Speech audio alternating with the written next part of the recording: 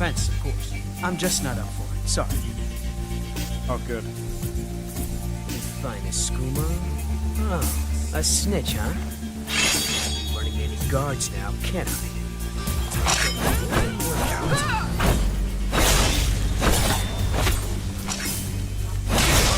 Well, I think.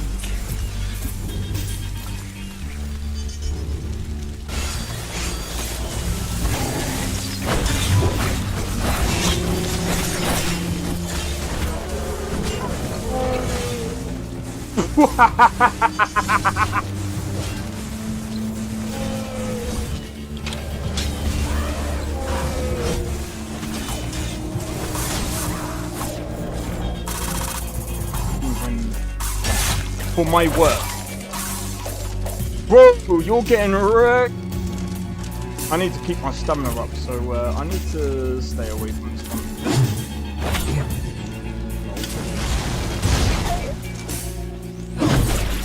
No! Everyone. Teleport everyone. Help!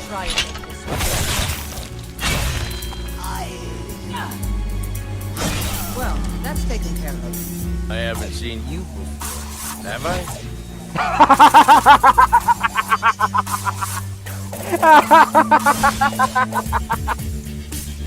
Oh, that's so funny, dude. You picked a bad time to get fucked, friend.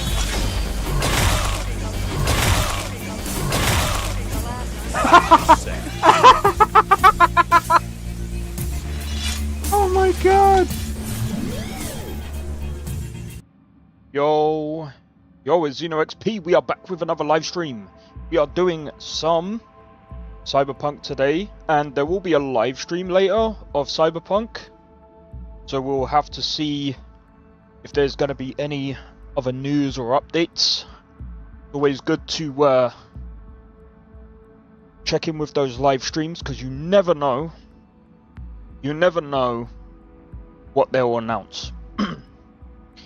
Now, it is kind of cold today.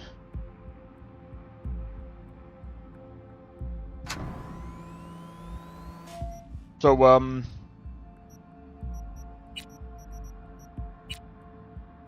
wow, 14 hours, man. And we still haven't even gotten into the second part of the game.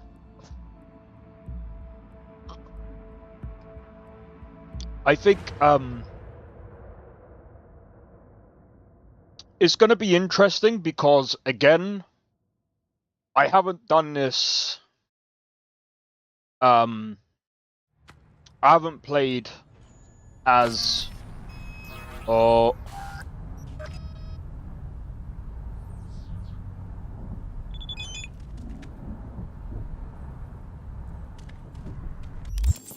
Holy shit.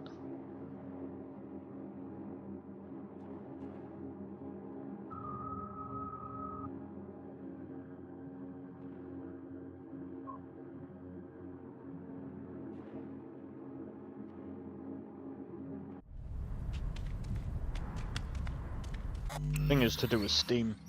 Really weird.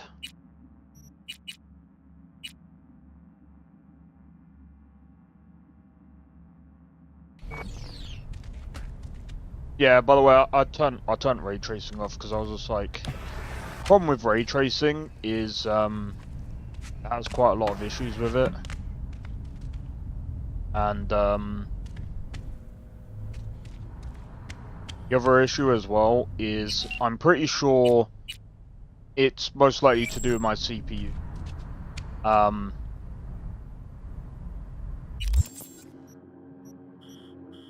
It's unfortunate because it's really weird as well. Oh, that's not it. What time is it? PM. Yeah. Of course.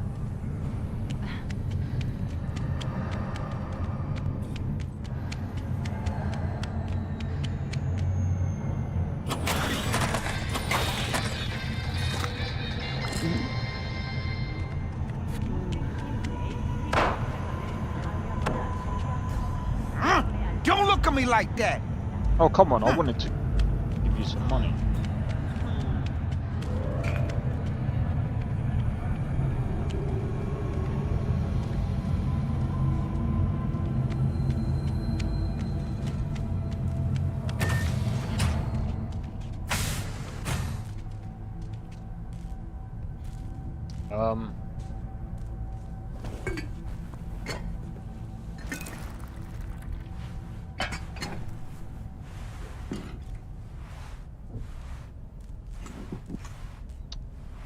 Yo, Blade, how's it going, bro? So, that reminds me. I played... So, off stream, I decided to play some Outer Worlds 2 because I wanted to see what the performance was gonna be like before I actually like play the game, because I was just like, well, I need to make sure I get the performance right or get the settings right, because obviously I don't want to go into the weekend and be like, oh, I've got to turn this down, I've got to do this, I've got to do that. I think I've got it set at the right thing, so it's somewhat, it's stable. It's annoying as hell.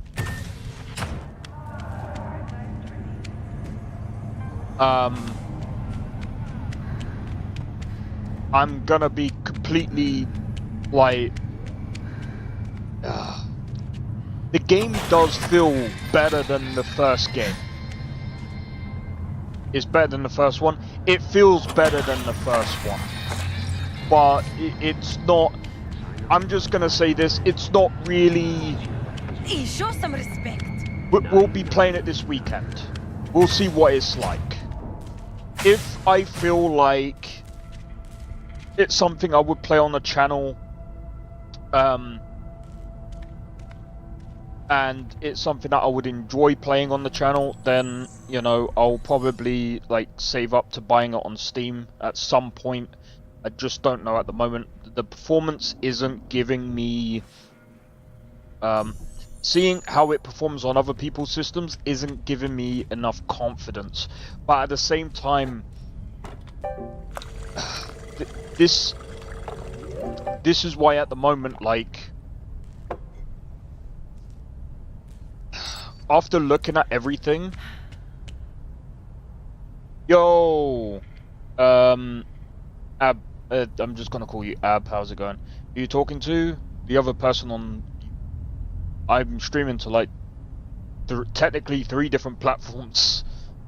So I've got YouTube Shorts, normal YouTube, and Twitch. Twitch is fucking dead though. Yeah. It's a dying platform.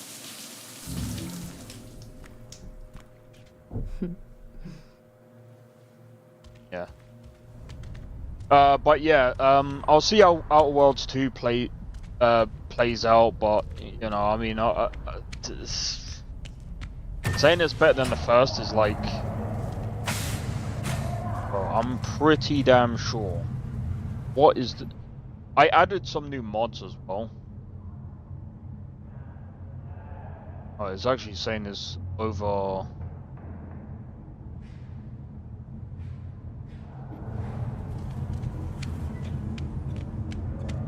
Okay, so the interface is saying it's over 80 FPS, but it doesn't feel like it. And by the way, I don't even have... I don't have frame gen on either. Oh, I see. The 0.1% low is like 40, that's why.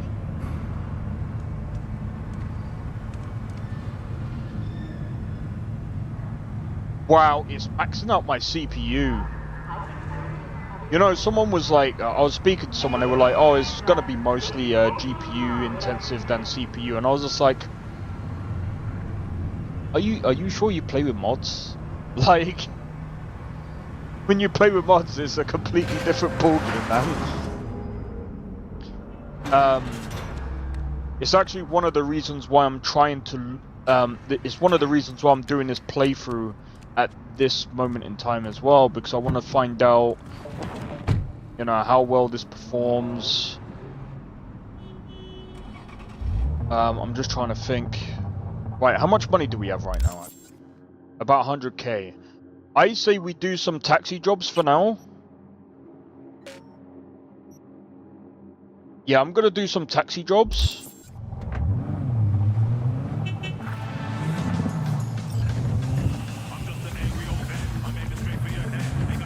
Because I'm thinking if we can make at least a bit more money, I can try to at least, you know.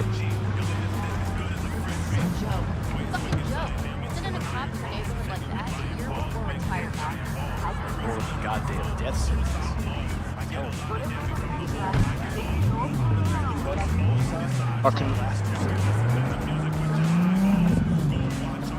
I mean, I think we've got like the Overwatch. I think we've actually got a good sniper. We've got some good bits already.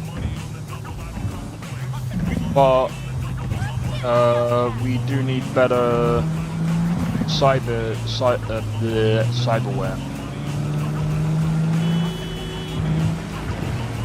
Also net running gear. Especially if we're because we're definitely gonna need to take advantage of sneaking around and stuff like that.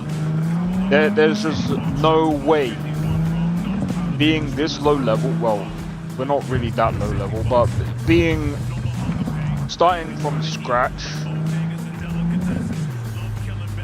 we're gonna need all the advantages we need, man. All the advantages we can get. Yo, Taz, how's it going? Bro, I can't pronounce some of these names that are coming in, man. I apologize. That's why I'm just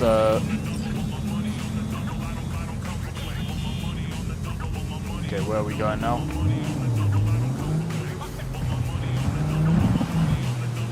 But yeah, we're just doing a couple of jobs just to try and get a bit more money, and then we'll go for like the gigs. Go for the gigs, and then we'll go for the what do you call it? After we've done the gigs and the NCPD stuff, we'll go for the main story, just so that we can, you know, get into more of the open world. But this is gonna be a much slower playthrough than I did before, and it's gonna be a bit more challenging now that we've got more survival things that we have to worry about. So to a degree, I'm kind of showcasing my mod list right now.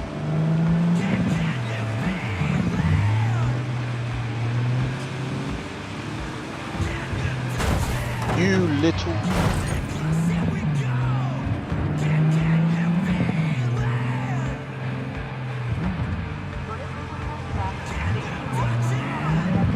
Glad he went the other way.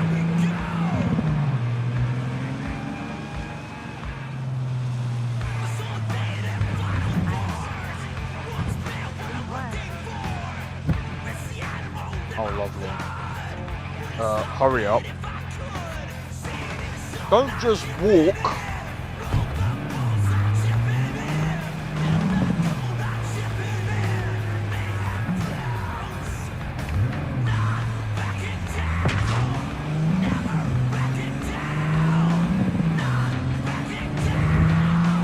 What dick, I know, right?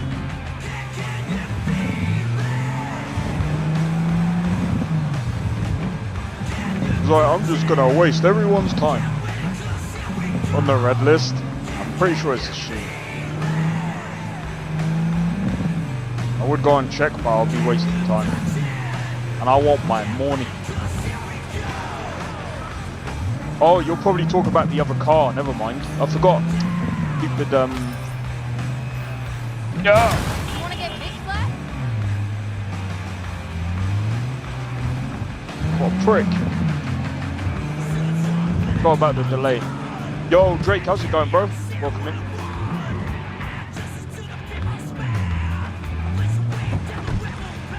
Get the fuck out of the car. I'm gonna do some next stunts. How about you?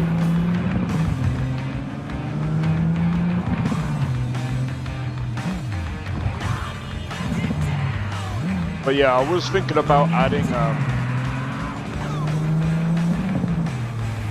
don't feel like gaming, so I just watch. Hey, that's fine, Drake.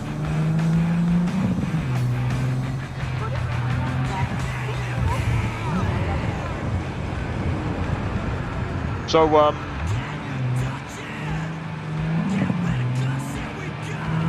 in about a few hours, we will be watching that Cyberpunk live stream. That's gonna be interesting because that's gonna make or break. Well, depending on what's gonna be said.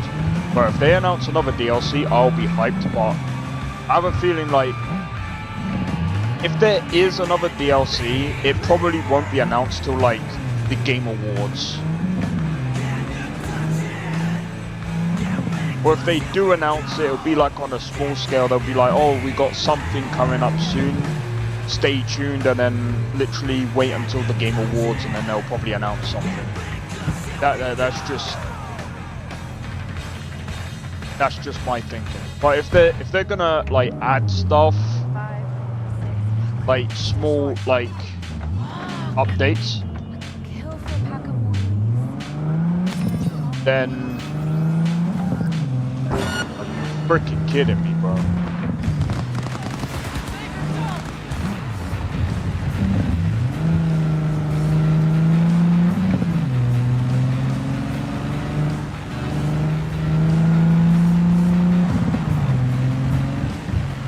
Move out the goddamn way. Move out the goddamn way. Are you stupid? You're not going anywhere. Dickhead. She's armed, hear me?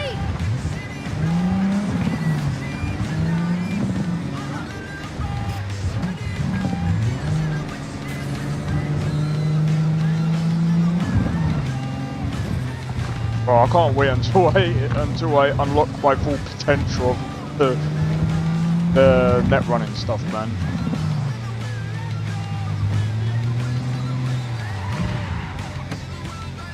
Get the fuck out of the car.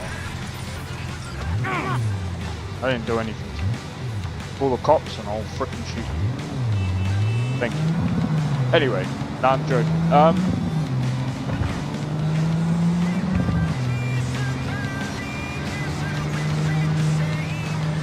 But yeah, I'm still like, I feel like I'm definitely gonna have to upgrade my PC. Well, not upgrade my PC, but like I said, I think it's gonna be time that I'm gonna have to go for that 9800X3D build that I was saying about.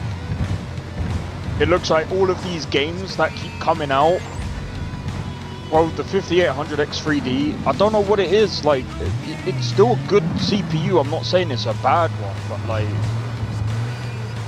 bro, all these games that keep coming out, they're fucking up these CPUs.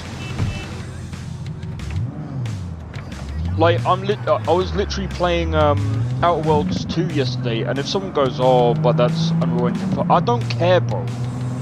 It's so stupid. I'm starting to hate all these games that come out because they either don't know how to optimize their games, and then like you get people saying about game engines are you know, not very well built and all this, that and the other, and it's really not the case. It's the case of the developers either not getting enough time to optimize their games, or there's multiple things going on. Bro, I didn't do anything to you. Ran into the car, bro. Ooh.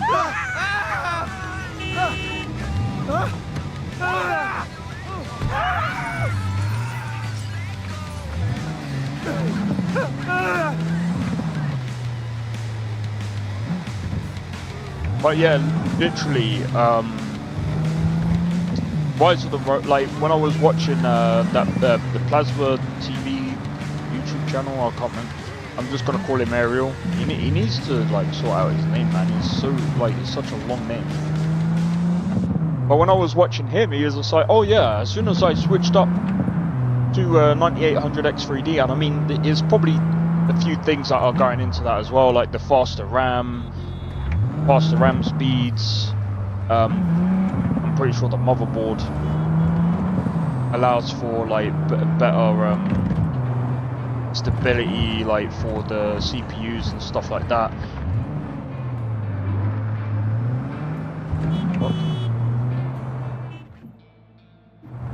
Anyway.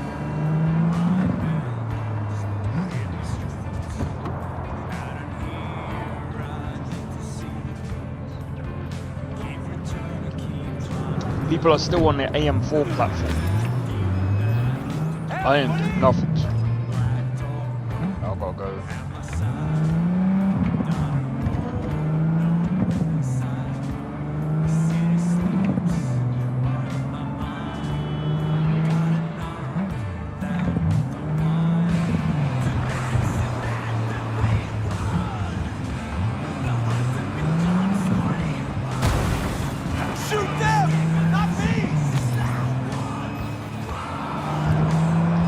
Make a big difference? That's a good question, man. Dude, you should be arrested. You just ran someone over.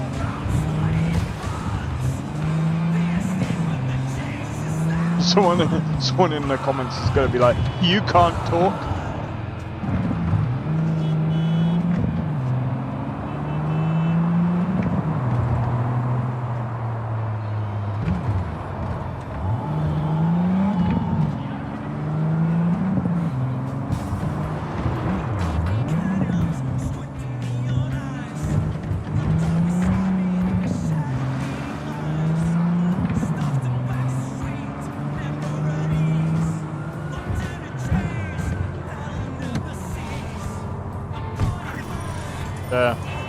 Much money have we got? Quite a bit. But yeah, I'm wondering if, and also I think you mean a DDR5. I think we're still waiting for DDR6.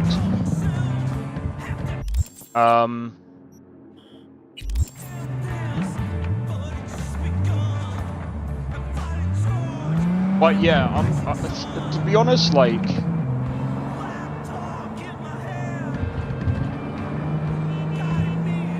see, part of me was like, maybe it's because like I'm running like a much powerful like GPU. Maybe it's making a CPU like work a bit harder, but the thing is, like, I really don't think that's the case. Because there's other people with a 5800X3D 5090 that are also having, well, then again, that's not really, that would actually prove the case, but anyway, there's people with a 5800X3D and a 5090, and I think this is what Ariel was saying. It's crazy how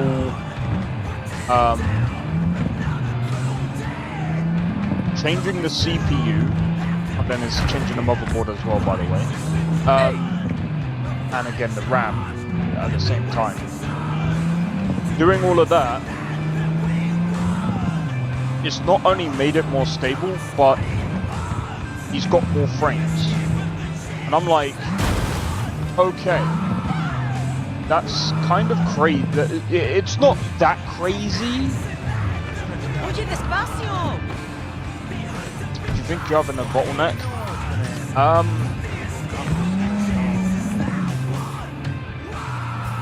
On this game, personally, I'm not really sure. Let me stick the overlay on.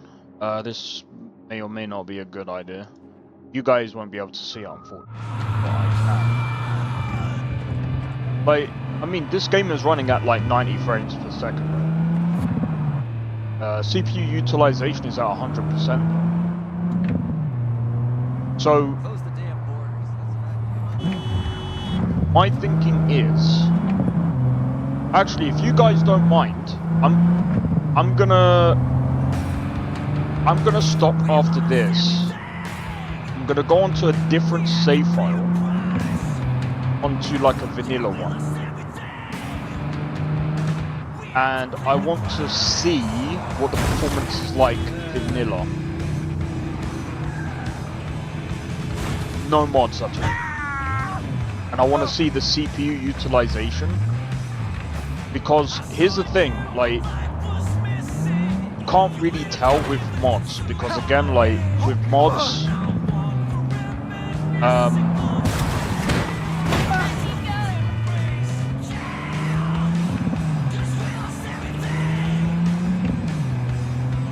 I mean, I'm still getting like over 100 frames. I mean, the 1% lows is like around 60. I mean, that's still a massive, like, weird drop.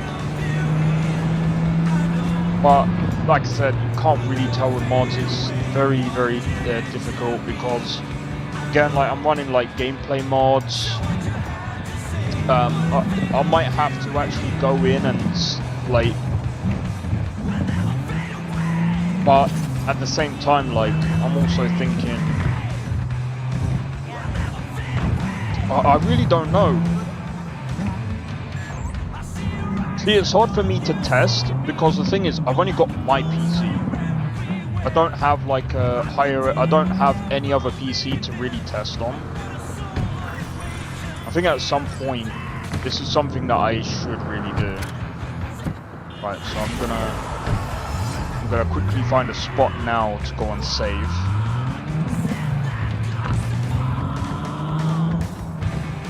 Still playing Cyberpunk, by the way, guys. Right, so I'm gonna save this game right now. Right, I'm gonna quit. I'm gonna play vanilla real quickly, because I want to see the real difference between vanilla and modded right now. Because, like I said, this is one of the things that I've been doing, like, while playing the Cyberpunk mod list.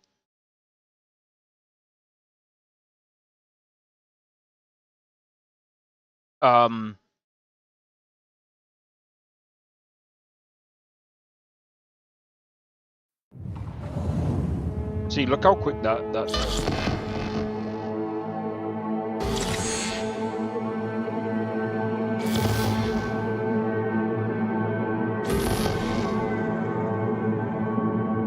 Da da na na na na.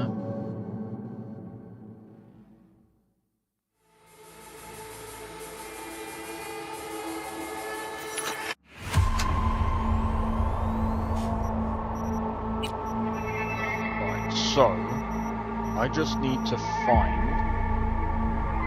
That'll do. Hopefully, we get no problems. Hello. I'm Arif Iqbal, and you're I'll show you watching guys the settings. WNS News.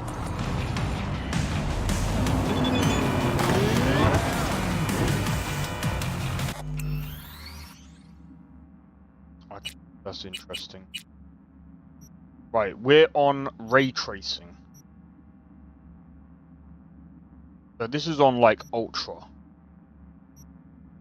So let me put this down to quality. Let's go to... Hold on. Why is it 3.1? Why is it not 3?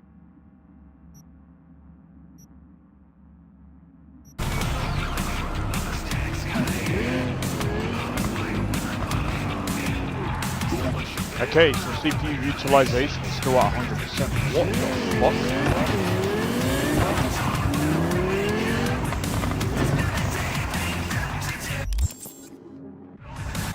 This is weird. Alright, let me turn off ray tracing. Was there something else that I needed? That's on auto, there's nothing I can... I don't want to crash the game or fuck anything up. I'm trying to think if there's anything else that I needed to do. Oh yeah, there is actually. Where's motion blur? Hit that off. That can do that. We're still at 100%.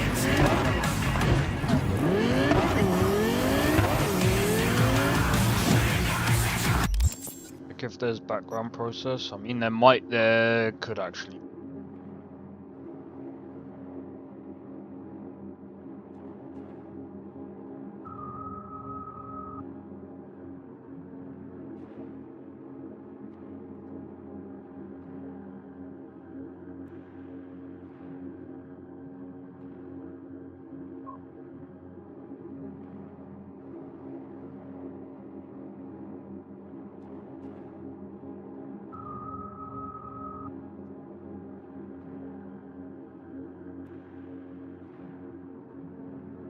Let me have a look.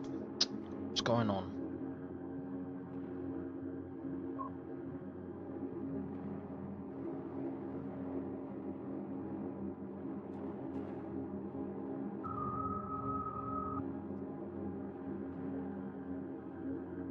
That's interesting.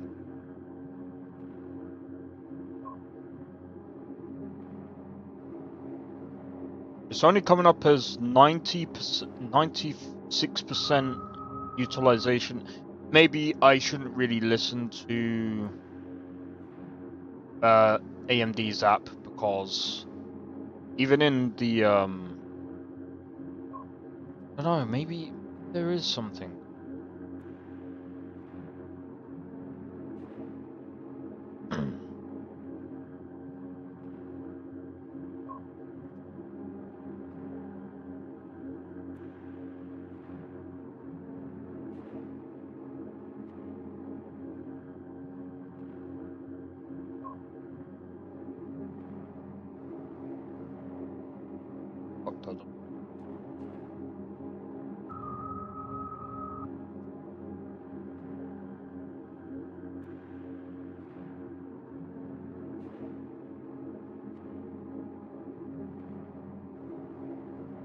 Yeah, so on the task manager, it's showing at like 70%, 54%.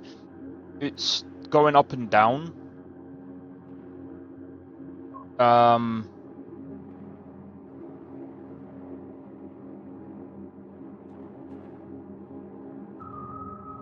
However, the GPU is at like 90% utilization.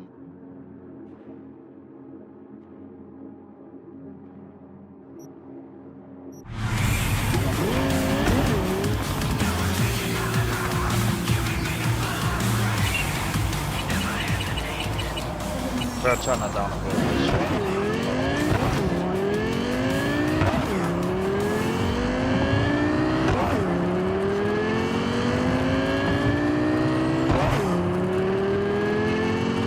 Slow down, Turbo. You'll get us killed. Again.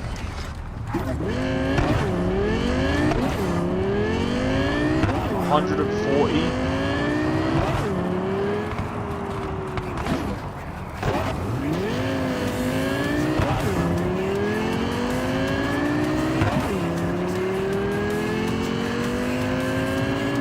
Bro, this performs way better. Well, obviously it's gonna perform way better without mods, but that's insane, bro.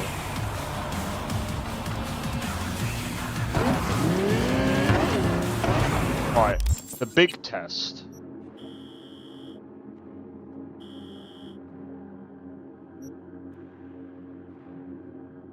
Oh, I see. You haven't even done...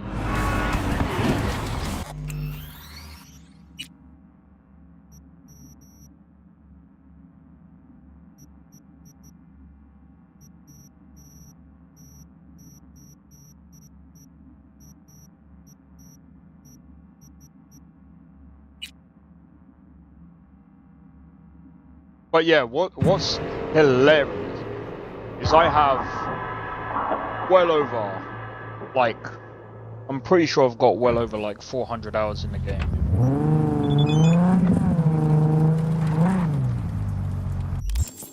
Alright, so what I'm gonna do real quick is we're gonna drive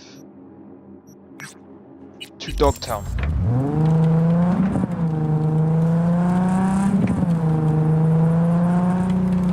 This game looks so good even without mods. Oh, 100%.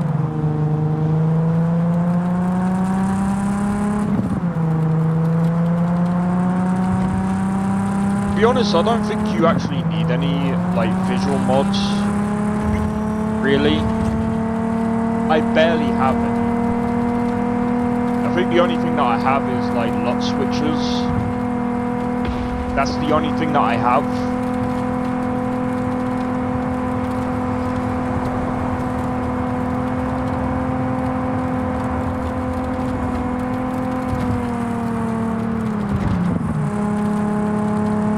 That's literally the only thing that I have in, well, kind of.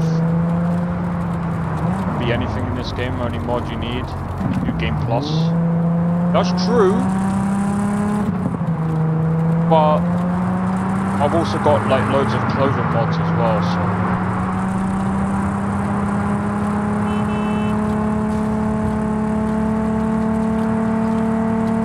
so. Some people like to have like tons of clothes.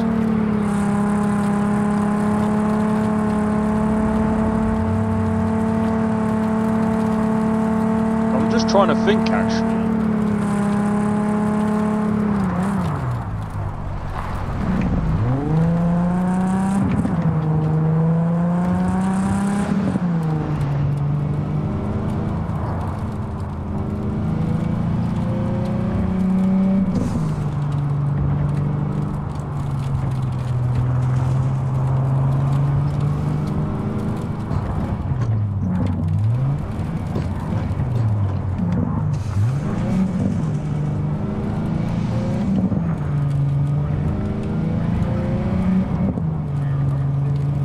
Like, bro, when you look at this game,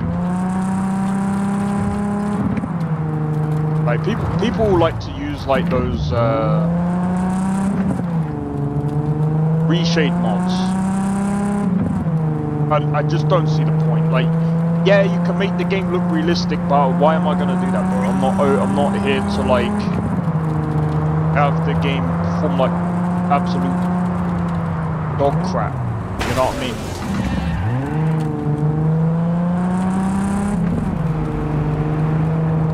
I want to keep it to its original, like, well, close to its original aesthetics, and I mean, it looks good without it looking realistic, man.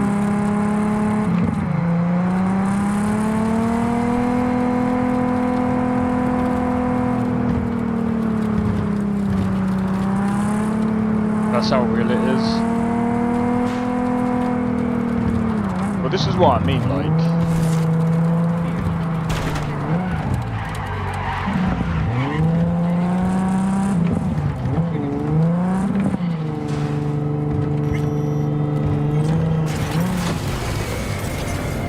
So I do have a mod that actually makes this go way quicker. But some people like it for it to be like immersive. So I think the reason why it does that as well is that it gives it time to like render.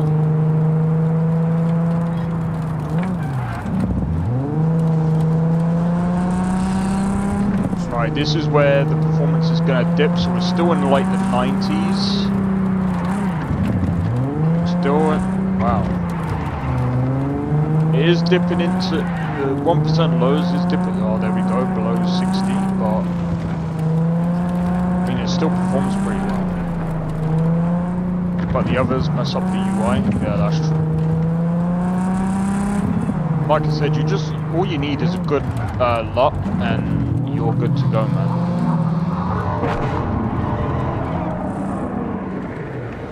Alright, I think that's a good test. I mean, literally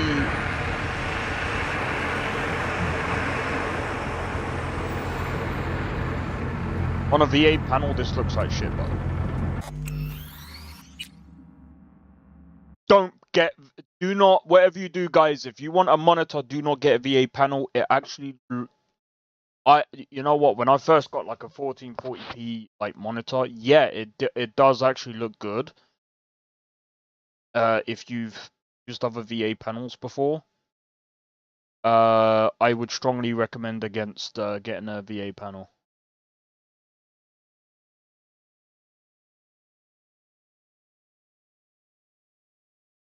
It's just, everything just looks washed.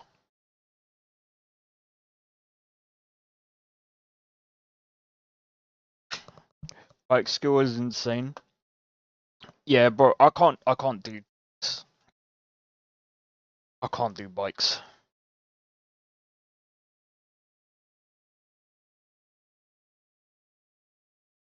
That's probably why you see me like not actually riding bikes in Cyberpunk.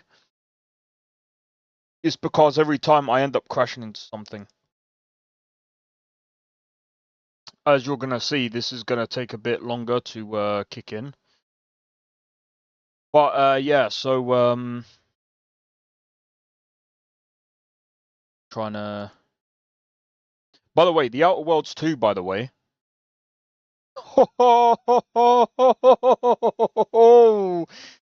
Guys. The Outer Worlds 2, oh my god.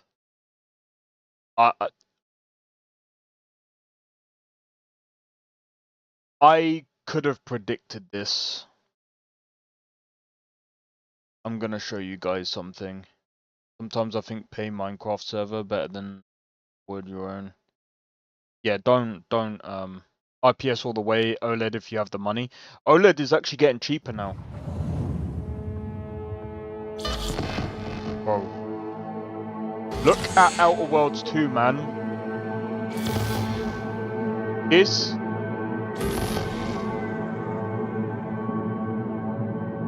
is DOA. DOA. And if someone goes, Steam charts don't really tell you much. They do in this case.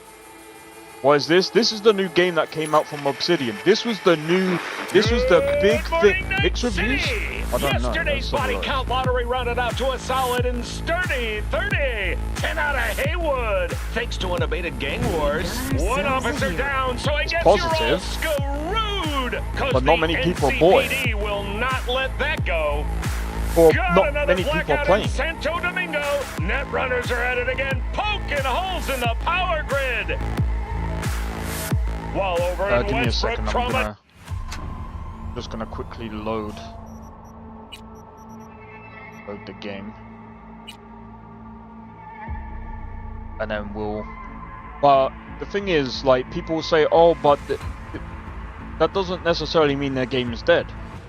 No, it's an indication of how well is the game actually going. How well is the game doing? CSGO top 1, of course it is. CSGO is always going to be there.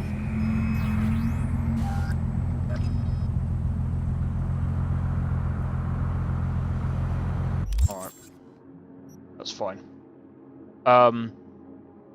Look at Arc Raiders.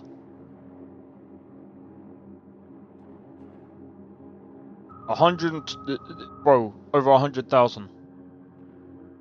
I honestly think, bro, even Pow World.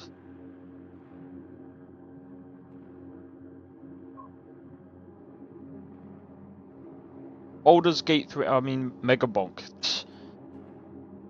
Bro, I'm telling you, like... Hey, Orchid, how's it going? But... when we look at Outer Worlds 2, I mean, look.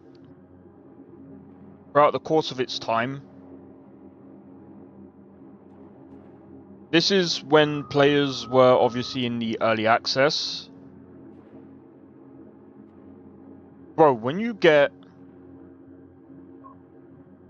that's the peak in early access. What's the peak? Once it released, so it released here. Only 3,000 extra players. And look where it is at now.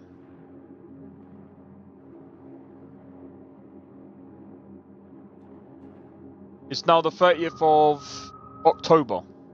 So I think maybe tomorrow we'll be able to find out where it's at on Metacritic or whatever it is. But I don't think that this game has gone too well, man. 9,000 players. I mean, it is off peak. But I mean, again, one of the reasons why I look at this, by the way, is it kind of tells you all that you need to know. Because, I mean, again, let's not look at Power World, for example, because it's not really a great example.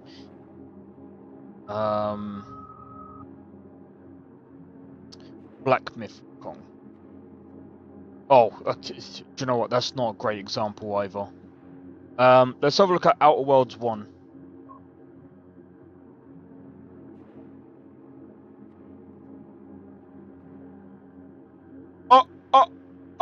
What? Guys?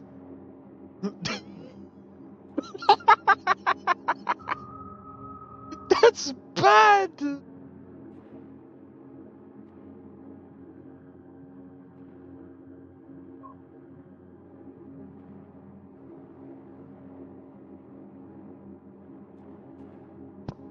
Theoretically, if you bring out a game, the second one, you don't want the previous game peaking at 20k. Whoa, your game as soon as it came out only peaked at 13,000. Oh my god, that's funny. Project Zomboid was never my game. Well, you gotta remember, like, when you look at the top 10, usually they're not many people's types of games. But again, like, that's not the barrier you kind of want to push, because the thing is, like, or that's not the thing that you want to, like, look at. The things that you want to look at is comparing it to its previous game, and its previous game, I just don't think that Obsidian is doing well. I'm gonna be honest, I don't know if there is gonna be a DLC. I don't know if they're gonna do anything with this. Because again, like, I don't know. This is scary. If I was Obsidian, I would be shaking in my boots.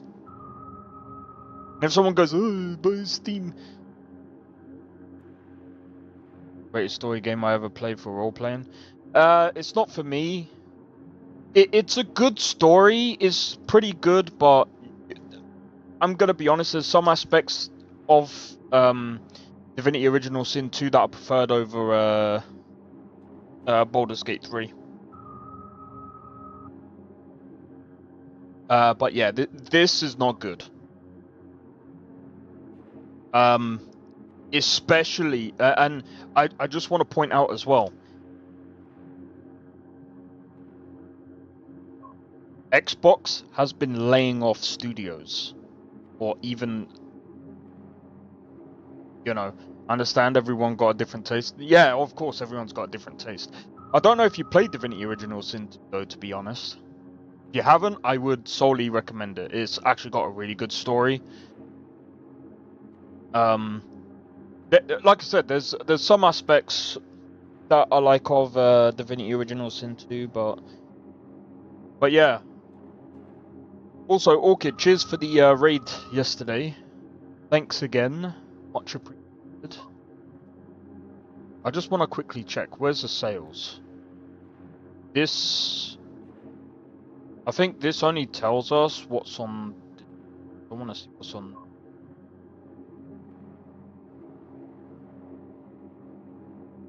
I I think this only tells us. I wish we could know what sold the most on. I'm gonna grind. Good luck.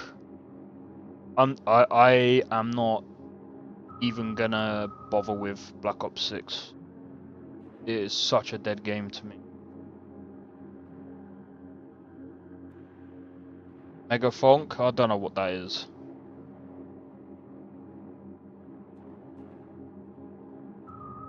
But yeah, I just wanted to see if there was anything else. Oh yeah, there is actually. New World. Oof.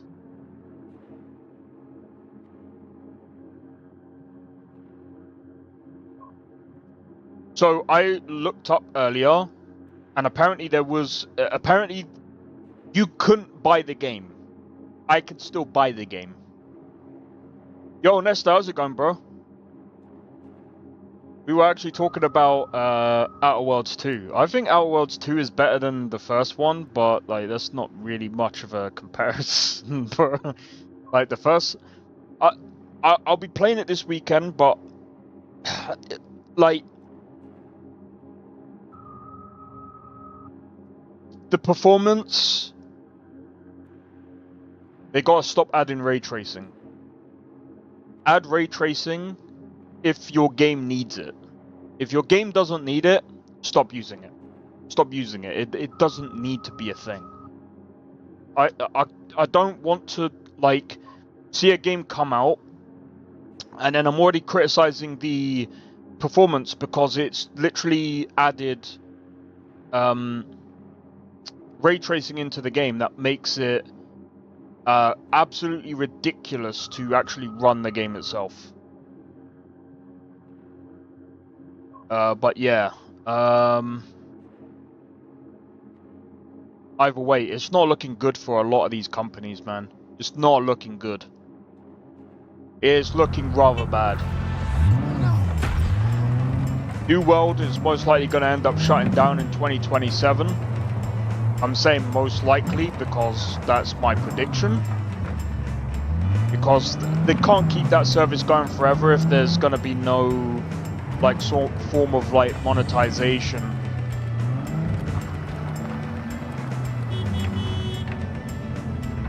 Yeah, see, Cyberpunk's ray tracing is quite intensive. That's true.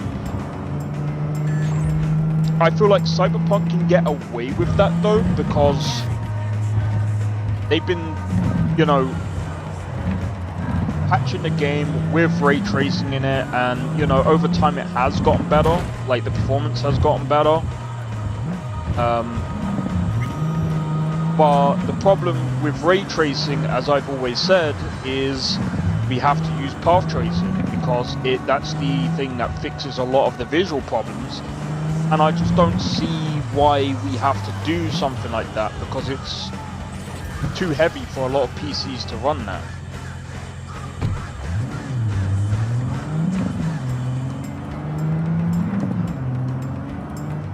But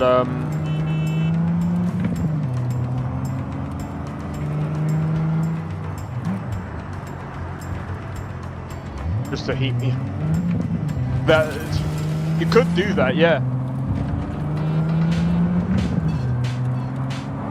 But yeah, I was actually watching someone play Outer Worlds 2 with ray tracing on a 5090 and a 9800X 3D, and it doesn't even get it's got really bad performance.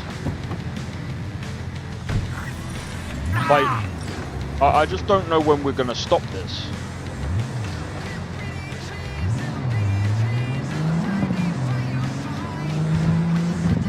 And like I said, with Outer Worlds 2 having less than 20,000 players at peak time, I think people are fed up. And I'm not even trying to be like this, like, I'm not trying to put a dampener on Outer Worlds 2 because, like I said, I think the gameplay is actually better than the first one, so they definitely did that right. I can't really talk much about the writing at the moment because I just skipped a lot of stuff and I just wanted to see how the performance would be if I was actually playing the game. But again, that's what we're going to be doing this weekend. But I'd say at the moment, I would probably put it just above. I would probably put it just above Avowed. I'd say Outer Worlds 2 is probably better than Avowed. But other than that, I don't know. I just can't see, like, if Obsidian doesn't get there, they might have maybe one more game left in them. I'm sorry, I'm just gonna say it. I think they just have one more game left in them.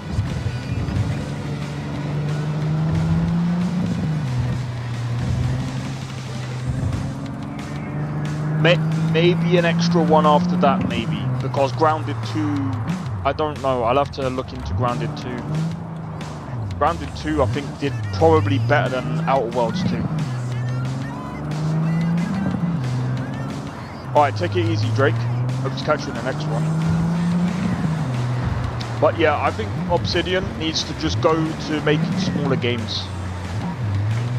They need to go back to like the small corner of making games and just make those small games. Maybe only have like 10 people working in your company at a time. And forget about Outer Worlds 3 because I'm gonna be honest, you can't make these big games. And actually, let me just have a look, because how much?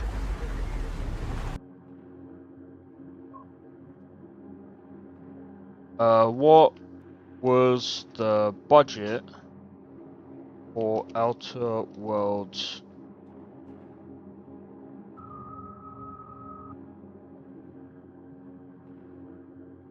They didn't disclose it.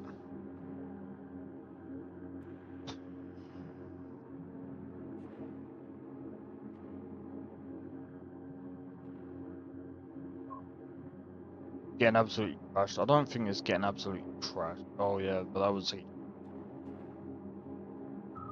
How much is Outer Worlds 2? About £60. We got ourselves a hero.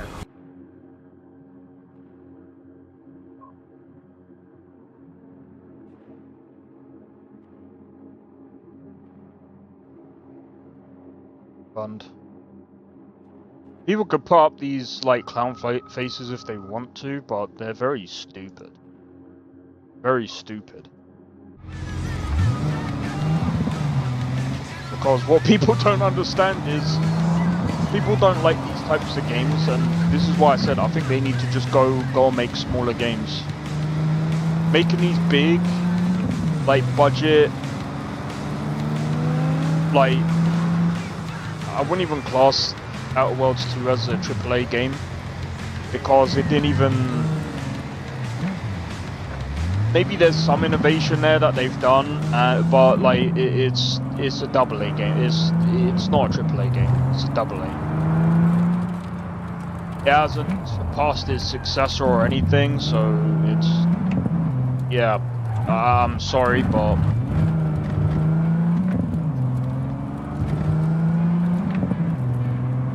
Can't have a AAA game when there's barely anyone playing your game. You can't even call it a AAA at that point. It's a triple fail.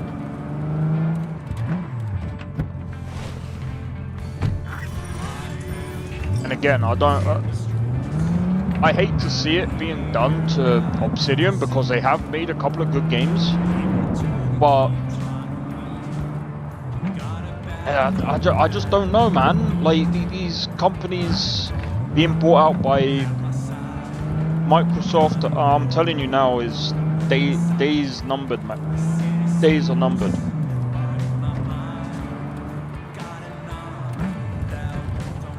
Especially with all these other companies coming up. I just don't know, man. You know, it's the same as Bethesda, by the way. I'll say this, and I said this before about Starfield. If they don't get the DLC right with Starfield, that's it. I don't think they're gonna do any more. I don't think they're gonna do any more DLCs or any more updates for. They'll probably do maybe a few more updates for Starfield, but I don't know. I just can't see them continuing if people aren't gonna play the game, because already they've.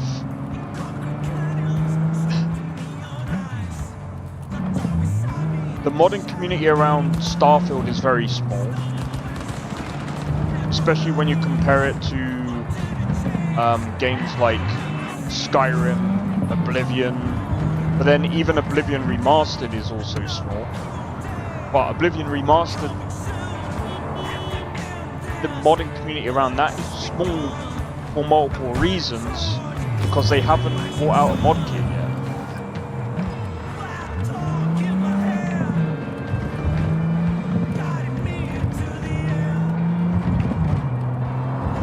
I just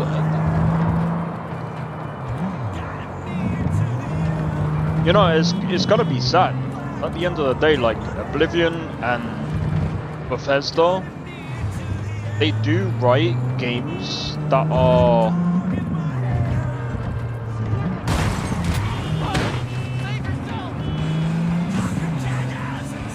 you know, one of a kind type of experience.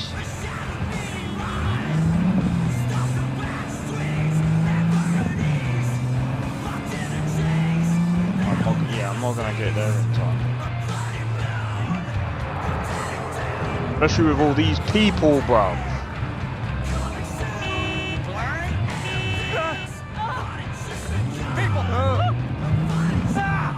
He literally just touched the car. I didn't even...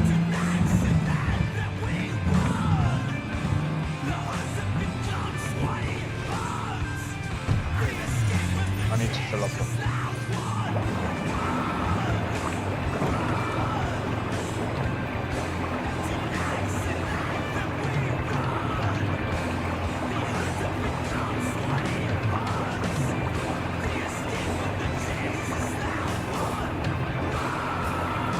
Not 120,000. We're not doing too bad, you know. But yeah, also I've just seen as well Where Winds Meet. The one thing that I'm like this with Where Winds Meet, I've just seen something about the boat. Apparently, the boat is in a gacha, and the way to get the blueprints is to literally participate in the... Careful! What are you doing? Yeah, look who it is. Say hello. Say hello.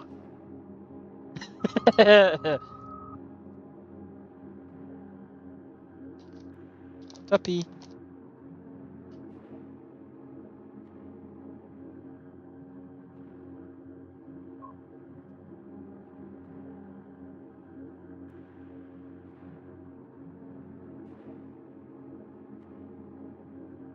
Yeah, literally, look at him.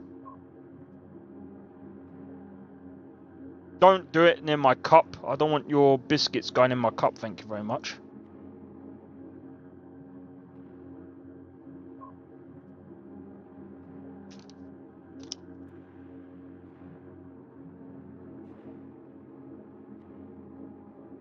Now he's in my way.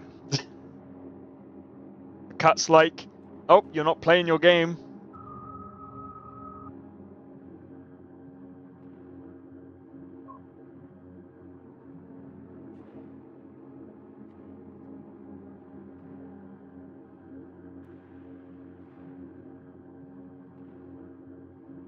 Oh, come here. Oh. Look. Look. Hey, look.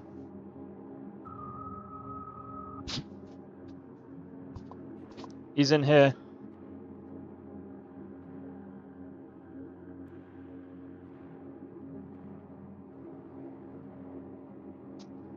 It's because he wants treats.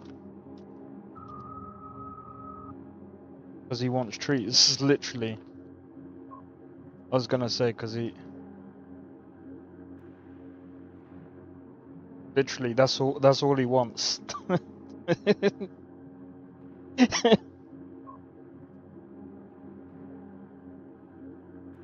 That's it.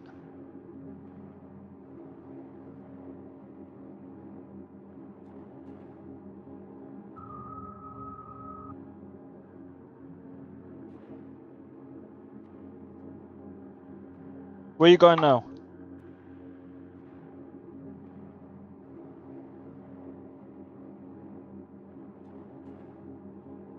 Wait, what are you doing? Stephanie wants you.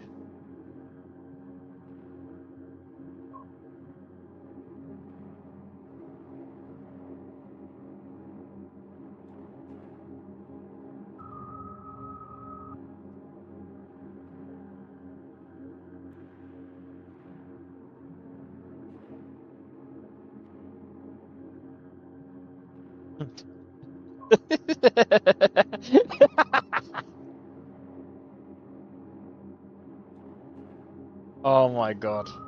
That.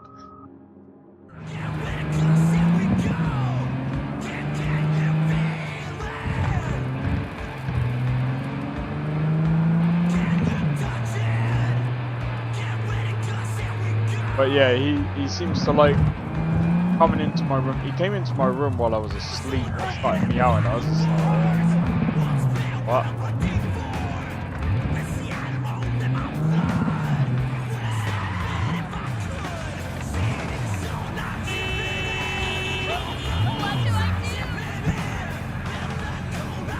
Oh, I didn't realise the lights were red. Gotta wash up my cup in a bit and then we're gonna go and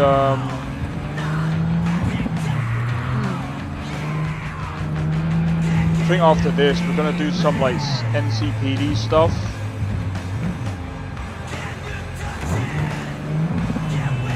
And then we'll try and level up as much as possible.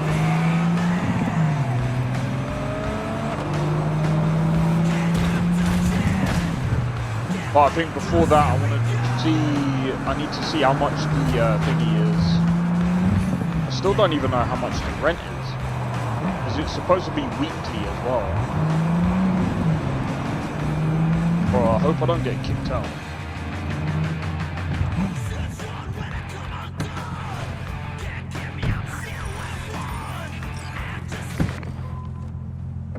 That should do for now.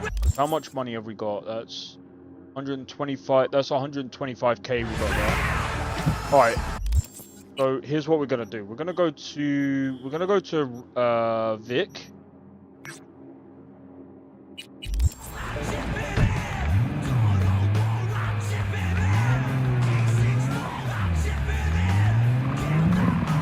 And then we're gonna start doing all the other bits and pieces.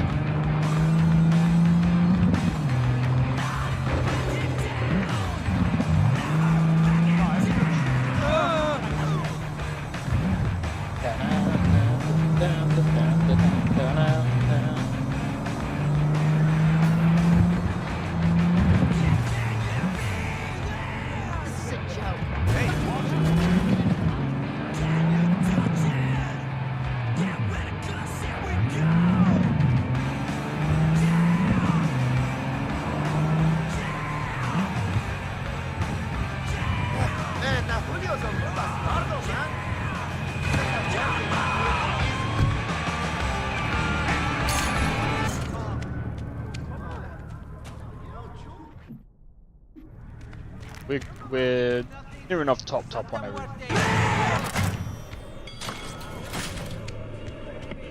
Hey, V. How's biz going? Can't complain. Corporals learn to keep their distance, and Sokka's back hiring lone mercs. They all gotta have the newest, shiniest implants. Think you got Misty here to help. Handles your griping well. Yeah, renting out her shop's the best decision I ever made. What?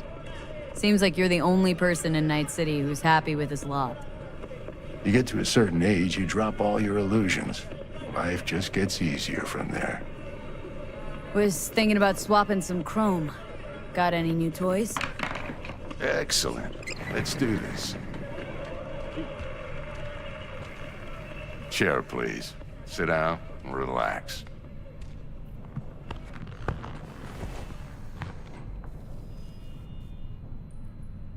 I'm ready. Carve away. Okay, so I want to get a new...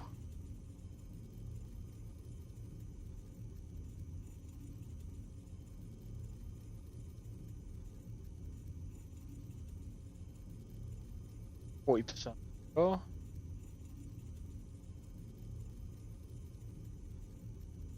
Oh, but that spreads to all the thingies.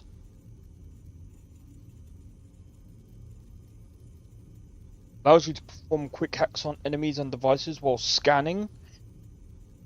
Oh! This is hard, bro. I don't know.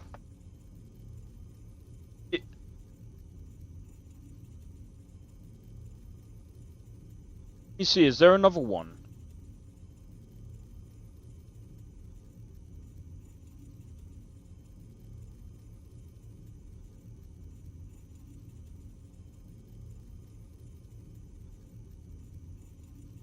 Okay.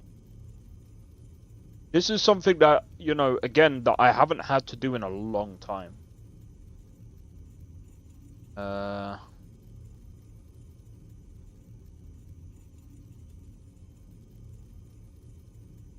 Oh my god. I haven't had to do this in a long time. Like, some people will be like, why don't you go for a Sandevistan? Nah. Don't get me wrong, like, the Sandevistans and the, Dirk stuff are pretty good if you're doing melee stuff. But here's the problem with that kind of build, especially for early stuff.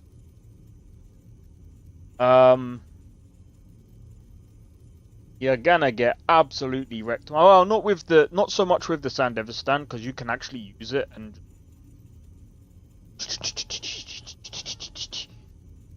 do whatever. But the problem is like I like going in and take.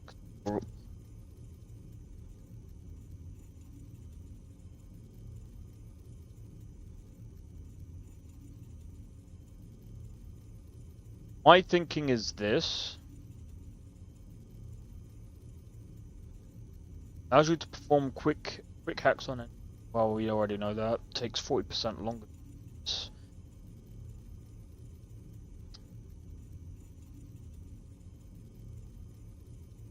Wondering if there's another way of doing it.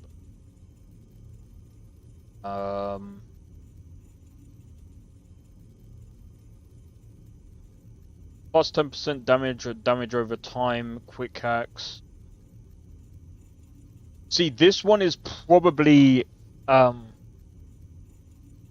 quick hacks spread to all valid enemies immediately instead of waiting for the initial upload. I'm thinking about this one.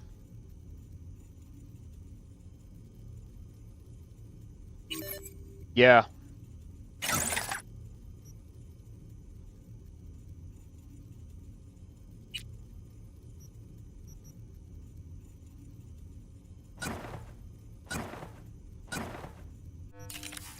Yeah.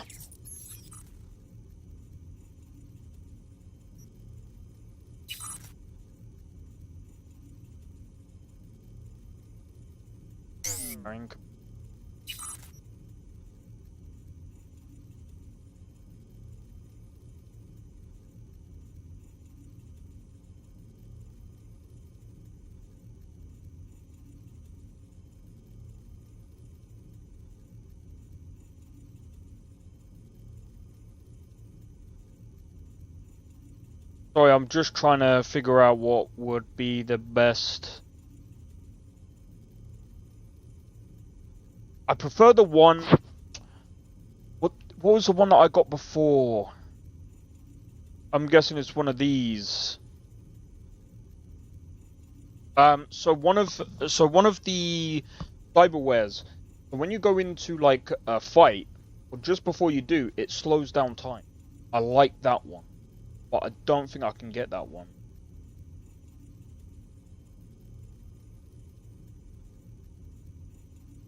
Yeah, this one.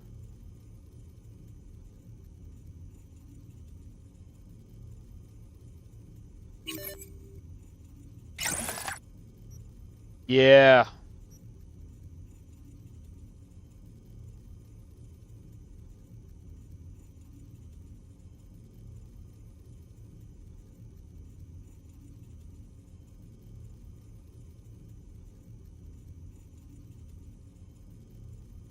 And again, like, technically with this, I'm wondering actually.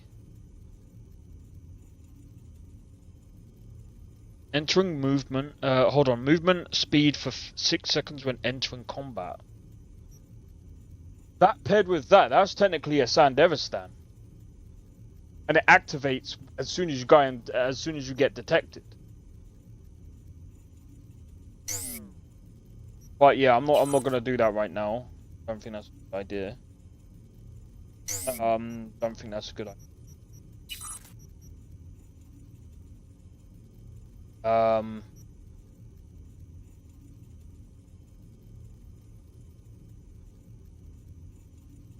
30% damage against drones, robots, mechs, and turrets.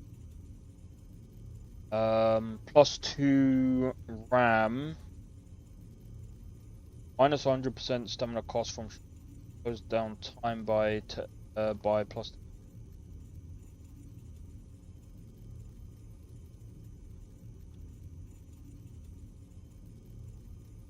Automatically negates an CAC. That one might be, yes, this one might be a good one. I think it's there.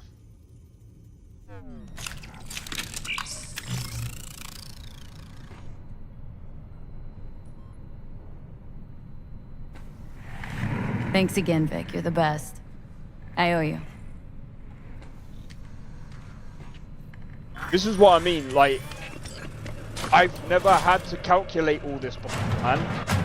I feel slow when I'm doing all this. We lost everything.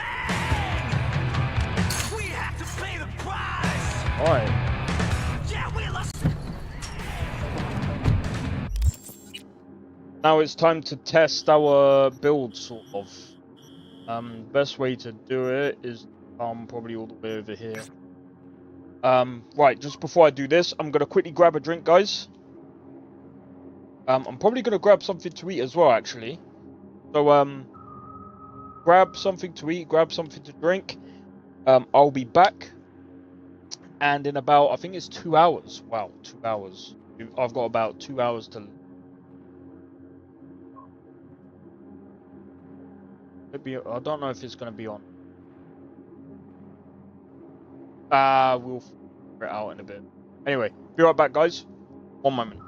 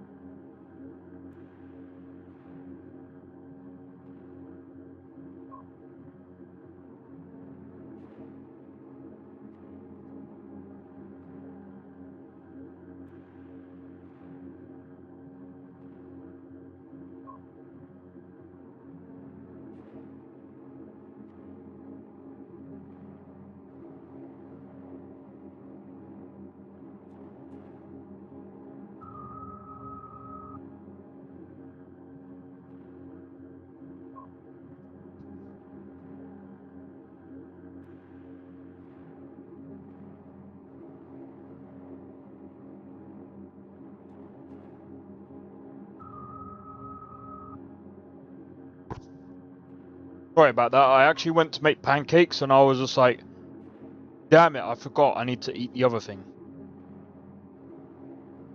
Because it goes out of date tomorrow.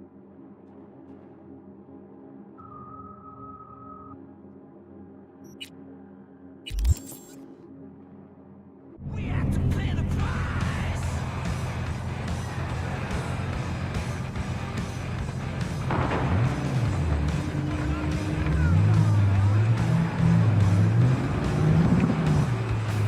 I saw you, but life was missing. You lit a flame that consumed my head. Alright, Now one for reminiscing, but I traded all for your sweet here we go. ways. Yeah, 'cause we lost everything. The hell happened there? Oh. Someone lost parts of their car. There's a canvas with two faces. Follow me to some love and lost. It was a passion for the ages, and in the end, just pay the cost. Na na na na na na na na na na.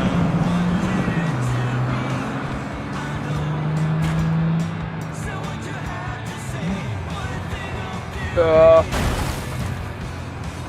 Accidentally crashed. Yo, I could do it. However, I need more RAM.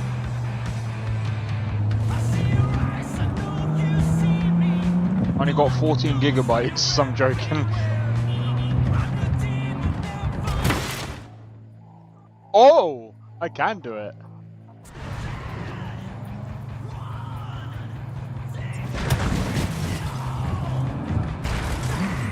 What happened to the car? I shouldn't have concentrated on it.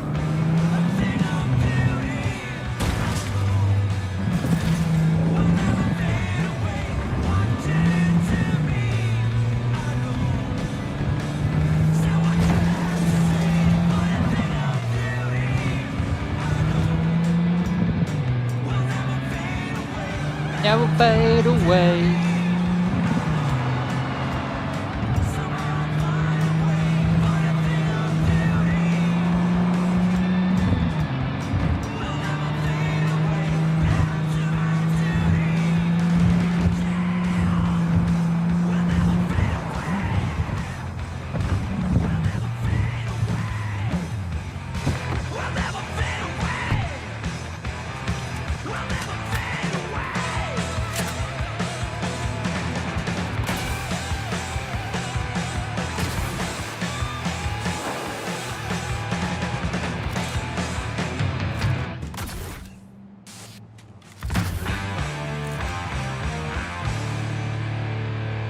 Boom! I'm joking. Alright, let's go.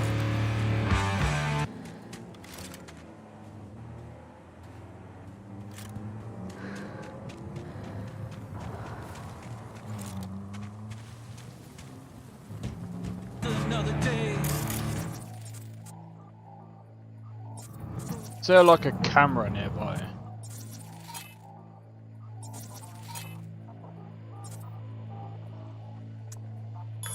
My colleagues.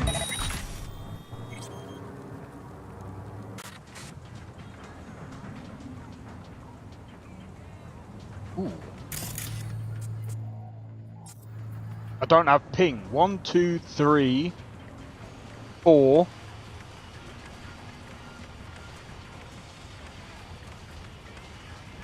When do you think they're gonna know that I've hacked this car?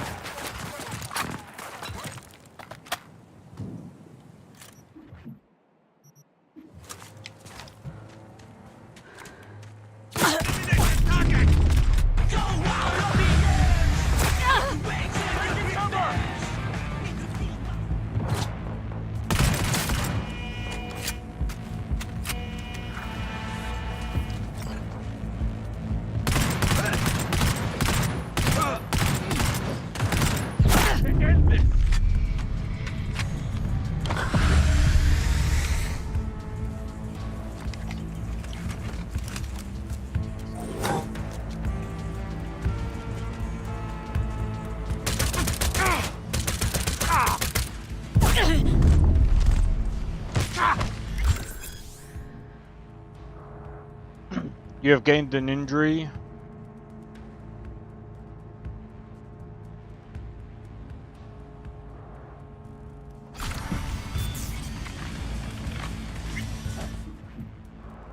Crap.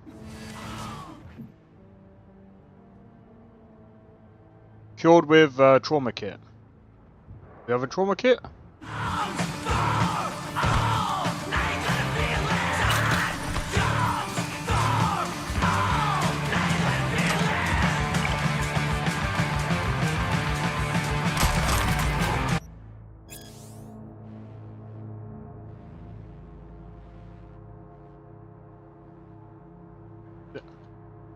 Huh?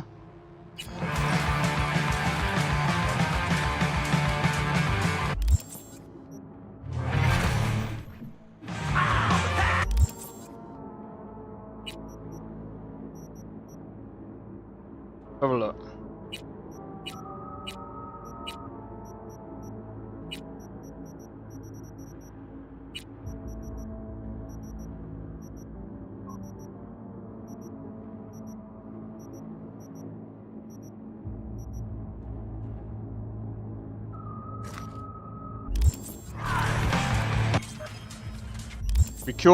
We cured it. Alright, so that'll teach us to be a bit more, you know, cautious in future. We do have an SPT 32 grad.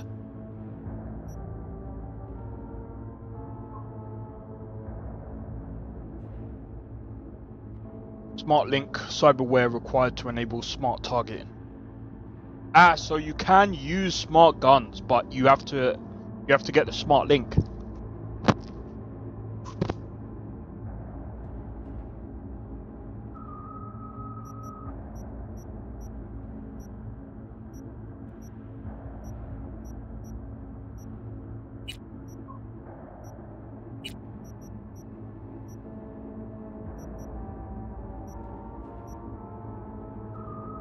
And like I said before, guys, while I have played the game like for hundreds of hours, there's things that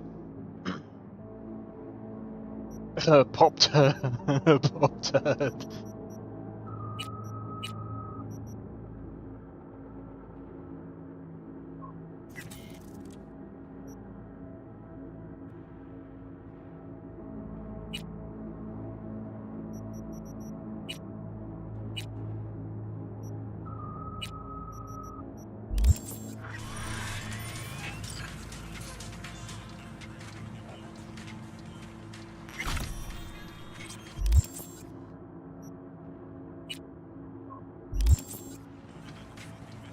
Alright, we're just gonna have to walk to the car.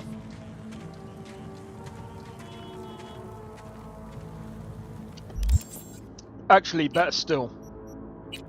There's guns that we have here that we're probably not even gonna use.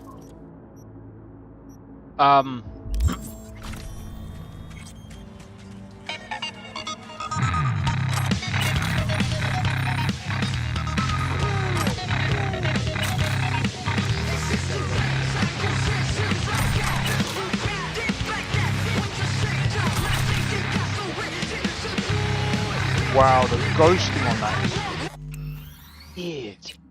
Why is there so much ghosting?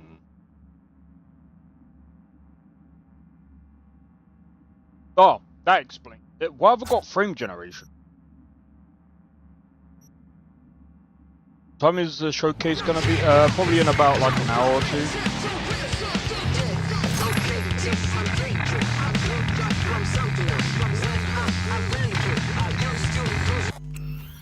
Well, guys, I figured out why the CPU was maxed out.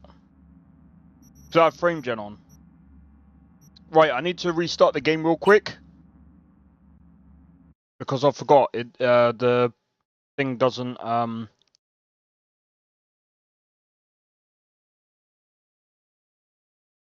did I have frame gen on?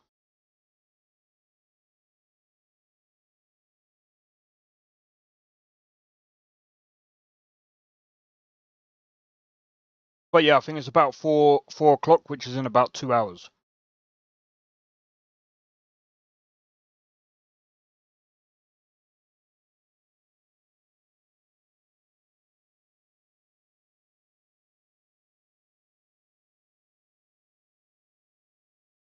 Let me have a look.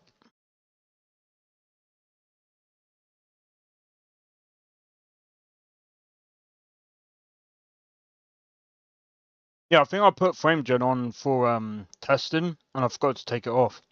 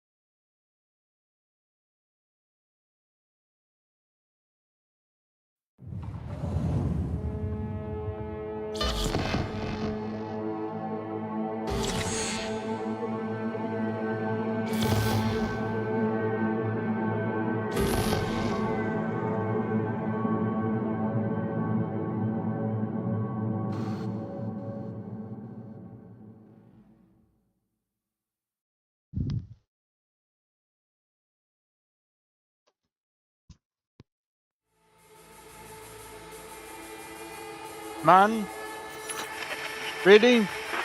Good morning, Night City! Yesterday's body count lottery rounded out to a solid and sturdy 30. 10 out of Haywood, thanks to unabated gang wars. One officer down, so I guess you're all screwed, cause the NCPD will not let that go.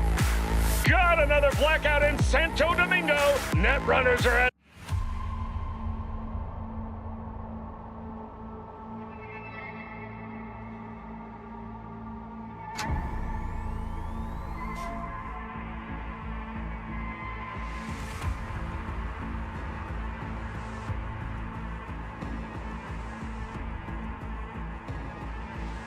I'm trying another track. Give me a minute.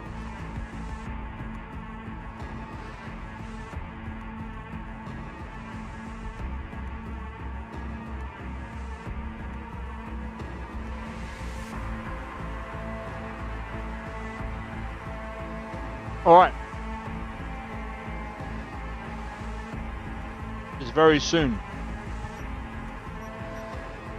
I'll probably have it on in the background while playing, because if it's just going to be about how it got created,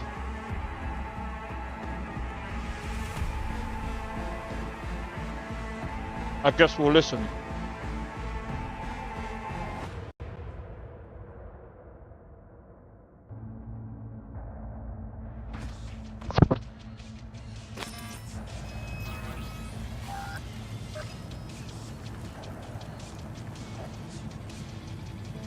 Yeah, we do. We do celebrate Halloween. Just not the same way as we used to.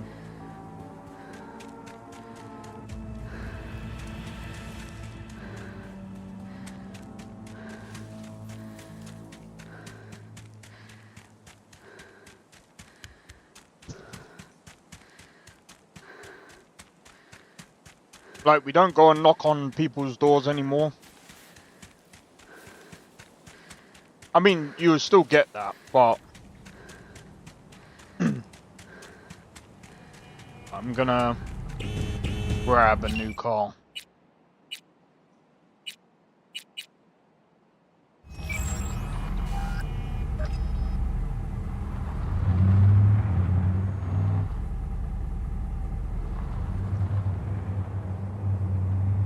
Well, mate. Alright, so we're at about 80 frames without frame gen.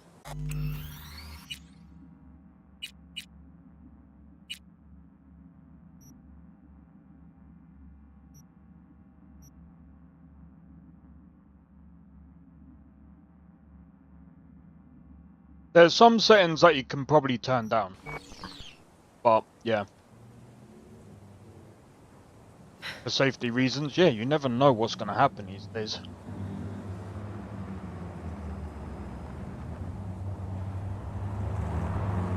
People are crazy. Plus, you get all these stupid pranksters that ruin everything, man. I'm gonna prank you. Oh no! One of them got shot. Oh no! Idiots.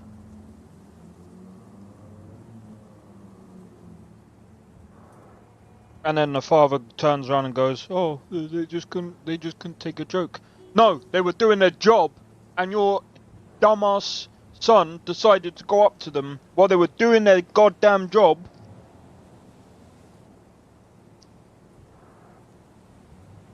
I mean, it was irresponsible to fire a weapon inside of a mall, but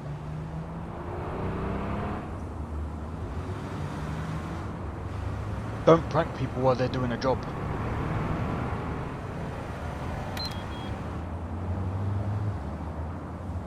I mean, I really don't know how hard that is to, like, not do that.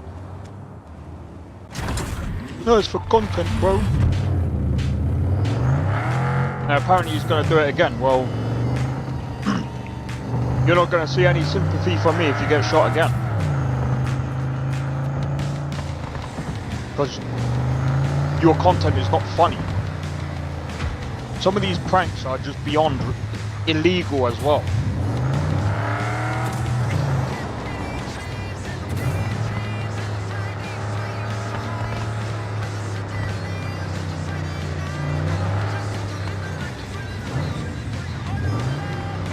Some pranks that just happen, they're just not even pranks at all.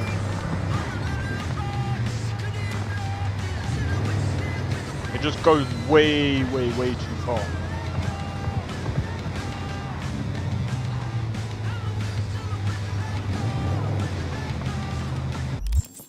Don't know why I did it. I don't get it either. I think it's stupid. And they clearly don't regard their own life as being valuable. The guy could have died by getting shot, and he's like, yeah, I'm gonna go and do it again. Alright. You literally got lucky the first time. I think the first time you should be like, you know what, I should, yeah, no, maybe I shouldn't do it.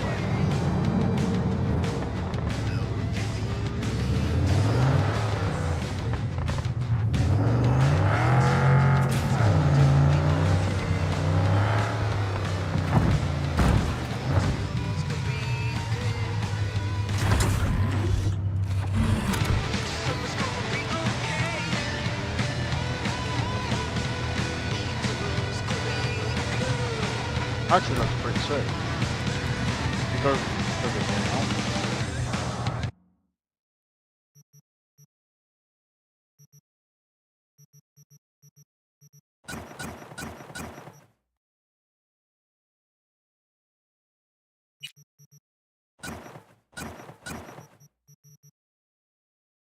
nice fight, cheers man.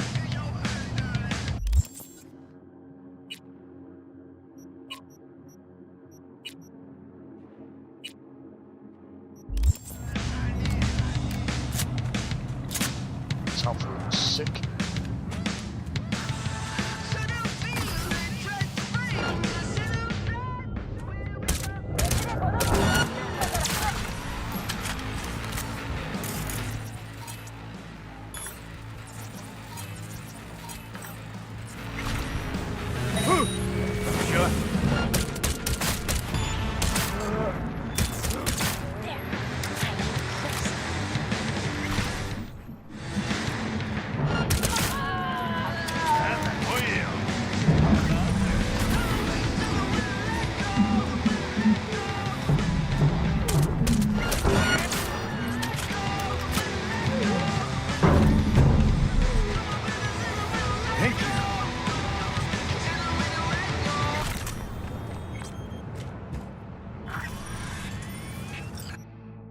Mom, I need help. I think I've been kidnapped. Mom, please help me. What? Tracy, Sweetheart, where are you? I don't know. Where were you when they took you? Anything will help, Trace. Tell me anything. I was at a party at Rachel's. I don't remember after that. I think I'm on a ship. I called the police, Trace. They're looking for you. I love you.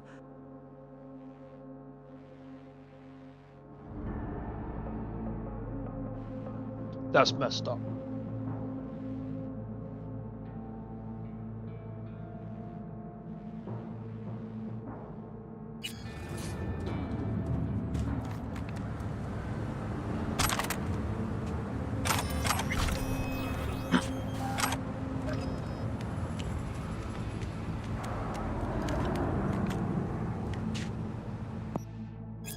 We're in NC.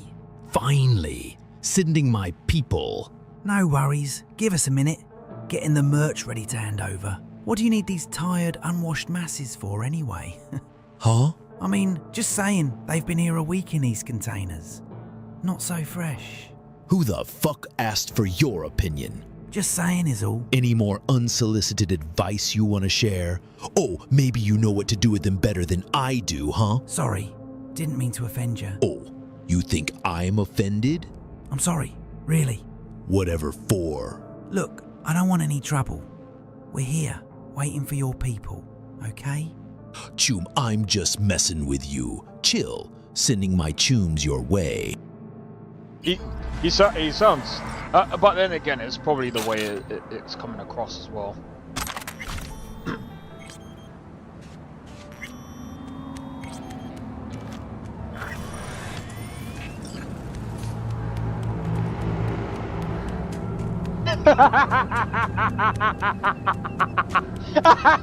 The shadow bird.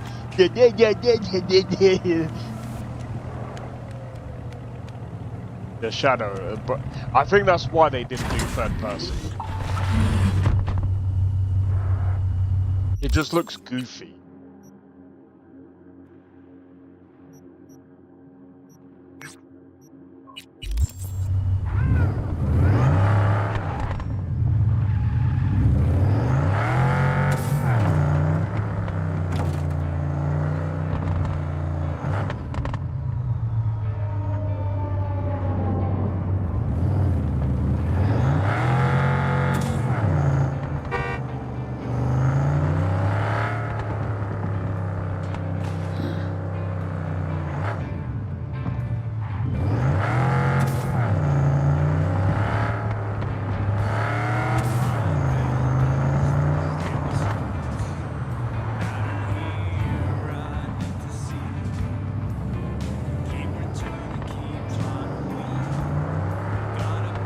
Right, we're gonna...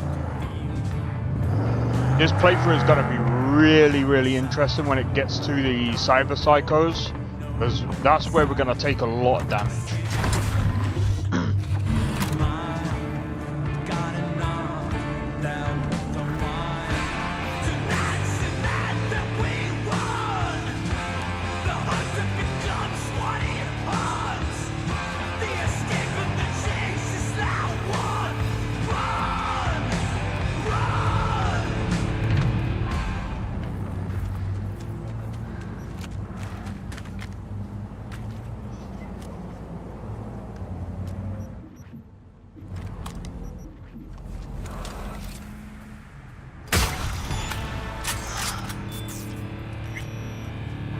Nice of you to show.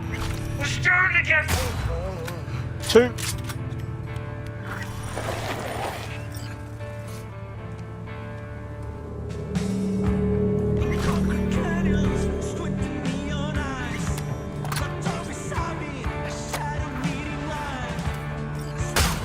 Three. Can't hide. You know that. 4.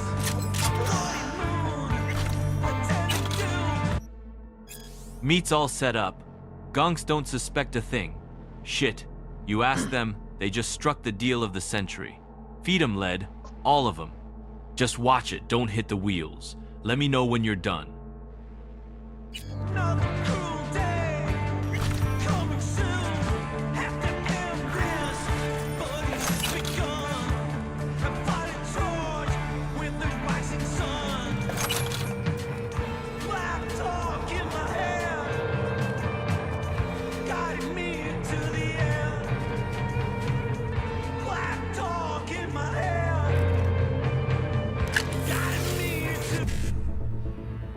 Why couldn't I see the thingy come out?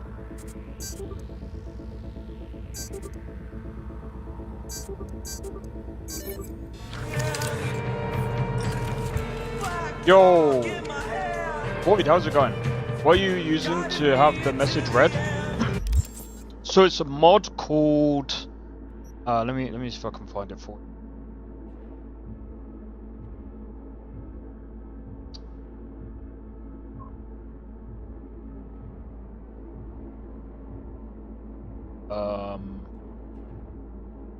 Oh my days, what is it called?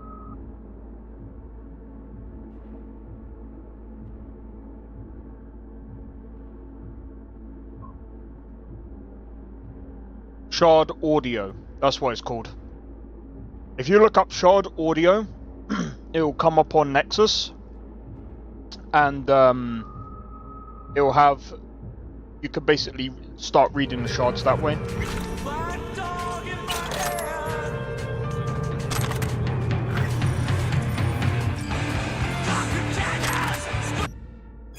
We've got a buyer. He's willing to pay cash. Lump sum, no questions asked. Norton will get your cars. You fix them up and take them to the appointed spot. Coordinates attached. Good luck. Here's hoping everything goes smooth as a baby's bottom. And yeah.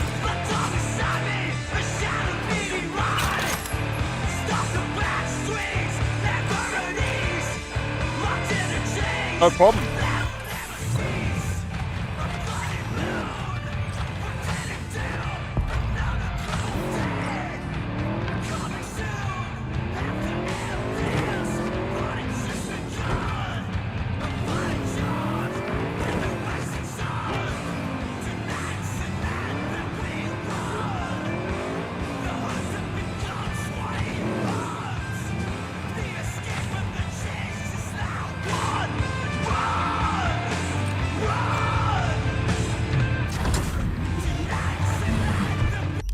I prefer cars. Sorry.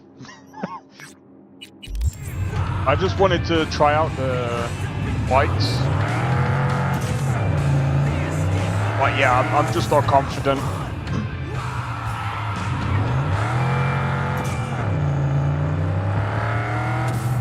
Cars all the way, bro.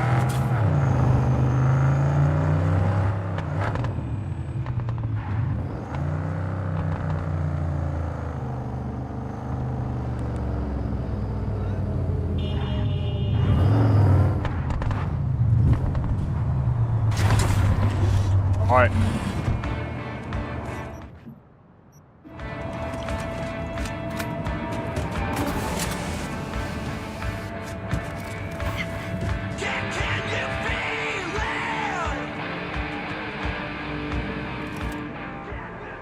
Oh, in bikes you can fly, like literally.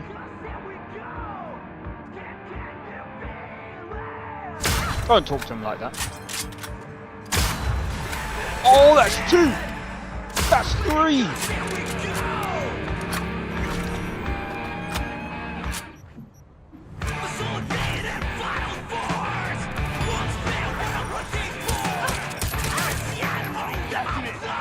Four.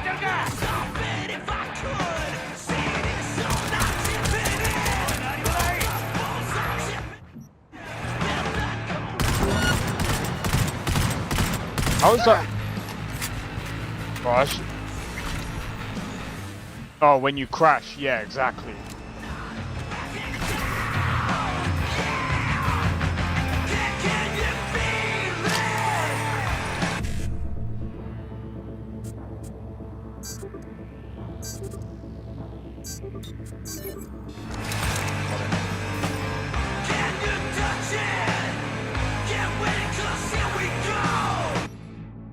People, listen up. Glitter's flying so fast, starting to run low on raw materials. Gotta act, now.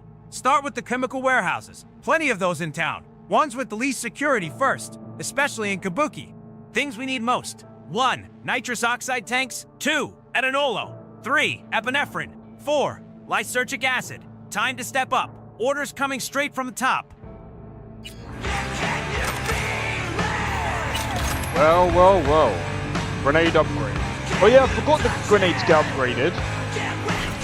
See, this is what I mean. 100 cylinders nitrous oxide to be stored in the warehouse. But caution, deterioration has increased fire risk.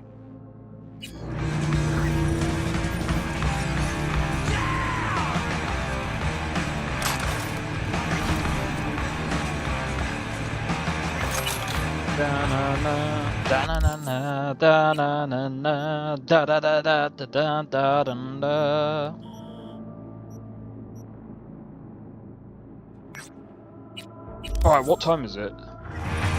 Alright, we've got one more and then we'll have to go back home, do all the bits that we need to do, and then... yeah.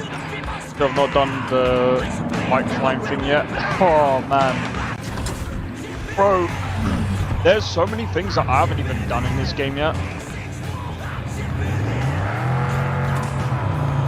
You love your 77? What's that? I forgot what that is. It's... just curious. I'm guessing you play without mods, don't you, boy?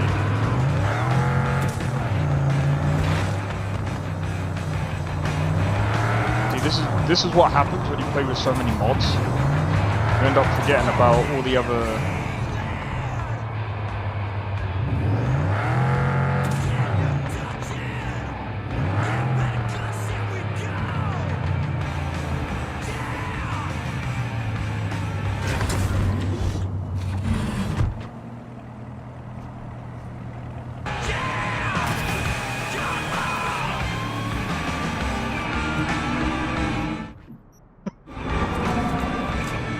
That's why I love the double jump, bro.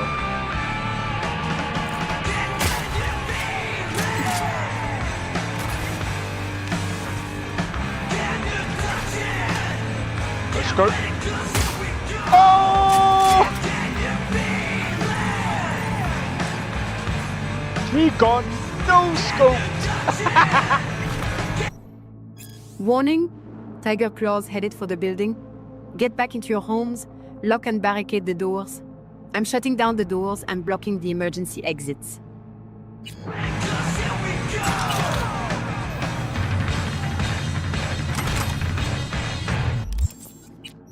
Have a look.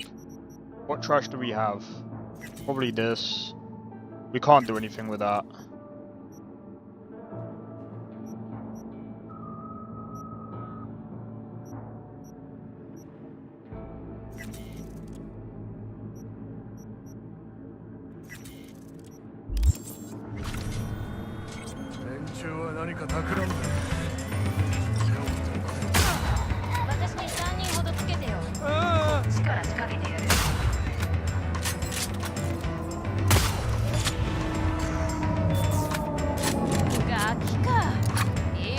Oh, the refill.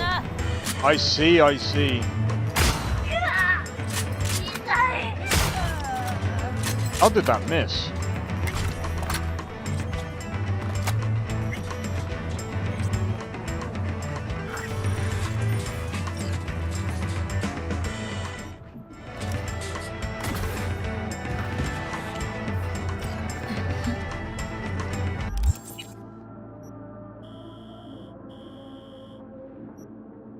Well, done it. What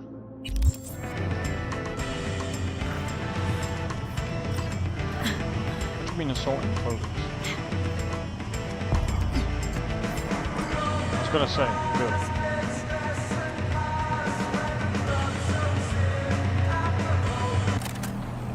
I just want to check the stock market. Come on.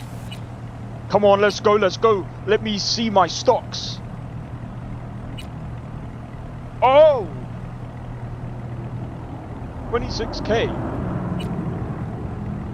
I'm not putting any money in right now, because if I do that, I'm losing money, bro. We're up, though. Let's have a look. We've got some more money. There's got to be something else that we can stick money in. Budget arms? Budget arms might be good.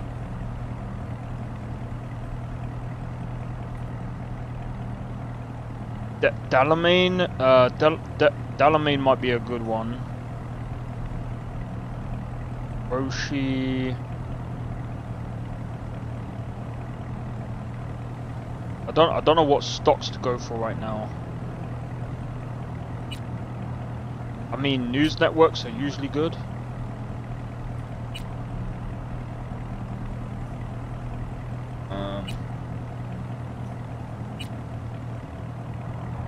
Let's put 10k in there.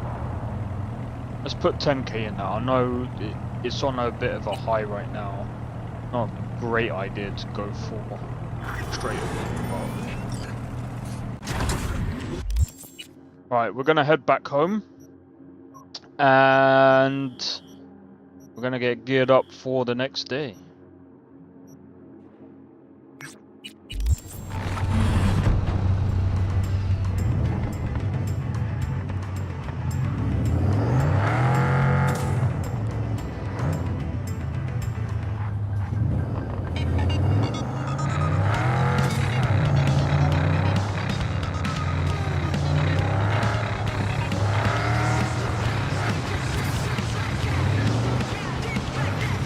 But yeah, if you guys are wondering why we're doing it like this, because if you have a look at the top left, you have bars that we need to fill out. So we got like the hunger, drink, and sleep. I mean, we're not like tired right now, but like I like to have the bars full.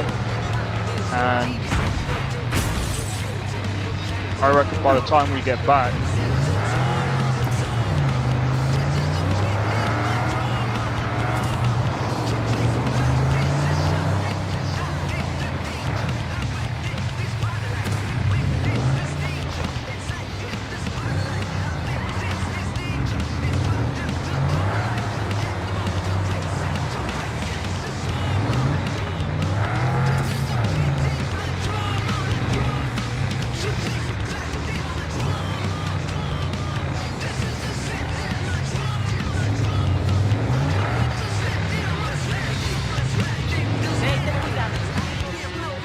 oh yeah, there's a garage there as well. Awesome.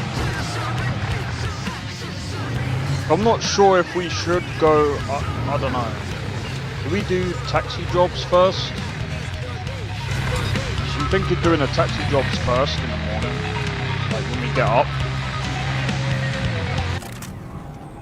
Like if we do the taxi jobs as soon as we get up, and then like maybe about like 5 PM roughly, we switch up the gameplay. That might be a good idea. Then we get all the money from the taxi jobs,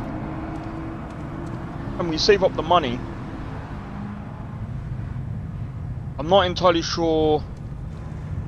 Do you get to keep the money from the first act? I can't remember if you do or not.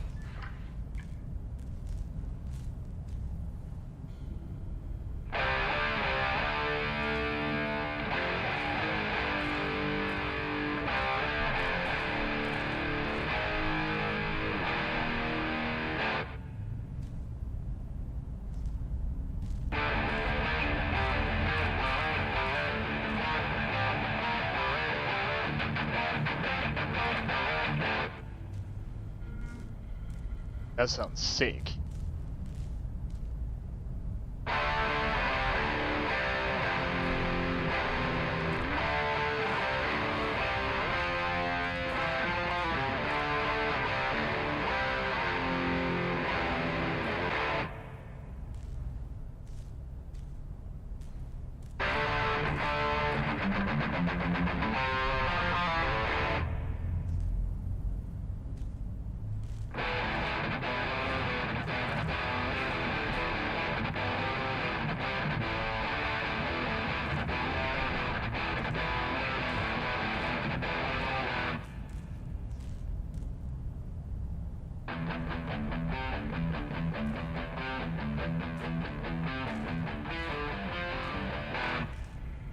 By the way, that actually fills up one of the bars. That's actually pretty sick. When are you gonna do these covers in real life? Oh, I really don't know, man. I forgot. I need to pull up the tabs for it. You'll get tons of views. Don't know about views, but cooking. I am cooking now. Doing tea. I'm joking, bro.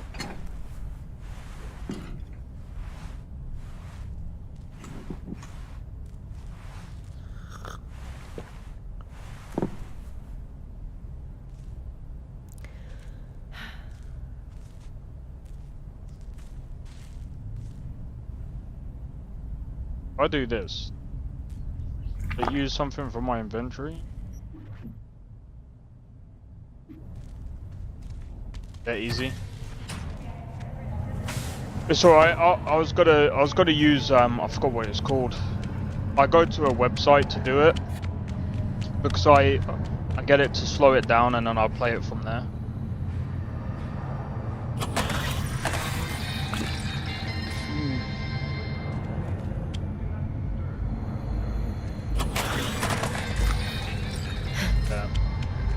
Right, gonna head to bed.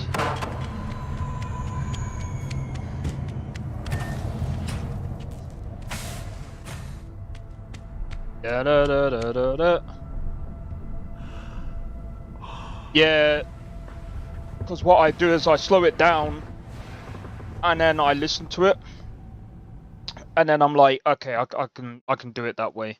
I don't know. It's just easier for me to do it that. Motherfucker. Crashed. Okay. I'm gonna be honest, I'm gonna get rid of one of the other mods. So I went to try the 2077 HD reworked project.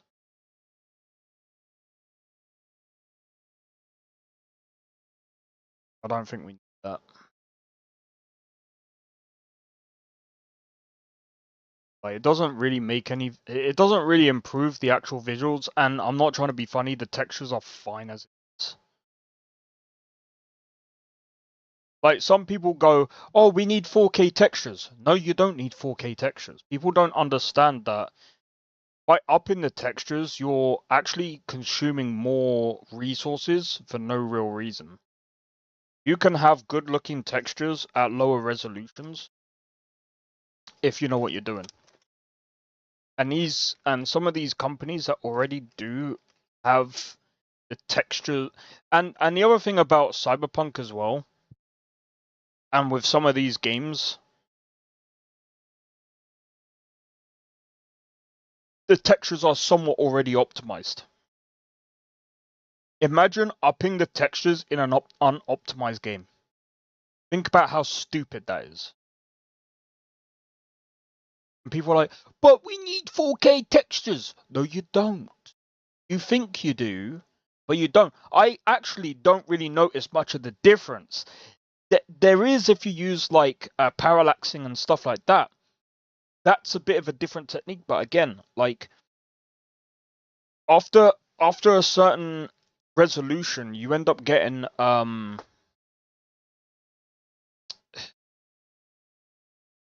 it doesn't get any better. In fact, sometimes it can actually get worse.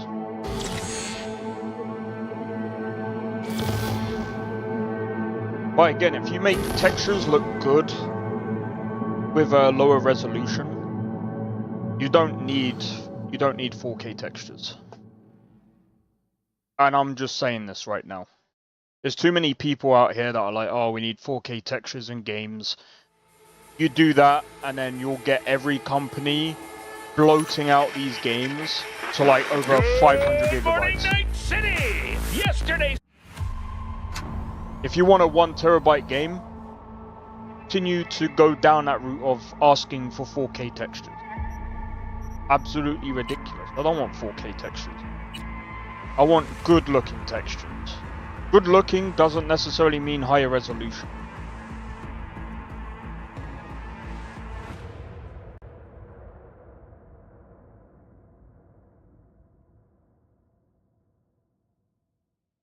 Just like if the texture looks bad, you don't want to blow up that texture.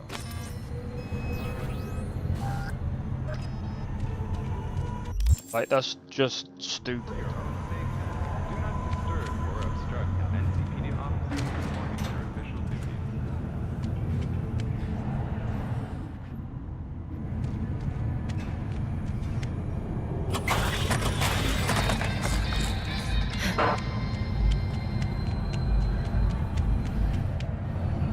That's true.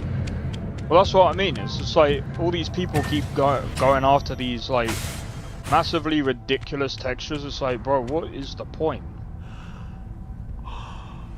Would you like to be able to run the game, or would you like to not run the game?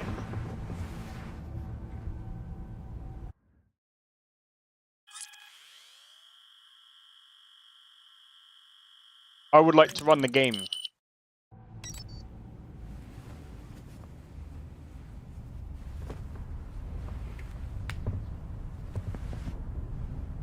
Gonna get rid of that,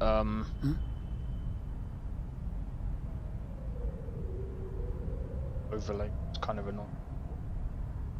I noticed that sometimes when you upscale the textures, they actually look even worse. Yeah, that's what I mean.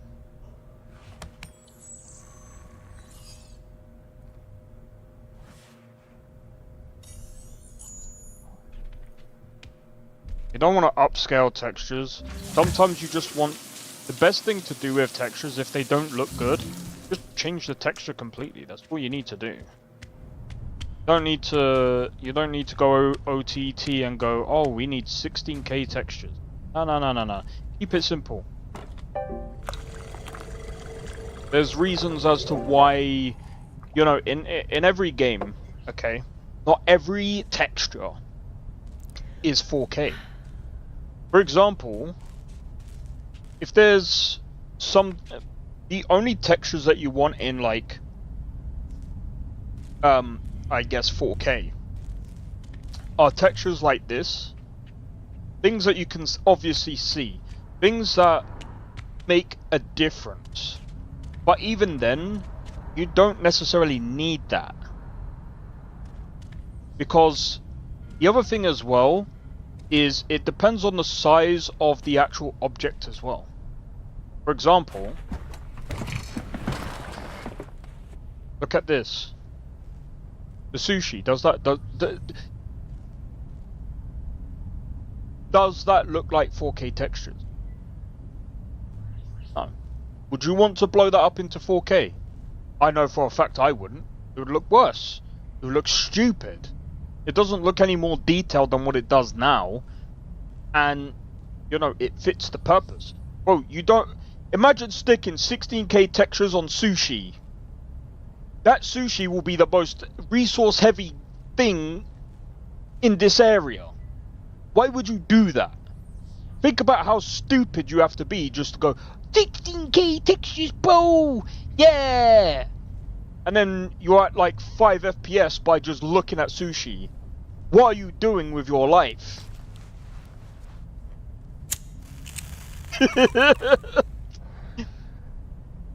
It would look over sharpened. Yeah, exactly.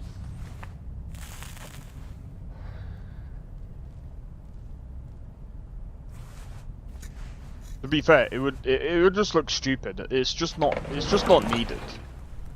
Like I said, you don't want like 4K textures absolutely everywhere. You don't want to plaster them everywhere because, again,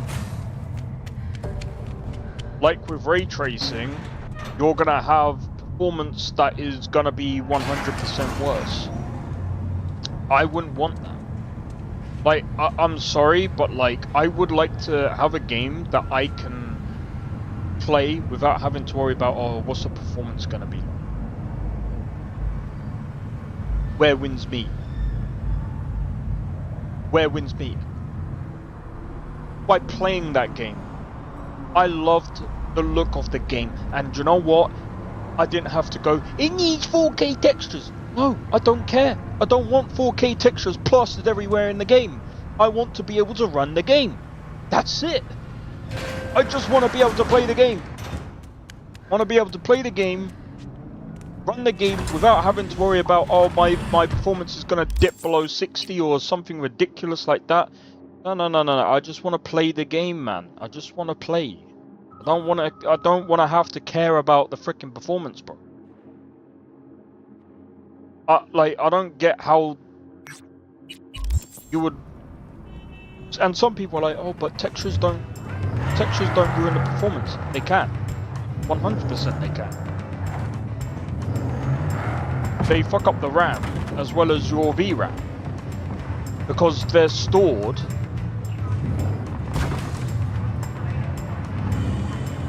Because they're stored on the RAM as well. And by the way, I actually did this test a while ago because while I was doing Point Celeste, I had the trees at like 16k textures. No word of a lie. 16k I think it was like 8 or 16k textures. And obviously there was a load of trees in the area. On top of that, the player was also, I think the player had, I think it was like 4k textures.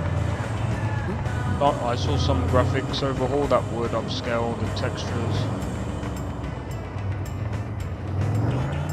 Shall we have a look at that video? Because I'm curious about it.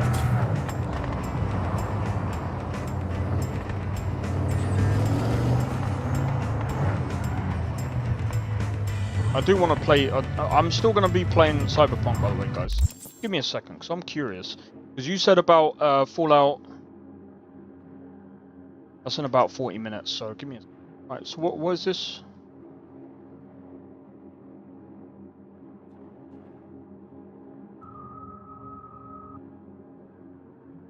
Isn't it Fallout New Vegas? Yeah. I thought it was Fallout New Vegas.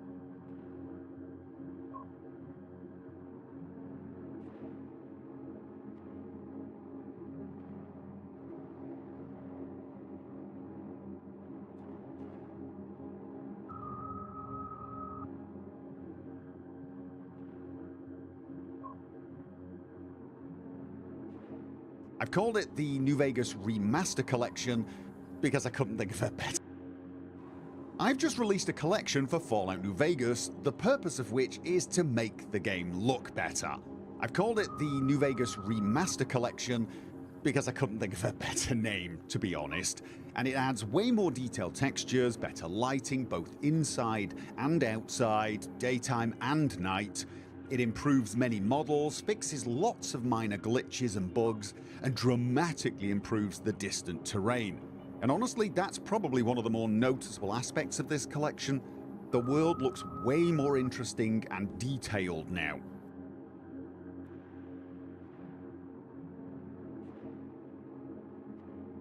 New Vegas, they look good. They look alright.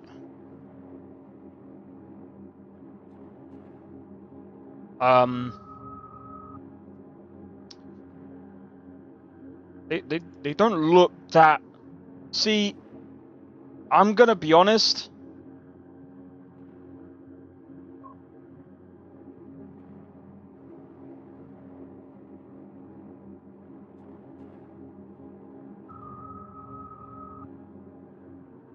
They don't look that much better. This might be a strange take, but like, okay, that rock looks a bit more smoother. The car, however, I'm gonna be honest. All they did with the car.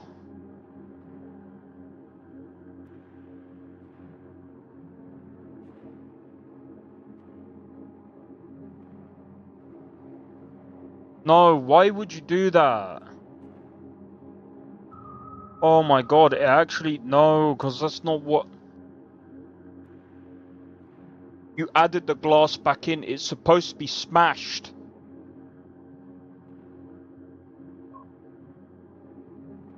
It looks like it's dented in the original version, man. That's how it's supposed to be. And the car actually looks rusted. But then again, I mean, it's like they added like the blue back in to make it more colorful. Why would you do that? And it adds way more...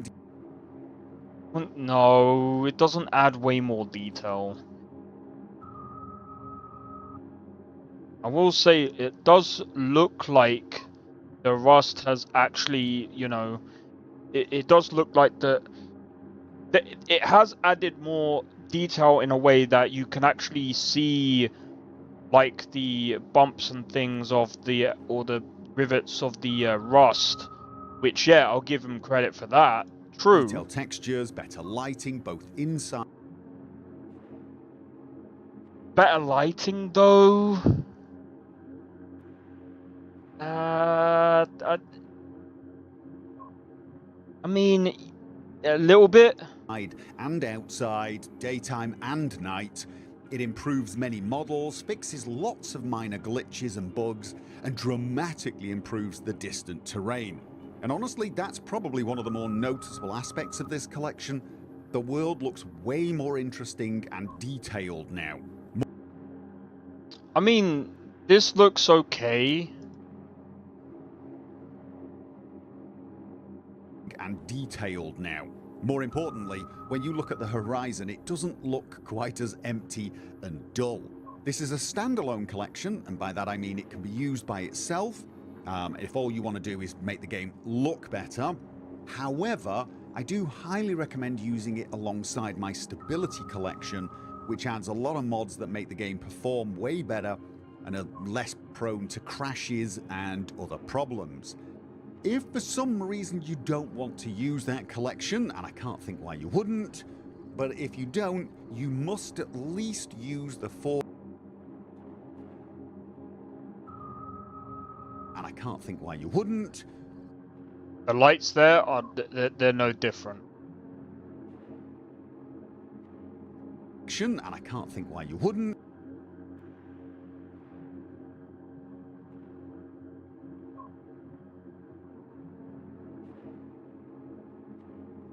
If for some reason you don't want to use that collection, and I can't think why you wouldn't. I think it's a bit too bright. I think it just needs to be, I think the lighting around this area here just needs to tone down a bit. Same as here. Here.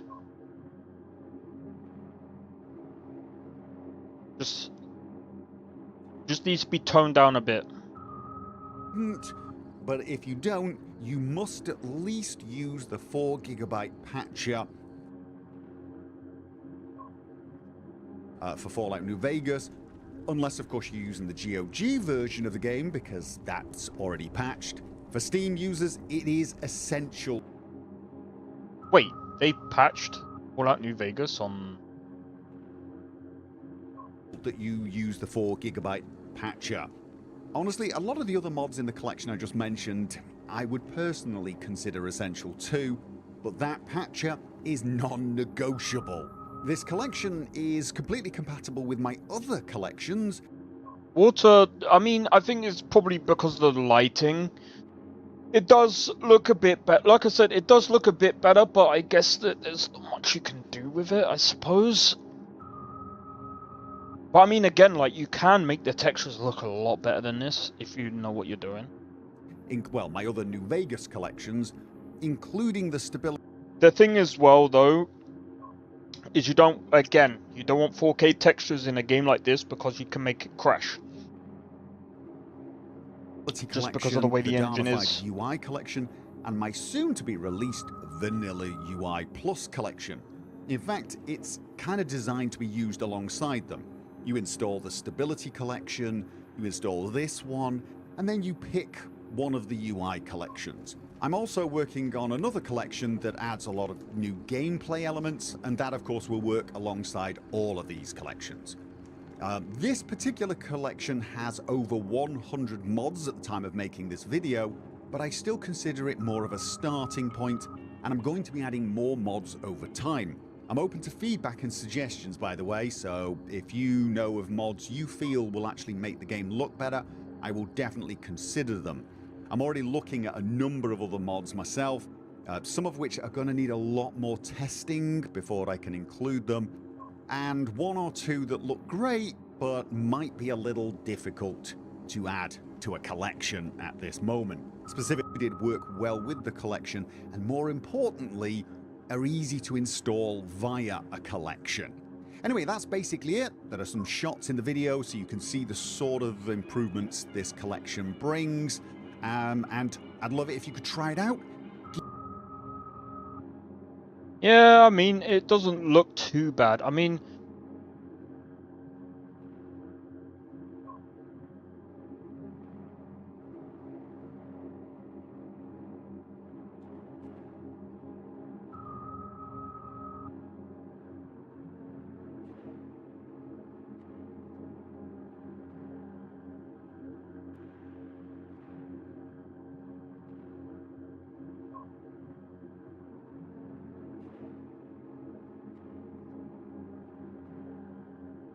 yeah.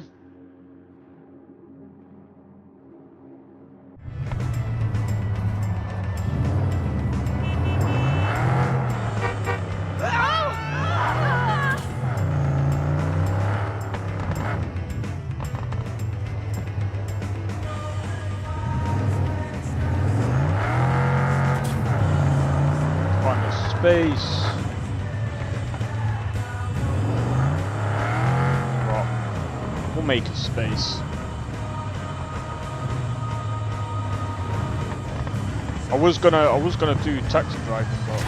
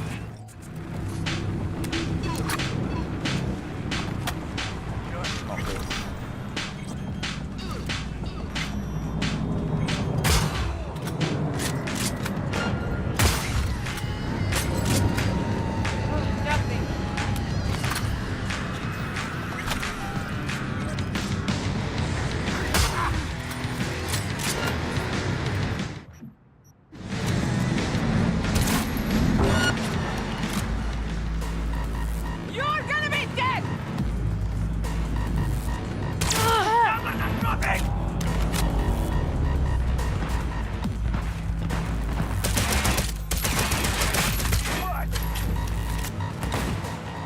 Got her!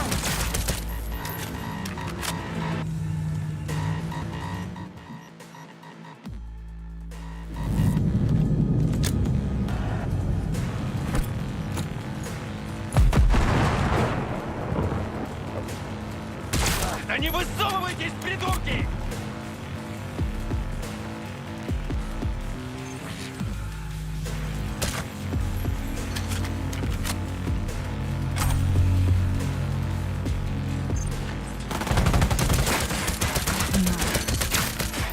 that's not good. Потому что нельзя подставляться! Time to die!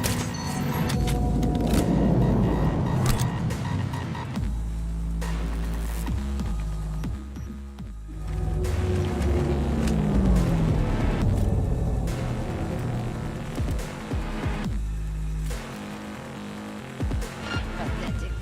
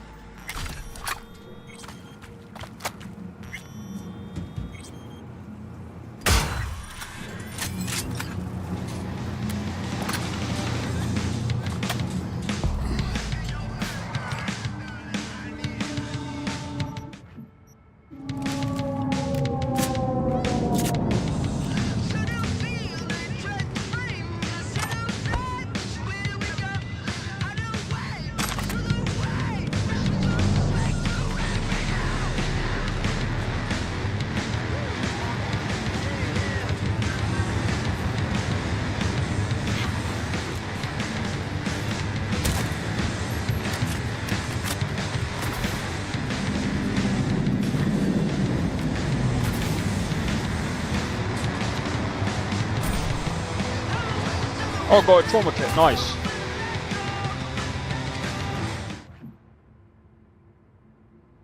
What, are we hungry?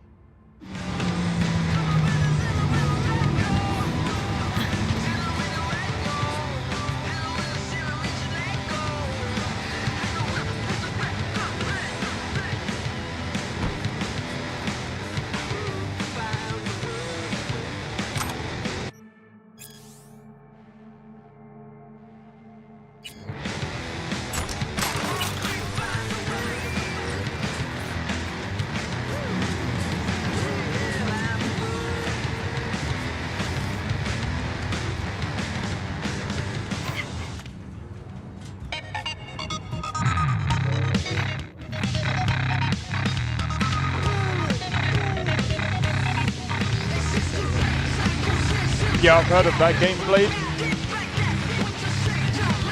Isn't it a horror game?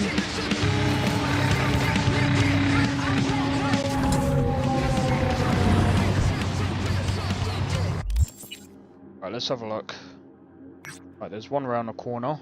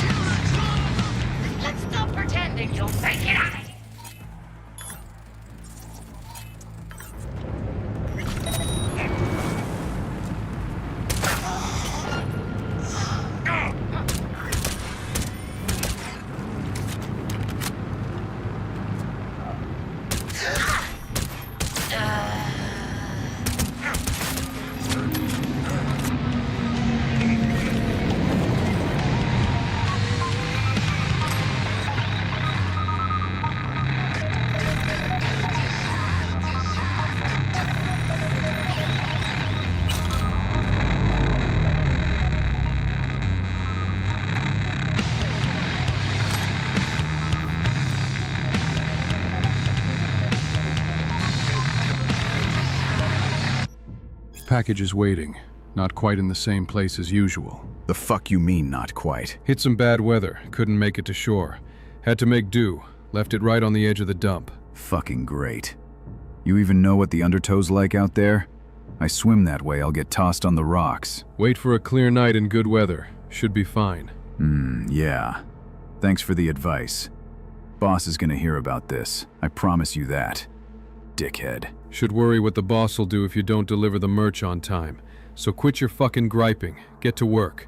Code to the package is 2328. Coords are attached. It does have like psychological horror vibes. Oh right, yeah. Figured that was much.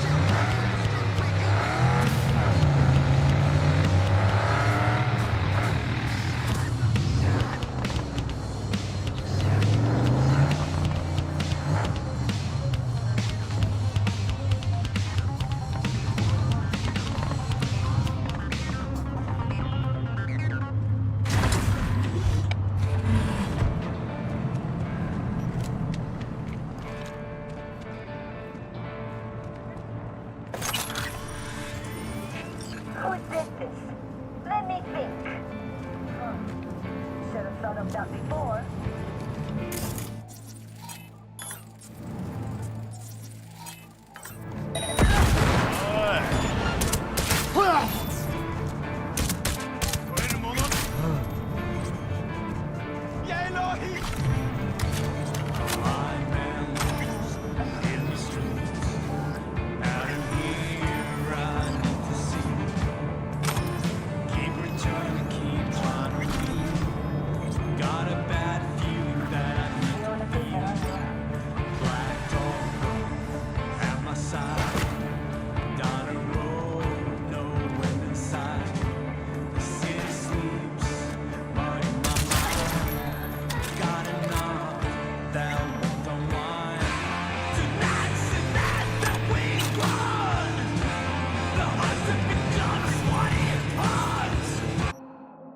Okay.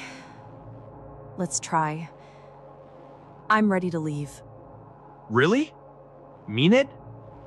I have nothing to lose. Yeah, you can't live that way anymore. When? Today. You get out today. No sense hesitating. Every day we wait is another we risk getting found out. Okay. We'll go to my Ripper, Chuma mine. He'll rip out that locator in you. But whatever you do, don't mention Jotaro, or he won't help. I'll say you're my sis. Okay. Then what? We stay at my place for the night. Then I help get you out of the city. I'm scared, Jake. This is no place for you. Don't be afraid. This is the right thing to do.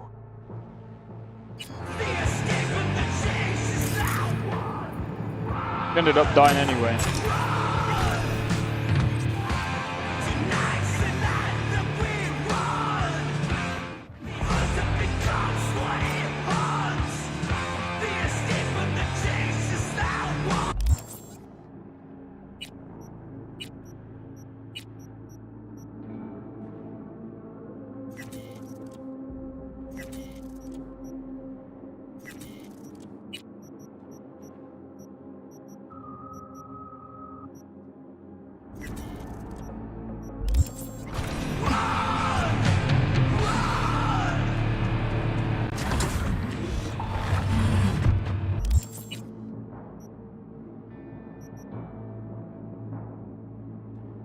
Okay.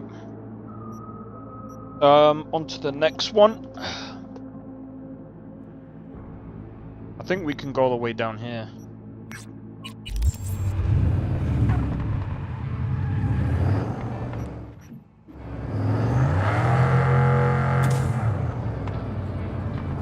See what I mean by you use the NCPD stuff to get used to your build though?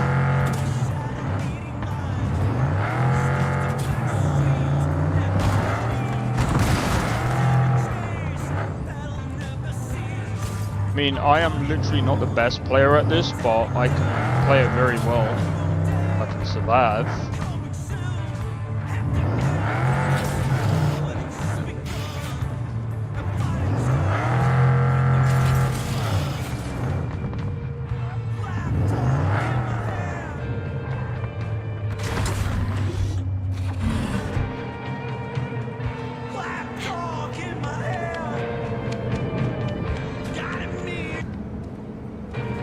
Let's see what you got.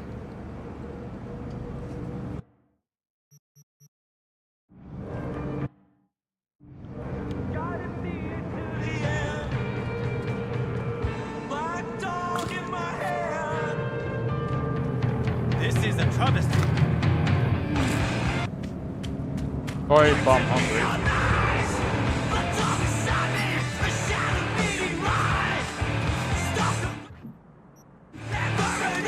Stealth is the key. That it is.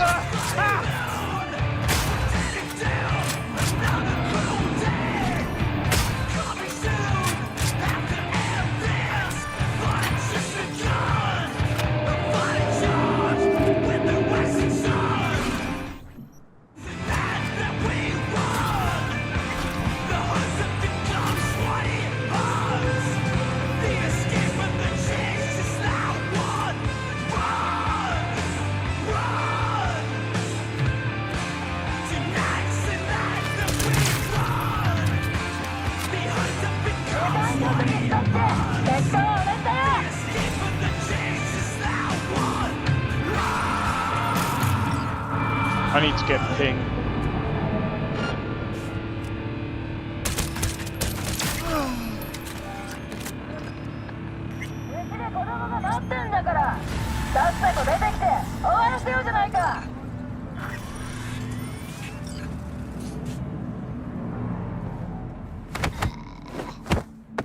Oh, you're a bastard.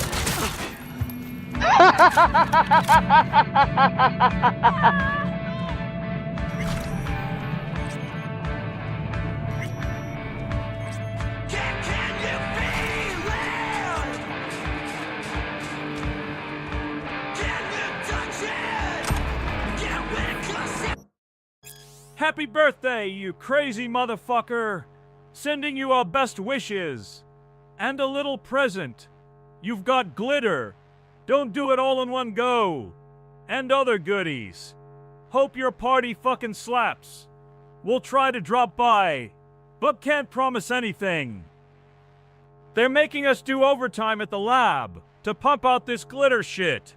Demand's off the goddamn charts. Try it and you'll know why. Ha ha! All the best from your chooms on Rovin Street.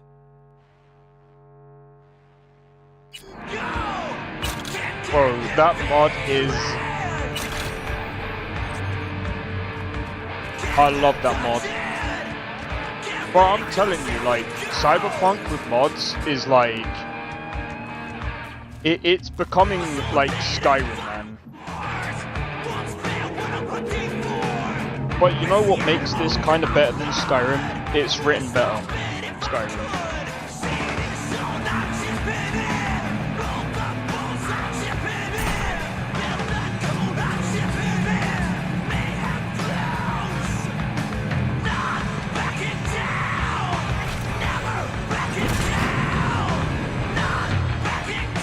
Oh, I could have gone that way. Oh, well.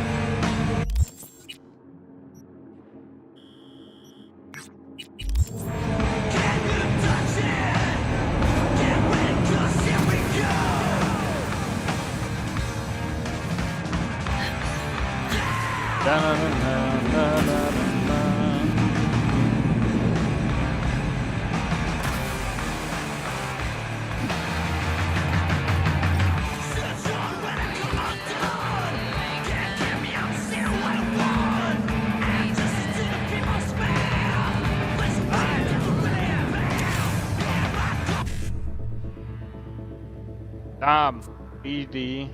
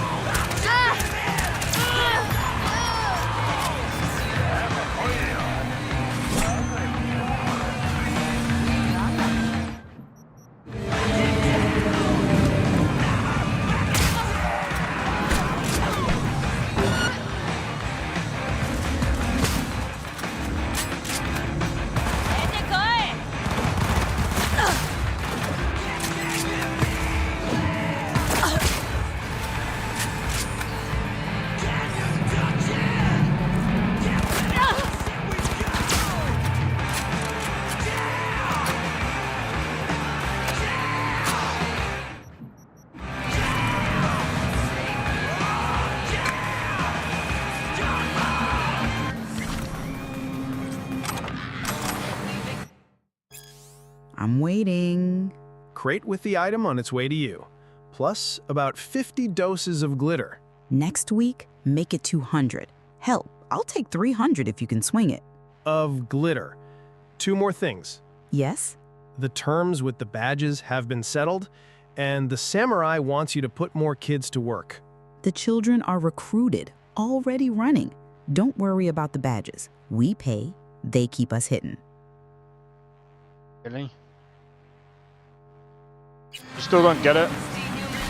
Alright, no problem.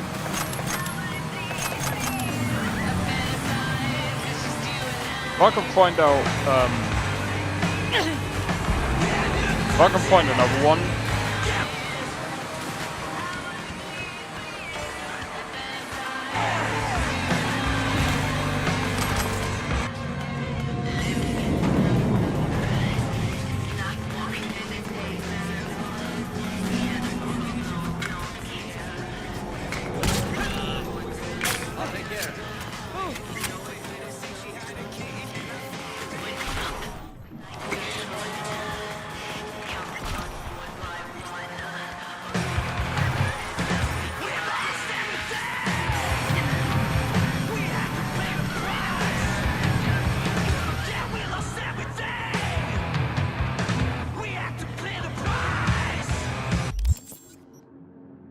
Right, let me have a look. How long have we got now? 10 minutes?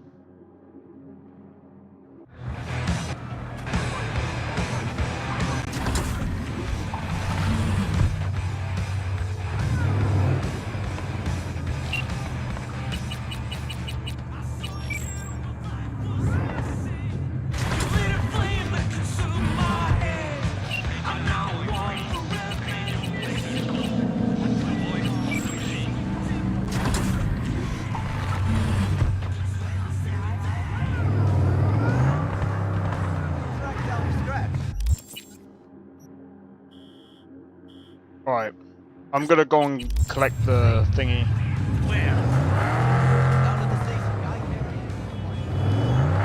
Da na na na na na na na na na na na na boom.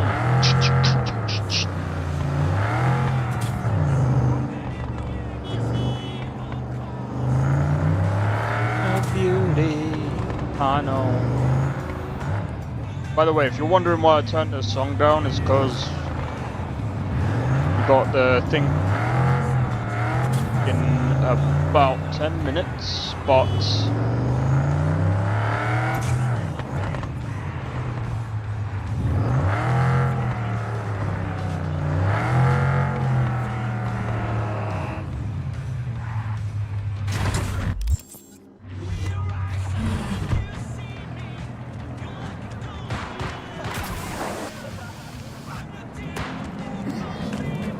oh yeah, I might be able to show you now.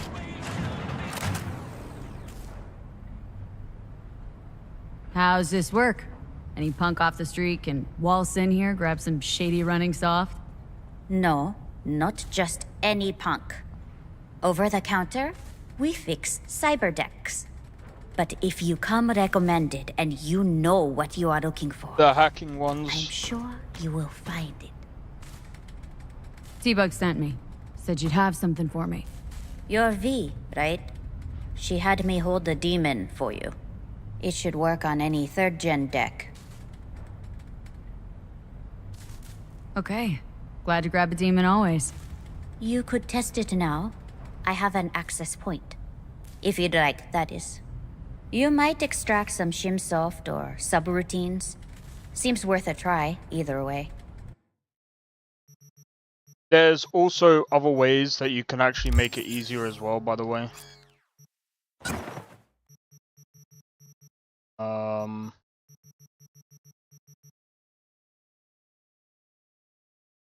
Oh, 70k for that. They're a lot like Rubik's Cubes. Oh no, they're way easier than that. Way easier. I wouldn't even describe it that way. Alright, so... Blade. This is a very simple one. So, you see the sequence? It says 1C and 55.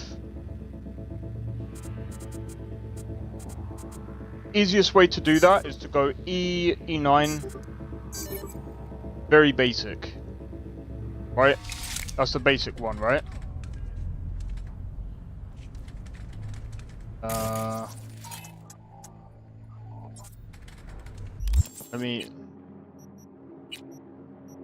Let me just add these real quick. Bait. Do a hard one. Yeah, I will in a minute. Got anything Nova for sale? If you can afford it, yes.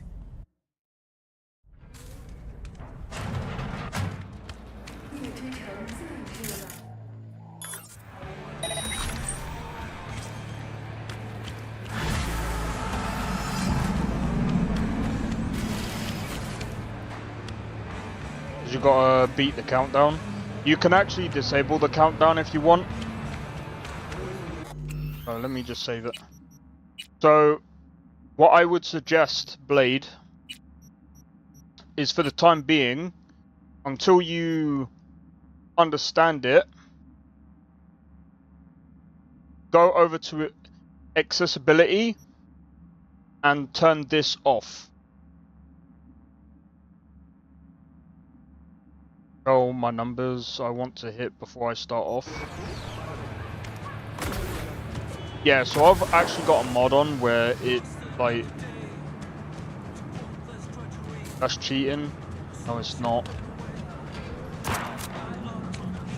It's not cheating. There's some people that want to understand it, but they can't. And sometimes, by turning that off, again, it's not really cheating either. How is that cheating? What, by challenge your brains? You challenge your brains anyway. It's not cheating. Mods are cheats. That wasn't a mod. That's in base game, bro. And mods are not cheats. They're not the same. Here it is. That's not a mod. And that's not cheating. Because again, it's still a puzzle. Can't convince you. A cheat is something that you use to overcome, or better still, skip something. Like, for example, God mode is cheating because you can't ever die. That's cheating. Stopping a count is not cheating because you can still lose the game.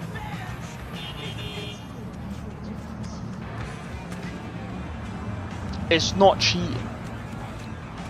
Especially if someone's trying to understand the mechanics.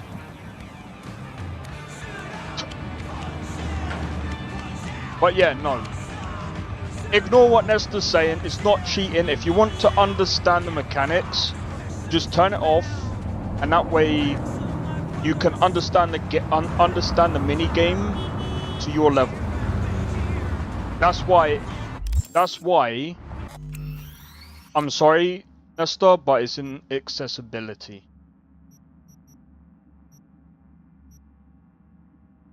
That's not cheating. End of story. That's smart. You wouldn't know if Zeno didn't tell you how to do it exactly.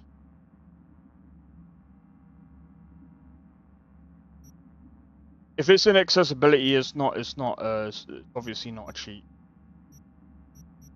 I mean, it's got all sorts of like accessibility features here. And again, like I said, there's just some people that don't understand the minigame. You still challenge your brain. There's no two ways about that. Yeah, he's fine, but it's not. I know you're taking a mick, I can tell.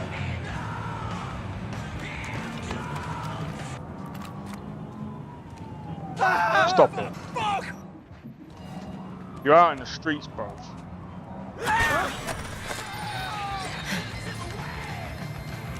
Every day. Yeah, so I'm just trying to find the oh, that's actually I can easily understand this. Often visits the dangerous and toxic ghost towns. Right, there's some like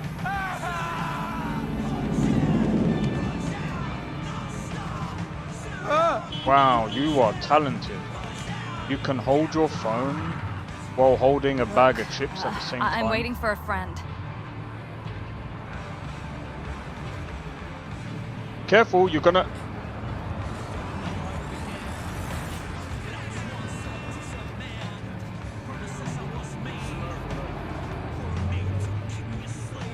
I mean, whatever floats your boat, Nestor.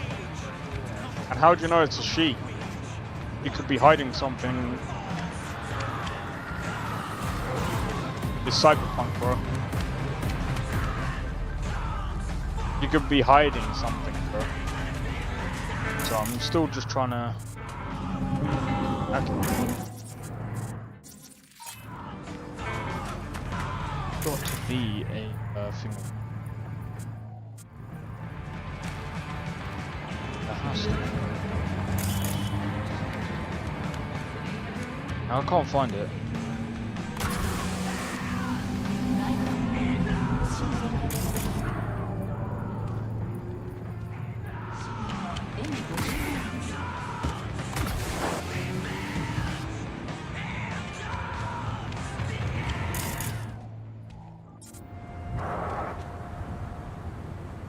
Remember that guy whose missile was on? Oh, yeah, I do. Yeah, you gotta remember, Nestor. He kind of exploded. The last. Who remembers when I tried to take him to the doctor and he literally he got out of the car and he exploded? I didn't even know you could fail that mission until that day.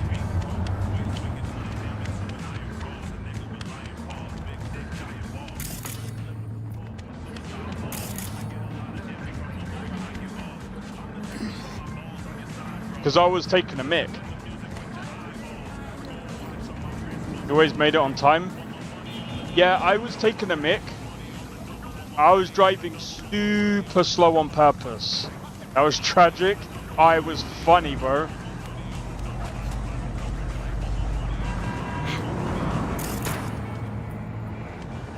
Got to be... Tigers are coming today. For the rent. Just got a message. Fuck. Fucking fuck. Not yet. First my kids. Then that fire.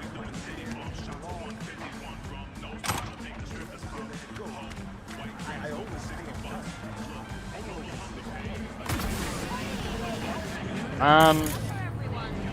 I'll have to try. Okay, if I find another one later, Blade, I'll try and. Looks so good. Also good. I tried to double jump.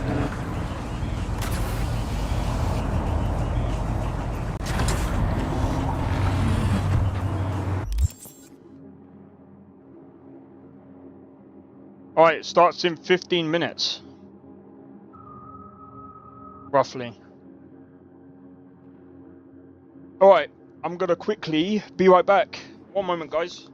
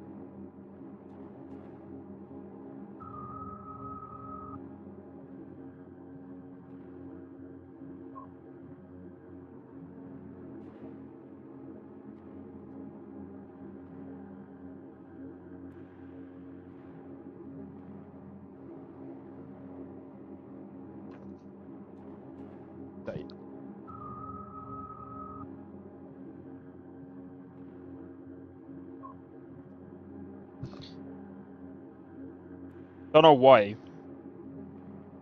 think it's because of the noodles.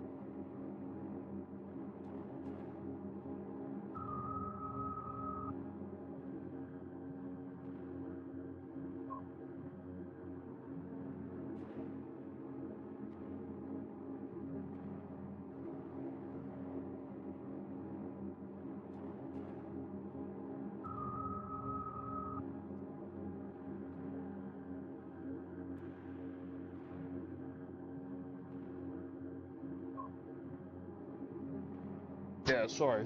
Alright, so we still got about 7 minutes. Oh man, so guys, over the next, I don't know, couple of weeks,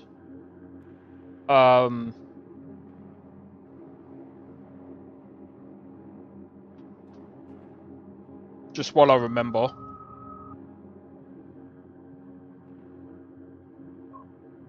so next week I'm hoping to start releasing the playthroughs of both Persona 5 and Mad Max.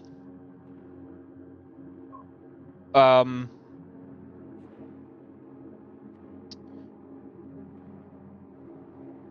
literally, I think the week after is when Where Winds Meet comes out. So Where Winds Meet, from what I've seen on Discord,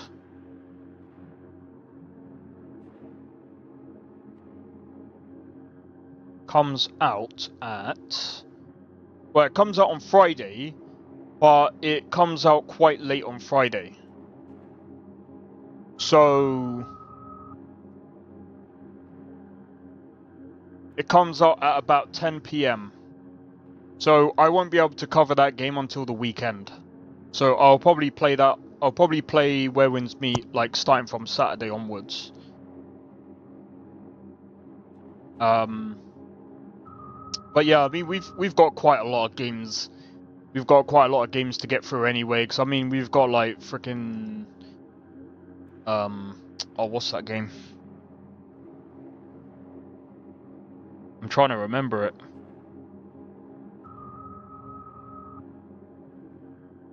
I'm actually trying to remember it.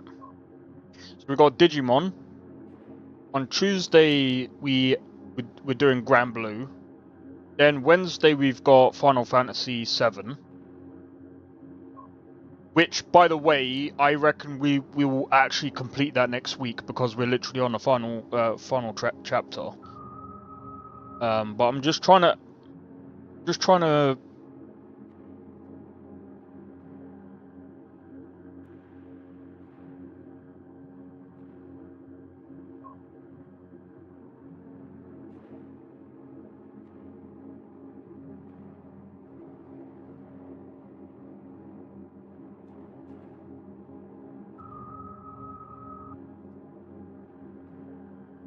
wait.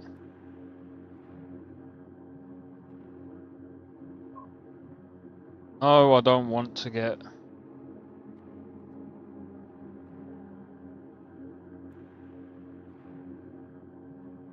Man, I am actually hyped for Where Winds Meet, man.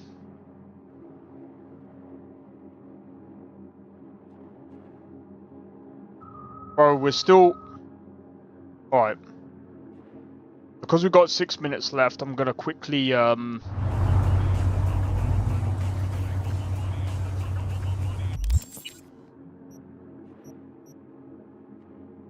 we are going to go up here.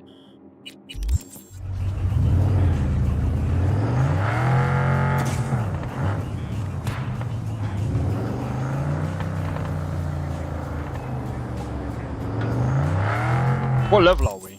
7. We're not doing too bad, you know. I mean, we're level 7, especially in Act 1. I can't remember how long it usually takes to get up to level... I can't remember at what level you actually max out in on Act 1. Because obviously, there's only a certain amount of quests that you can do in Act 1. There's a certain amount of things that you can do.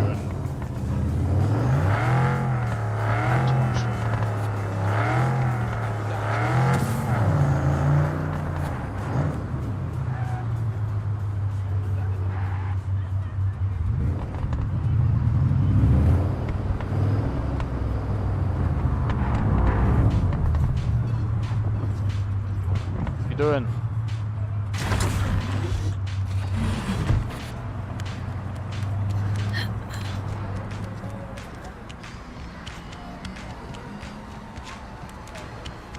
I reckon we got this.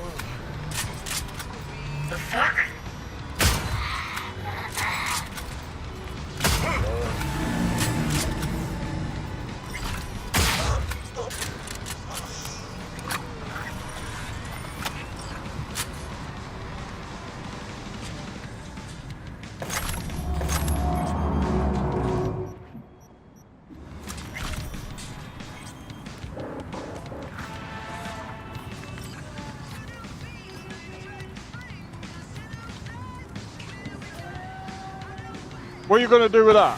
Huh? I think you should get out of here before you, like, cack your pants. I mean, it looks like you kind of already did, bro.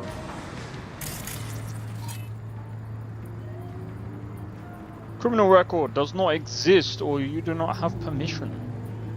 Like you don't have a criminal record. This is too much. Well, get out of here then.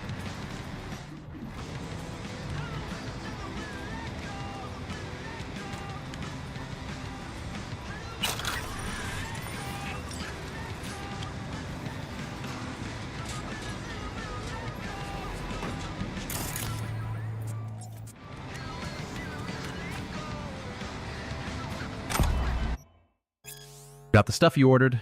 Same prices as usual, no discounts. Come by at the end of my shift.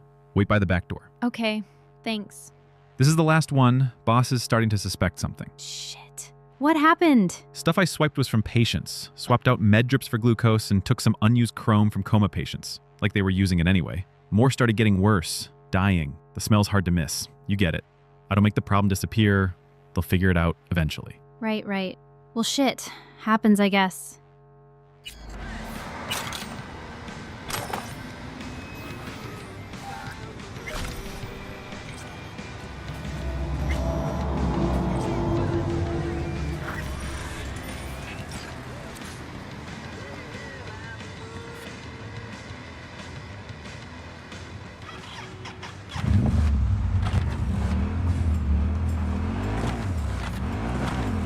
Need a ride to my car.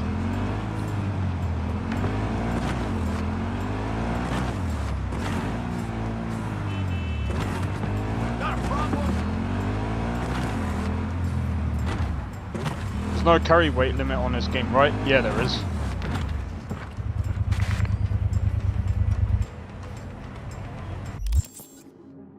You can't see it. God damn it.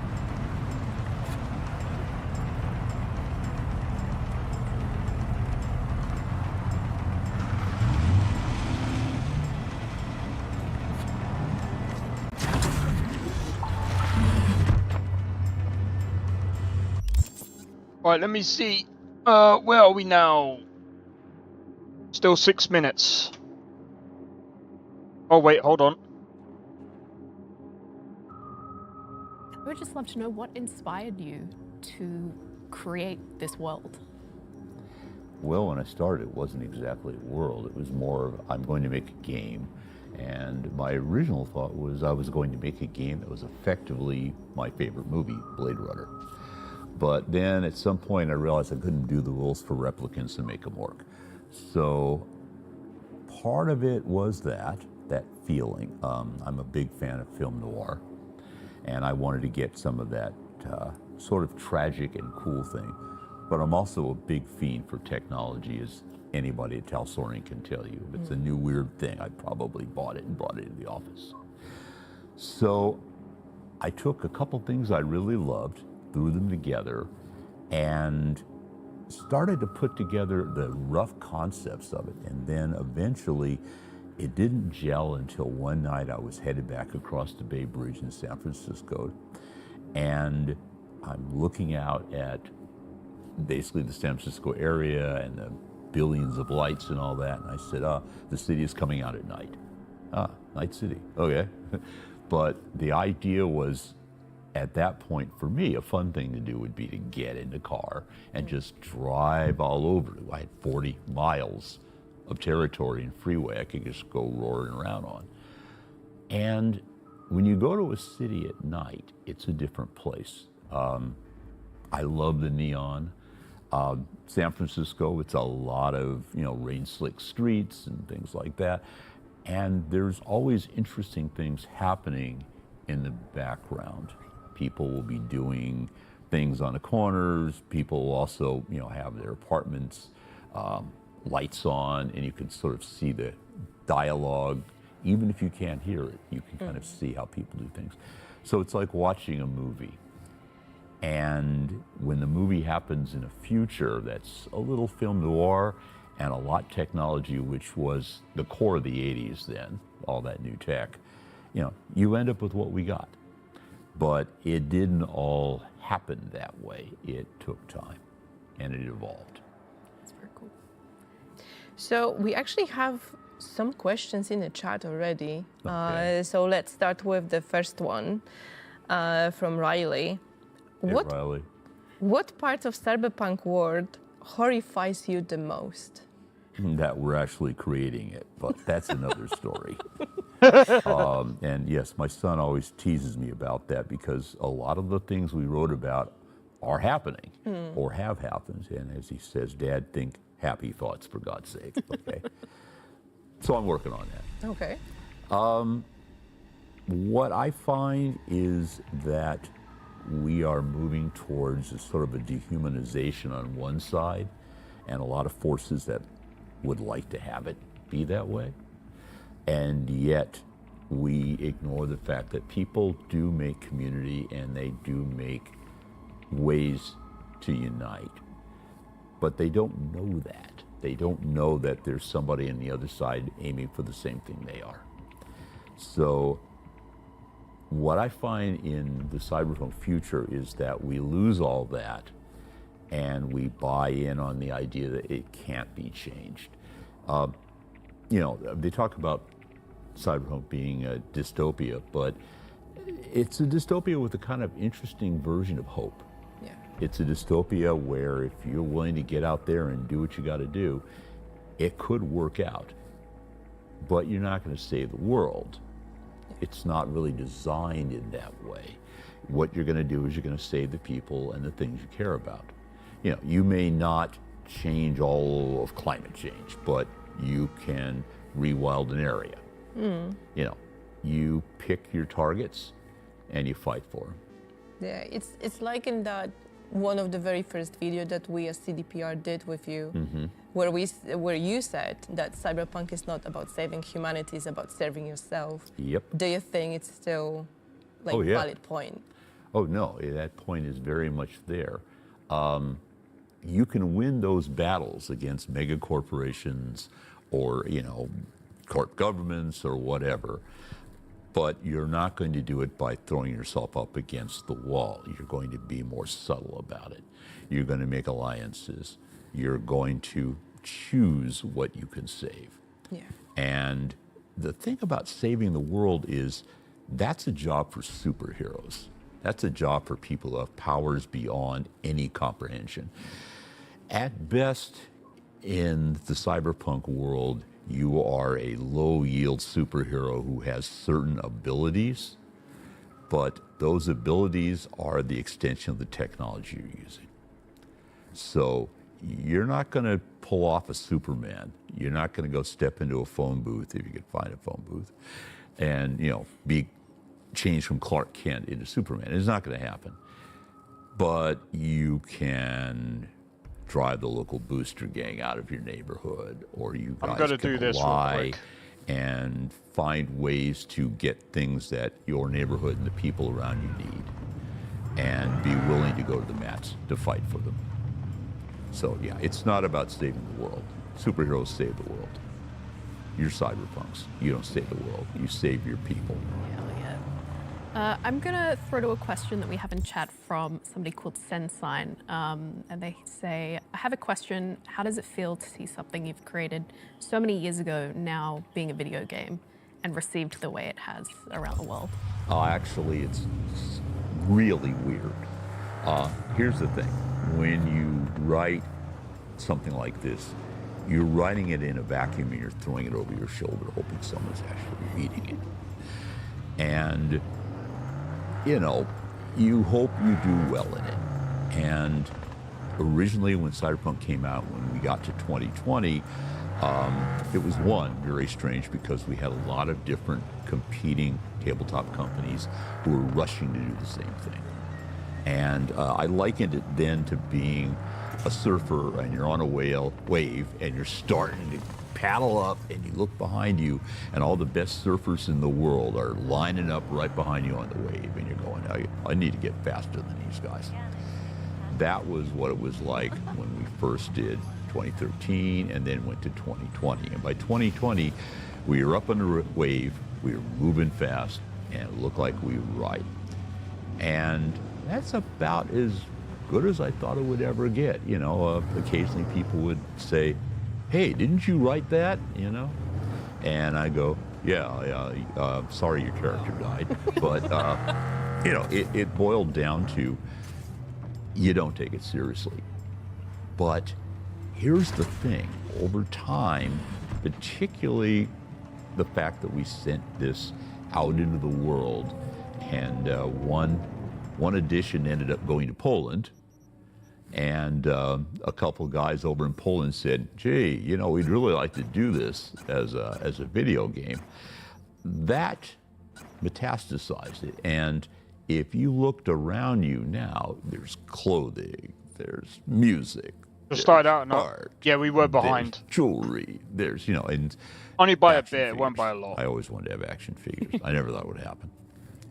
But all of that is because all of these people are now finding something they need or can use out of that world, and they build on it. So you're building this really massive shared thing. I occasionally I've just got it in the background. Create it all. It's true, I didn't. But I gave a lot of people a point where they could all join in and go, hey, let's get in a party. And they got in a party. For me, it's weird when people, show up and go, "Oh, you're Mike." I go, "Yeah, I'm Mike. I write video games. That's kind of what I do, and no big fuss here, okay?" I have some really funny stories of people who, out of left field, recognized me, and I went, "What?" When my wife was buying a new car, she was buying her Tesla, as a matter of fact, and I remember she was signing all the paperwork over in the offices, and the guy who was selling us the car said, "So, what can you tell me about 2077 when it comes out?" I'm looking at her like, "What?" I'm thinking, I was wearing a sign or something, But yeah, actually, I'd forgotten I was wearing a Cyberpunk t-shirt, and he had figured it out. And I went, okay, well, you know, it's going to be like this, as much as I can tell you. But this really is about me. I just wrote the damn thing. You guys have grabbed it and run off with it. And I get to watch what you do with it. So while you were watching us, you know, do this game, was there any element that you saw and thought like, hey, this is exactly how I imagined that, or these guys got it completely wrong? I never got you. They got it completely wrong. Right. And part of it was, yeah. No, part of that was that I was involved in that process all the way. If it had been a situation where I just threw the license out and you guys went away, I don't think we'd gotten what we got. But luckily, I had worked in video games. In fact, I was still working in video games when, years ago, Michal Novakovsky sent us a letter saying, hey, I want to do a Cyberpunk game. So I had a pretty good idea of how you had to do it. I'd also worked at that point on Matrix Online, and you know, I had a pretty good idea of what things you wanted or could do and get away with in a dystopian game. So, yeah, because I was involved in it, what it meant was I could get my input into it, and we could adapt and get it closer to what we wanted. And you know, occasionally you get these weird things. I think the first one I ever saw was I was in the offices at CD Projekt, and somebody said, hey Mike, I want to show you what the guns look like. It's really cool. And he had a whole bunch of pictures of these silver blaster-like things. And I said, no, you don't get this.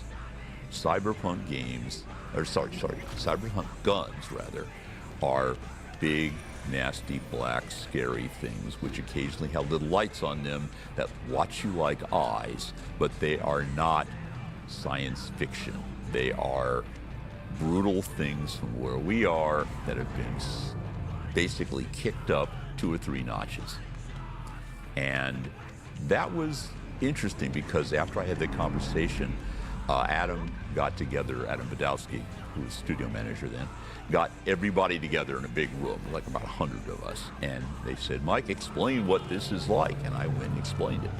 And at the end of it, I realized I'd opened my mouth too much because then Adam said, can you go to the Krakow studio and explain? And I went, all right. Let's go. But the important part was everybody listened. So when it finally started showing up, it wasn't that big a surprise. It was, yeah, this is about what I had in my head because we had been talking about it the whole time. And it wasn't like I'd sent it out and hoped that we'd get something. Yeah. You know, people had asked me the entire time, what do you think? In fact, that still goes on now. A good portion of the trip I've just taken out here to CD Projekt, people have been showing me what they're doing. They're showing me what's going to be happening in the new iteration of the game. They're showing me what's happening with, you know, some of the TV or radio or whatever stuff. And they ask me all the time. So it means that we stay in the same space and we see the same outcomes. I have another question from chat that I really like and I think comes into this really well. So somebody called Duh260 has said that they have a question of how did you come up with such a detailed world history for the Cyberpunk universe? Oh. Yeah, that's interesting. Remember I said about my son saying, think Happy Thoughts, Dad? We do our homework.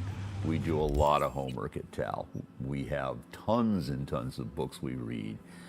We read history, we read sociology, we read current technologies and so forth like that, so that we have a pretty good idea of what the trends are headed towards. And that makes it easier to actually guess what the future is going to be, or at least a future that's believable. At a certain point, if you're looking at all the technologies and you're looking at current history and so forth, you're going to recognize that there are not a lot of paths that can happen. You know, it can only go a certain way. And occasionally you get weird things. For example, you know, we came up with several weird wars. We came up with a plague that then I looked up the next day and went, oh, COVID. Okay, I should keep my mouth shut. You're predicting things. Yeah. Well, in the tabletop industry, I get teased a lot for doing just that.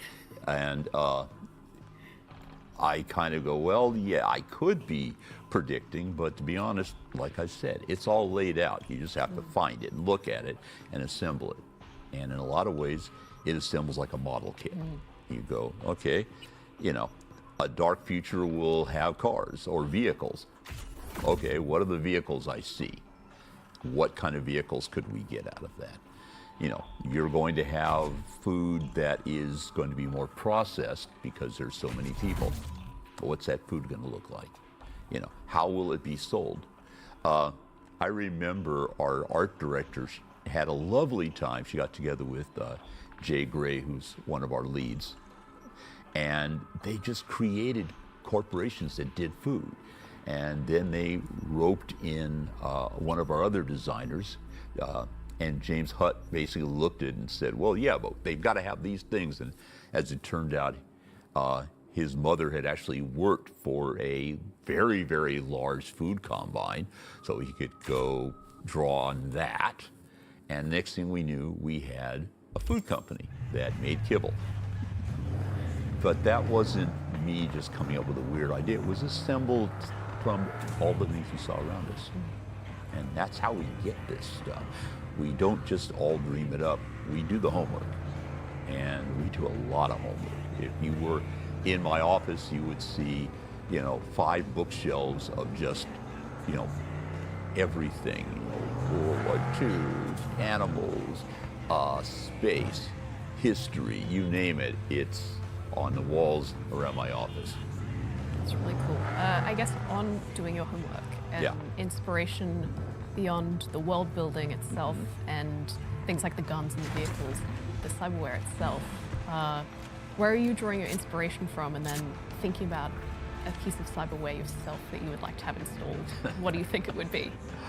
Actually, I have had some of the cyberware installed already, believe it or not, but that's another story. When I first started looking at doing the cyberware, one of our writers, Colin Fisk, his dad was a neurosurgeon.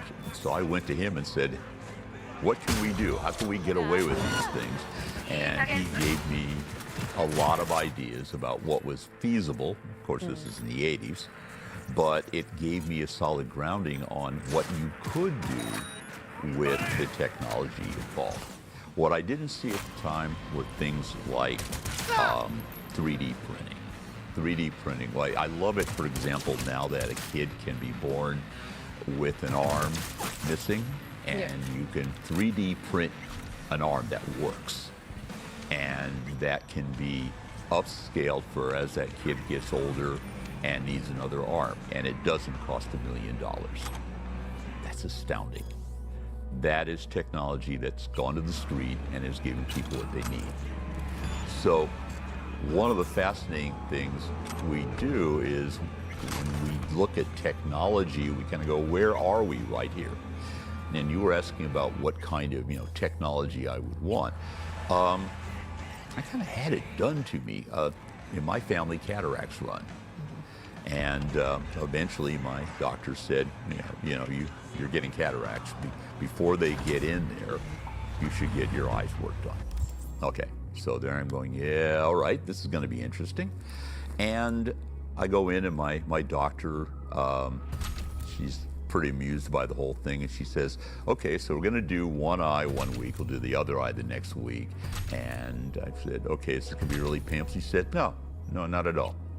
I'm like, all right, you're going to cut into my eyeball and you're going to put in lenses. And she said, yeah, what kind of vision do you want? He has a Batman voice. What do you mean? She said, you were really farsighted before. Do you still want to be super farsighted? Do you want something moderate or close up? And I said, well, okay, I'll take moderate. I got to read more. I have to look at a screen when I work. And she goes, okay, great. Let's do it. So I go in the next week and sits me down in a chair, kind of like a dentist chair, and she says, here, put your chin on this plate. That's comfortable. And they hook me up to an IV, and she says, oh, okay, this will just help you relax and it's kind of sleep, but you can't really sleep because you have to have your eyes open. I'm going, okay. And literally what happens is, as I perceive it, 10 minutes later, she says, okay, you're set. Open your eyes again. And I went, what? And what they had used was a drug. I'd love to find out where you get it. This drug that basically wipes out your short-term memory about every 3 seconds. So they're going in, and I forgot about it already. And they go slip, I forgot about it already. And I looked at that and I said at the end of it, I said, so you're my Ripper, Doc, aren't you? And she laughed at it, because we had talked about what I do and what we write. And I went back in the next week, and you know, there had been no. It actually is as well in that stuff. I had to put some eye drops in, and I wore an eye patch for like a day, and then I took it off, and everything was like insanely bright. Basically, it was like somebody had put a cyber eye in. Yeah. And I went, whoa, okay. So I went in the next week, and they did the same thing, and I didn't remember any of it again. And then both eyes were really good. And again, I want to point out this was being done by a machine that my doctor used to implant lenses of my choice into my eyes. That's amazing, you know. And I got cyber eyes. And, you know, with a little work, they could probably do more than that. I've seen designs now that have photographic capabilities in them for that sort of technology. I've seen versions of, for example, I have a friend who had her eyes done, and she changed her eye color. You know, I always want to have green eyes. You got green eyes now, you know. So that would be what I would have. And actually, the funny thing about it is that I told my doctor, yes, you're my Ripper, Doc. And as it happened, you guys at CD had given me a really big, bright neon sign for Kuroshi Optics, which was too bright for my office. You know, when I turned it on, it would blind people from a mile away. But I gave it to her, and I said, since you're Ripper, Doc, you get to have a Kuroshi Optics sign in your office. So if somebody comes in, they recognize it. Was a They tabletop thought that was first, I believe. I don't know if... So, I think yeah, there is comics on it. Do you have your fixer? But it was a tabletop first before it was a game. I do, but I tend to be the person who does a lot of the Actually, fixing. I think it was a book first. My main fixer I don't right think it was now a comic. is Rob, and Rob is actually your equivalent, if Talsorian. He basically, in fact, works with you, Amelia. Can confirm. And they figure out, you know, between the two of you where I need to be and what deals need to be put down and so forth. And then I go back to my wife, who's our business manager, and I go, make us a lot of money doing this. And that's what she does. So if you would design Cyberpunk today, and knowing what you know so far, and obviously, you know, with everything that happened between 80s and now, would you change something in the Cyberpunk universe? That's a tough problem when you're working in near future history, because you're constantly doing a foot race to get out ahead of what is actually there. You know, I tell a story sort of like that. So this phone, we all have these right now, right? And we have apps that get downloaded to them. Way the hell back in, I think it was 89, 90, I came up with this idea called the agent. And the agent was essentially, at that point, a cell phone. And you have to remember, cell phones back then were little tiny things. They were getting smaller and smaller and smaller. And somebody came up with a large cell phone like this. And then everybody said, yeah, that'll never sell. But what they had done is they had designed it to take programs and download them into this. And thus, this was no longer a phone, it was a tiny computer. And it was a tiny computer that could take pictures, it could talk to things, it could control things. It was a computer. It just looked like a phone. So the insane thing about that, you know, is that it used a concept that didn't exist yet. And In fact, my son once said this to me. He Yeah, said, give me a you minute. realize, Dad, you invented the cell phone. And I went, really? You know? He said, So yeah, much you know, it's things. basically a big phone that takes apps or what you call micro programs, and it, you know, does stuff for you. How come I'm not rich? You know, didn't We work should make that some way. calls. Yeah, actually, you know, my business manager is obviously falling down. I need time to fix it. But seriously, that's the race you run, is getting out ahead of the technology. But, you know, I'd already come up with essentially what cell phones do. And at a certain point, all you can do is say, well, they happen in your head now, and you have, you know, Lucy making phone calls out of her head. We're probably there now.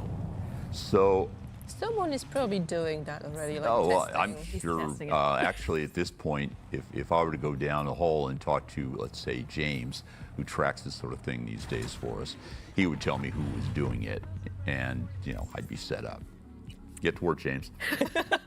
But seriously, I wouldn't change a whole lot because of two things. One, the technology has worked on a similar curve to what we saw, which is it becomes cheap, it becomes usable. Other people find ways to use it that are not ways that are authorized. You know, when I was, you know, starting this out, a computer was still kind of a, you know, new idea. Now they're ubiquitous, you know. As was, you know, the idea of AI. Yeah. You know, all that stuff's here. We just had to get out ahead of it. Yeah. And I wouldn't change any of that. And as for the sociological things, we're kind of still doing it. You know, we're still aiming in the same way. You know, you can't really say, yeah, there are no mega corporations. They're all out there, you know. Yeah. And many of them are more powerful than governments. So, yeah, it boils down to there wasn't a lot to change because it was on the right path to begin with. Absolutely. We actually have some questions from the chat, so maybe Like let's jump to some of them. The one I actually really like and would love to know from the Electric Soda. The slang in your word feels incredibly organic. Could you talk about your process for creating it and keeping it from sounding forced? Oh, geez. Yeah, some of it boiled down to, first of all, I avoided the Living Daylights out of leet speak because I knew I was going to get dated sooner or later. Yeah.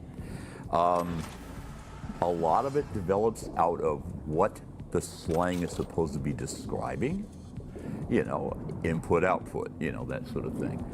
A lot of it has evolved over time, and a lot of the things that he probably or they probably know are things that came up in the video game. And to be honest, a lot of the video game slang I didn't design, but it was organic to conversations that people had, things people needed.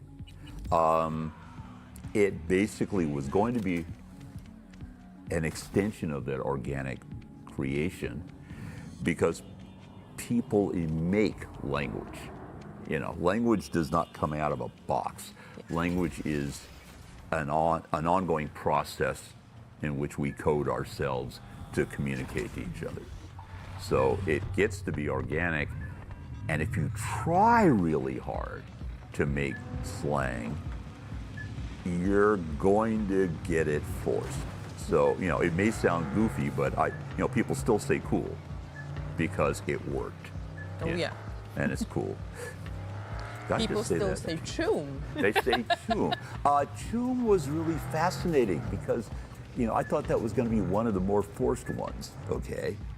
I was trying to find something that got across the idea of multicultural, God help us. In this case, I was looking for sort of an African sort of sounding, but it was unilateral because, you know, there are just tons of languages in Africa. And then I'm hanging out with a friend of mine, and she's describing the group she hangs with. She says, yeah, I'm going to get together with my chooms, and we're going to do this. And I went, you're what?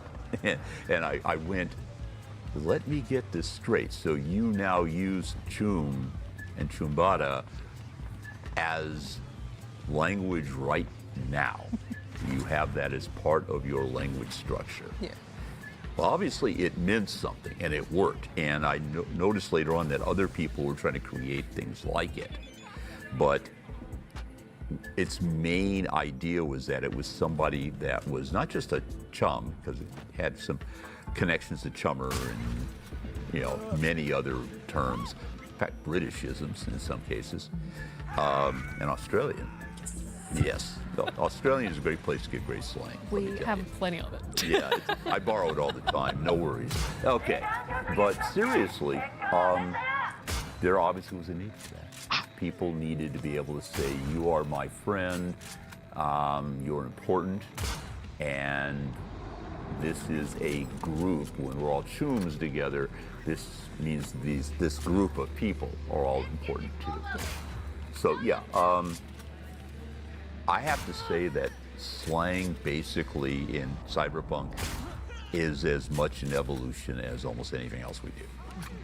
You know, I worked really hard not to kind of come up with dumb terms because I realized that would be embarrassing, and you know, I did not want to be remembered as this guy who came up with this cringe term. In fact, cringe will be gone in a few years too. Yeah. So going off of language and in a different form of language that we all sort of come to know through music, and in talking to you, I've discovered you actually used to be a radio host, a DJ, which is pretty cool. I not DJ, but I play jazz. So cool. So I wanted to ask, you are a radio host and DJ in Night City for 107.3 Mora Rock, and what's that feel like going from actually having done the job in real life and then also doing it in game?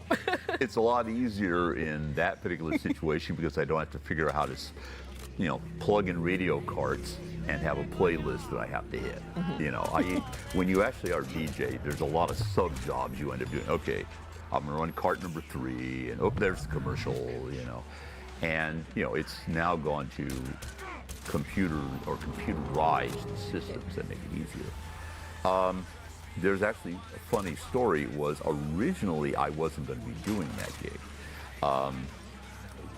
The guy in charge, Boris, who's in charge of sound and so forth like that, had actually gotten me to play Dex, the fixer who... More drop for everyone. Yeah, okay. And I actually recorded Dex. I went down to Los Angeles and recorded the whole thing. And so Boris came back to me about 2 weeks later and he said, well, you know, I got another idea because I really like your voice, and if you play Dex, you die too soon. And I said, well, you know, I don't die. And he's going, well, no, you won't be able to do this. But I've got another idea if you want to do this, which is you would play a DJ. You know, how would that sound? I said, it would sound like how I spent half my college career being a DJ. So I ended up doing more rocking. So, well, you know, you're going to end up being a DJ who traffics conspiracy theories and, you know, secret information and all that. And I said, okay, I'm good with that. Because what I realized was I could then sneak in things that players outside could dig around and try to find out what the truth was. And that was fun. So that's how I ended up being a DJ. It was sort of an extension of what I already did, and Boris basically wanting me to, you know, not die in the first half of the game. Thank you, Boris. I guess while we're also still on 77, some people in chat have been asking questions about your V. So who was your V in the start and then by the end? Actually, it's interesting. I saw a guy today in a hotel that looked like how I would do it. My V was male, black, because at that point, you didn't see that many brothers out there, and had sort of the short dreads, and wore kind of leathers and that sort of thing because he was a nomad. And he carried a big honking rifle, automatic rifle over his shoulder, and guns packed everywhere. And when I first went into town as that character, because I actually got to play it before the game came out. And in fact, I think you actually ran me through it, if I recall right. Maybe. Yeah, I think so. It's your fault. So, I basically, you know, when I got into town, I got a cool car and drove around doing nomad-like things. I tried for a while to do a V that was a corporate, and that didn't work. And I didn't want to do a V who was a street kid, because it was actually kind of like a nomad who didn't drive. And if I was going to be in Night City, I was going to drive. Yeah. In fact, that's what I tend to do. We have at Talsorian a huge screen, you know, wraparound screen with a really terrifyingly overpowered computer with more processing power than God. And half the time I'll go down there and just go, okay, well, I'm going to get in my car and I'm going to drive all over Night City at night, you know, and I'll drive around and I'll do what I call racing the sunrise, where you try to get all around the city and then all the way out to, you know, the Badlands, and then, you know, see the sunrise. Which, by the way, is great that we have a day-night cycle in weather. I love that. So, yeah, basically, that's the role I played. I had to alter it a little bit because in the first revs, and this is back before we'd done release, in fact, my character got into his car and I popped up in the T-pose with no pants. You saw that, remember? You didn't say anything. You were good. But basically I said, okay, we're fixing it, right? And you, yeah, we're going to fix it. But I liked the character. And there was another reason why I went with that particular character, and that was that female V reminded me a great deal of my daughter. In fact, to a point where when we were watching some of the openings, her brother, Cody, he and I looked over and said, yeah, stole her. You know? So, yeah, and at that point, I think she did have the half cut as well. That was kind of the fad with her friends. So, yeah, I said, that's really weird. I don't want to play Dolan. That's, you know, that's kind of strange. Fair. So I stuck with the guy I had. I haven't played him in a while, but, you know, I should probably send you over some pictures of him leaning on his favorite car now, which is a red Mai Mai. I'm very happy to post that on our socials. I'll be happy to do that. Yeah, let's do it. My Nomad now drives a Mai Mai, and this is because during one of the missions, it happens at a beach house, and I discovered. Let's go to beach house, please. Yeah, they're going to tell you about this later because they were both in a game where they went to that beach house, but you didn't do exactly what I did, which was to discover I could drive up onto the porch of the beach house in a Mai Mai and drive around leaning out of the car shooting people. And I said, this is great. And then I discovered that in town you could drive up the stairs and the cops couldn't follow you. Mai Mai superiority. Yeah, Mai Mai, I mean, it may look stupid, but it works. It really works, you know. It's all about it works. That's the whole thing. Yeah. I actually, unfortunately, they only let you keep one car because otherwise I wanted to have like a stable of Mai Mais with different paint jobs. Speaking about, you know, you seeing the game before the release and whatnot, how does it feel to see two Hollywood celebrities, so Keanu Reeves and Idris Elba, in a game? Because I remember our meeting with Johnny Silverhand for the first time. You remember that whole thing? Yes. Okay. For those of you who aren't in on the joke, so Emilio did not want to tell me who was going to play Johnny. And all she would tell me was it was somebody who was in a band and they had dark hair and they were an actor.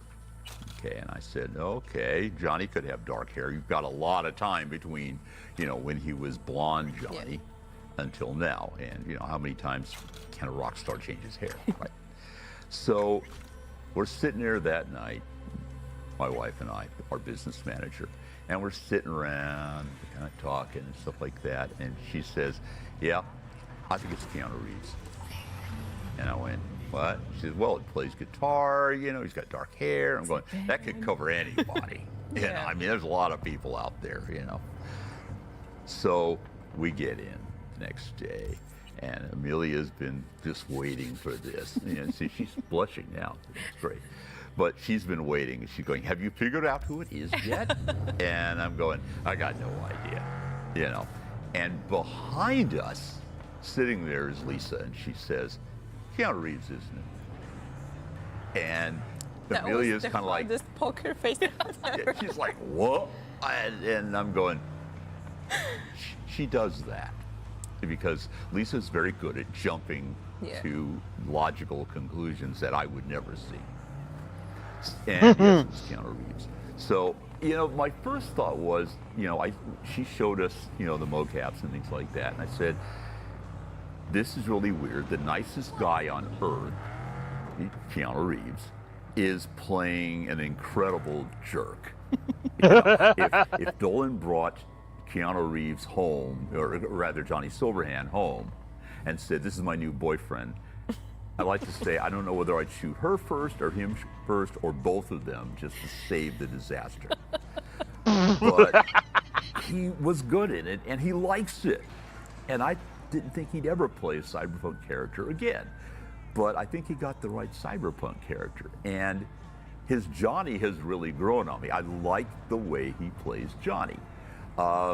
Because instead of just being a jerk, Johnny has all of these elements underneath him that say that he really could be a better person. And as I've said in interviews before, part of Johnny Silverhand's problem is he is an incredibly broken person. And he's never, since he was 4, he's never had a life. And in fact, Alt is as important as she is because that's the only person Johnny has ever felt safe about loving. So, they're kind of a big thing, unfortunately, a big thing that ends up passed out over there. So I was amazed at that, okay. But I liked it, I thought it worked. So several years later, and some of the CD team come out and they brought Edge Runners. And we decide at Talsorian, we're in the conference room, we decide we're gonna binge watch Edge Runners. And I mean, the whole thing. So I don't know how many hours we were there, but we had food brought in. And I had seen the script, so I kind of knew how it ended. And so I was not sobbing my eyes out. But yeah, a lot of the guys at Tal were kind of like, oh God, that's such, and I felt like, this is just horrible.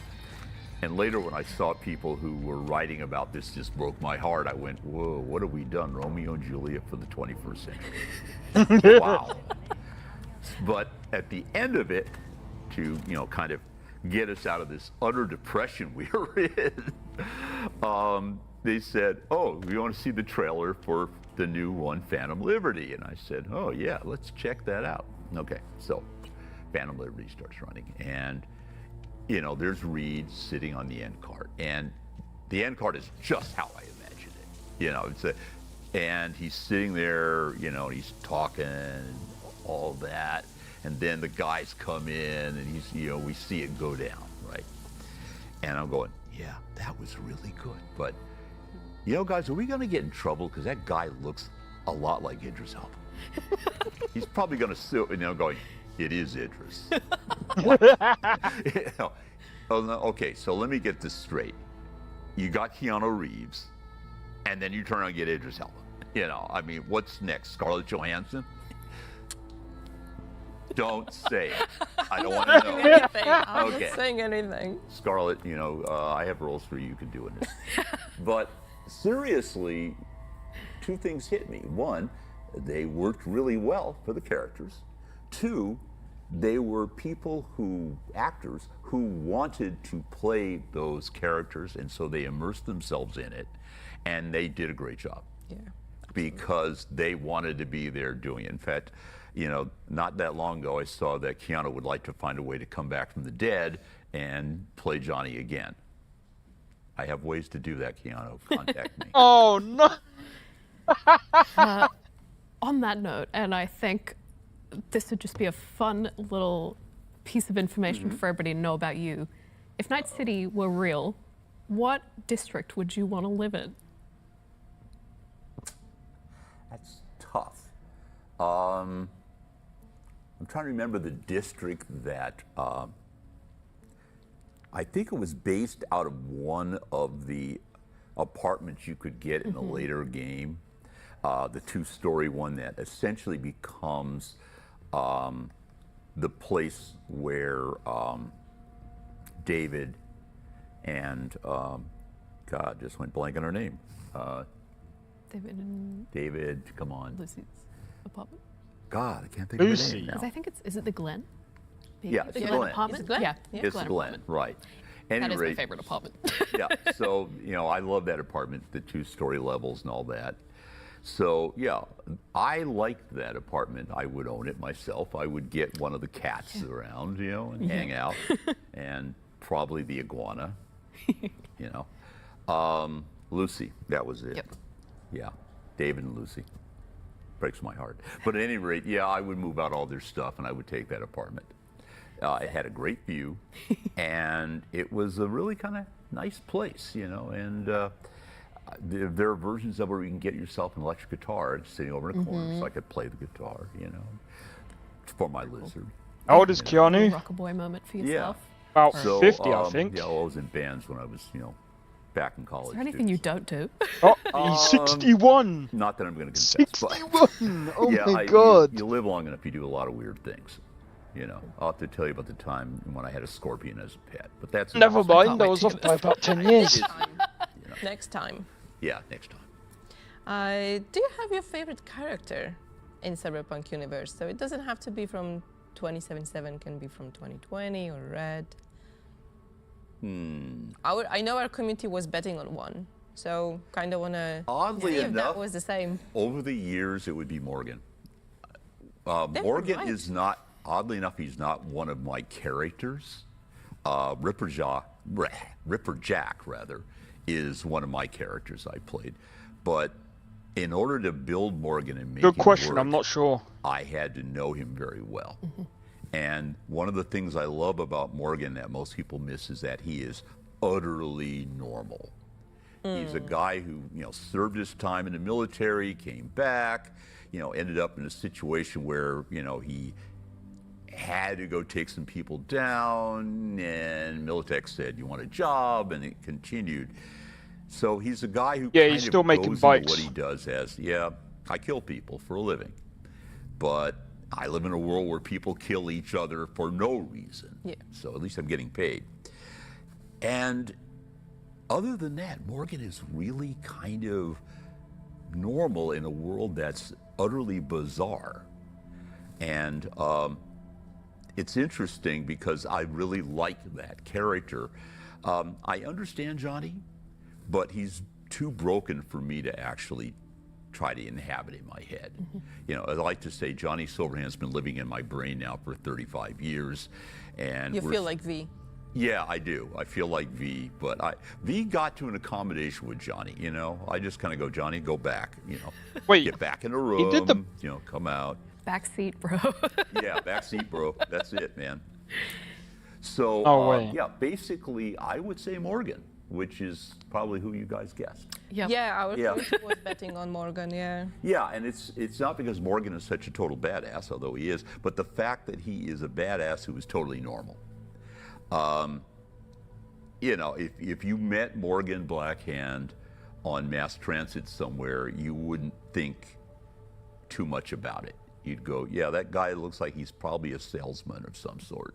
And, he's pretty good looking, but, he's not insanely good looking, My model for Morgan has always been George Clooney in, his mid-range period, where, George Clooney looks like a normal person. Yeah. A really good-looking normal person. I need to turn up my light. But businessman. A businessman. And if you think about it, that's the whole point. Morgan needs to be able to infiltrate all kinds of places where people would expect a badass to be there, and they don't notice the guy who looks like he came in to sell them something. I'm here to fix your computers. I'm here to check the lights. Morgan is normal, and that's what I like about him. He's normal. Okay. Pretty cool. I just broke the heart of a whole lot of people out there. Probably. Well, while we are But maybe Talking we'll about- get George Clooney. Hey, look. We can always hope. While we're, I guess, discussing tabletop in general, what's been your biggest creative He was lesson watching Constantine in all again these just years the other day. of world building now? One, there are a lot of ideas. I that forgot are about really that film. stupid ideas that should never be put to paper. Two, you may have a great idea, but your audience may not be able to follow it or be interested in it. For example, Cyberpunk V3, as we call it. I wanted to experiment with doing something a bit more on transhumanism. And so V3 is about two things, transhumanism and also how media and social media particularly allows you to pick the reality you want to live in. If you go talk to only certain people, if you are only seeing the feeds that you like, if you only, dial in on the music, the art, the clothing, you can live in a different reality. And had I continued it, I think it would have been an interesting, storyline to follow how that collapsed. But most of the audience could not follow it. Okay, and it was, I think, not really a good outcome. My brother Dave often says that, if you took all the Cyberpunk links out of it, it would be really a great game. And, he and I kicked around how we would do that. But the other thing I remember was I used the action figure art, and that was a mistake. Now, you got to take this in context. I collect G.I. Joes, and at that time, they were getting more and more realistic all the time. And you could, sub them in for almost people. So I was thinking about this and I said, not that I can't afford to go get art done, but wouldn't it be kind of wild if we made everybody look more artificial than they really were? We can do things that nowadays we would be using AI for. We would be doing AI art for it. And if I did V3 over again, I would probably do AI art. But the whole point of those figures was we didn't have it, and I wanted the people in there to not look like they were real people. I wanted to say, yeah, you want dehumanized? This is dehumanized. And again, it didn't work. So, here's the thing. You do something, it works or it doesn't work. If it doesn't work, you learn why it didn't work, and you accept that and you move on. Speaking of AI, we actually had a question in chat from Miss Metaverse. Okay. Do you think AIs in Cyberpunk world are misunderstood or dangerous by design? Well, here's the thing. You have to look at which AIs you're talking about. For example, Soulkiller creates humans that live in an AI space, of which that means they have all the human foibles and so forth. I guess I may be really hopeful because the generative AIs that exist in Cyberpunk, they are different because their needs are different.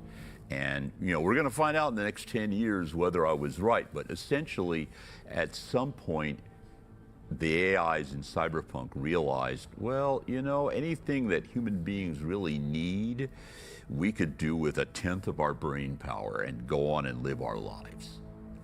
And we could run the universe of humanity and, do that before the weekend came up.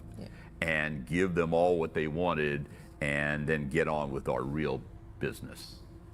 So that was how I always saw generative AIs in Cyberpunk. I saw them as basically being at a level where they didn't really give a damn of, nobody was going to be in AI space going, I want to take control and I need a girlfriend. No, I mean, they didn't care. Yeah. And so that actually scared people more in the Cyberpunk world than anything else, was they didn't care. There was something that they couldn't control. They didn't know how well those characters were going to run things if they got control. And if they got controlled, would it be a world that corporations and people who wanted power could really exist and work in? So that's one reason why AIs are mistrusted in the Cyberpunk universe, because they don't want what we want. And the AIs, quotation marks, that came out of Soul Killer, they at least know what we want. The other thing that makes AIs dangerous in the Cyberpunk world is Raish Bartmoss. And Raish is one of those guys that, he doesn't really like much of anybody. The closest human on Earth he is willing to tolerate is Spider Arabella Murphy. And we never quite figure out why he and Spider get along, because it ain't romantic. But I always think of Spider as like Raish's older sister who kind of knows and has the number on him. And he cut the rabbits loose. So all of a sudden there was a whole cadre of crazy, lunatic AIs that would rip your face off and dance on it. And they were loose in the net. Now, there are some reasons why he did this, and maybe we'll be able to talk a little bit more about that when we get to the next edition of the game. But having a bunch of lunatic AIs pop up that just want to kill you isn't going to help the reputation of AIs. Absolutely. So we have three, really. We have the Rabbids, we have the Generative, and we have the Soul Killed.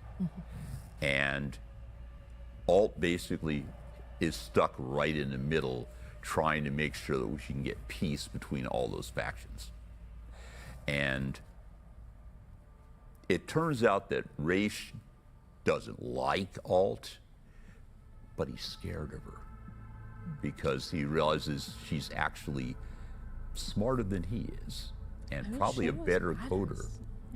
She was badass. She's a badass. Oh, no. Alt is totally badass. Alt was, when I began writing Cyberpunk, the first thing I went was, okay, why does Alt work? Because I don't want to have, I'm the girlfriend that you have to rescue. I hated that idea. So I said, okay, you've got a tiger by the tail. You've got basically Alt is genius level and then some. And you kidnap her. And her first thought is, okay, I'm stuck here. How can I fuck you guys over? And that was about the size of it, And had Johnny not screwed up and unplugged her too early, she would have gotten back into her body and gone, Johnny, let's get out of here. I've just taken $1 billion out of Arasaka's accounts, and they'll never find us. Yo! But no, Johnny said, oh, I have to save you, click. And he has beaten himself up about that ever since. Which, again, is another reason why Johnny is messed up. Poor Johnny. Yeah. Can't catch a break. Yeah. Can't catch a break. Yep. So, we are coming up on time. Oh, come on. You've got to have more questions. I know. We've got so many questions. You guys have to tell me to shut up. We have so many questions. But I guess... We could do this online sometime, too. I think that would be great. Yeah. We should definitely do that. Rob would love to do it online. Hell yeah. Rob is our social media guy and Amelia equivalent. Yeah, we'll talk. We'll talk with Rob. So I guess I wanted to ask, do you have any final words that you want to share with everybody? Well, what I say is whatever you take away from Cyberpunk and the Cyberpunk world, remember that there are a couple lessons. One, you should give a damn about the people around you and know who you give a damn about, because you'll have to make some tough decisions around those people. Two, technology is a tool. It is not something that is a be-all and end-all for itself. You use it.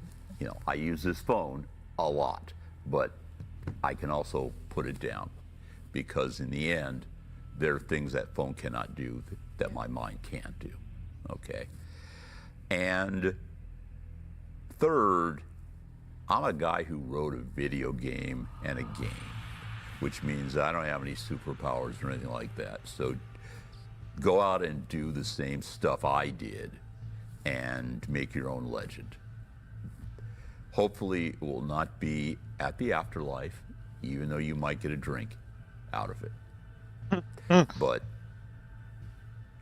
enjoy your life, do your life, use your technology where you need it and wisely, and make sure you cover the bases for the people you care about. Do that, you're okay. Yeah, that's lovely. That's I rehearsed that.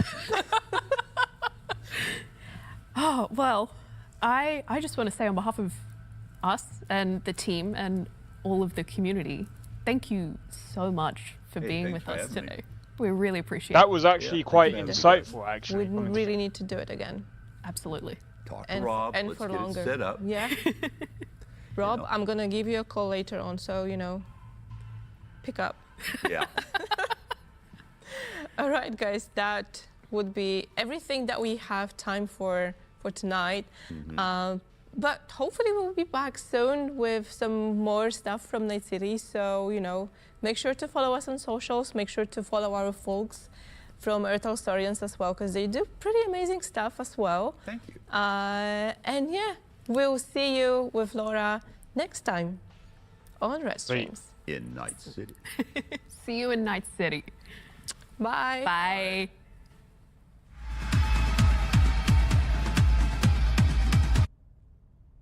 Sweet. Of course, there was no, there wasn't anything on, like, updates or anything like that, which I kind of do anyway. But that's interesting.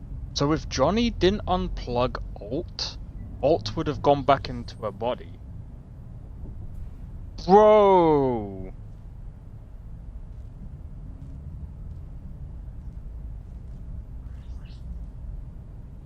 That's an interesting. You know what?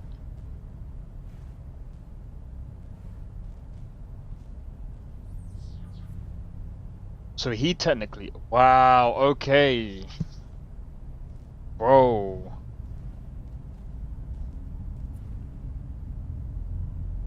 Well, it's not that V is originally. It's his character. So what you gotta remember is like. Even though he writes his own verse, or his own, like, cyberpunk thing, it's not quite, I wouldn't say originally, I'd say it's, it's how he expressed, or how he wanted to play the game, which makes sense. But, yeah, I mean, that's quite interesting. That's very interesting.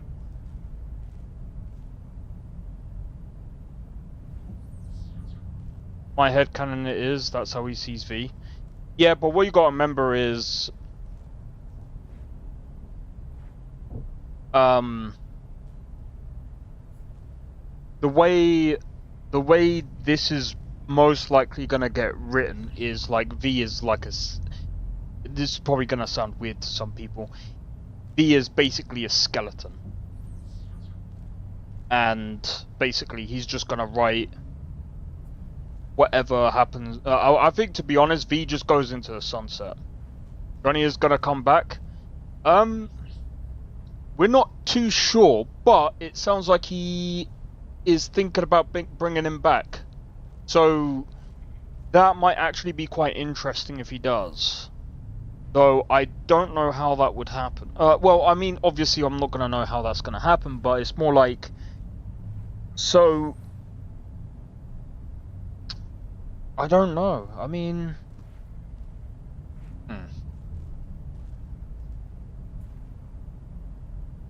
He already has a story, you said? Yeah, but we'll have to wait and see, man. He can do whatever he wants. Of course he can do whatever he wants. It's gonna be interesting. I like the way he's also tied, and see, again, that's another that he's already told people how stories are also made as well. So again, like, it's not just done from the brain, it's also done from the things that are around you. And you know, as I mean, I have written my own stories myself, but glad he's getting the recognition for all of it. What do you mean after all these years? He's been getting recognition for a while. And I'm glad that he does, but obviously, you know. But the thing is with a lot of these games as well, what you gotta remember is some people don't get the recognition because the game might not have been as popular, but luckily the game Cyberpunk, I mean, look at it now, it's in a top 50. It's still being played right to this day. Cyberpunk wasn't as global as it is now because of the game.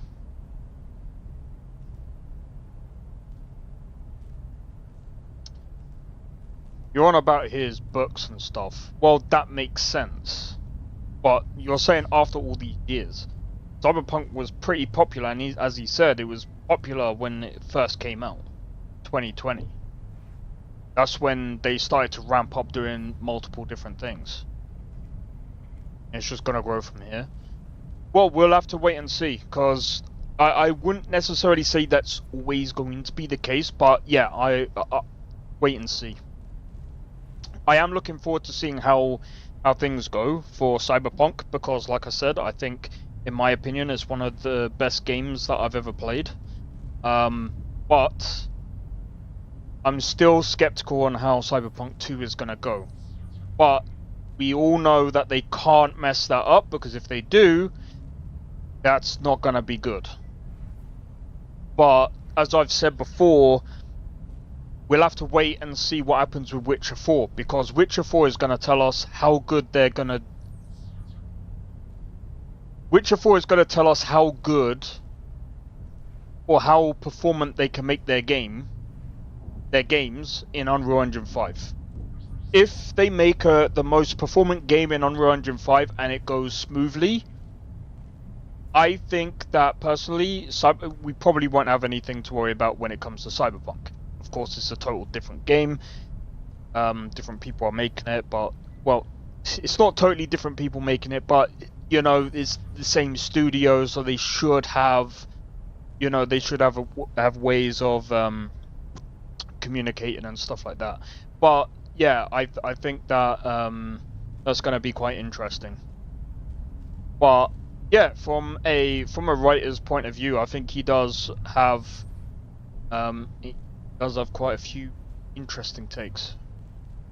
Yeah, it's going to be on Unreal Engine 5. They're doing away with Red Engine. I think, to be honest, like, some people see it as, oh, that they're just doing it because of Unreal Engine 5 being more popular. No, it's to do with the fact that they're a fully fledged, they're a corporation, okay? CDPR is literally like they work for themselves, right? They've got GOG, they have Witcher 3, well, they have the Witcher games, and they have Cyberpunk. They've split off different parts of their team to do different things.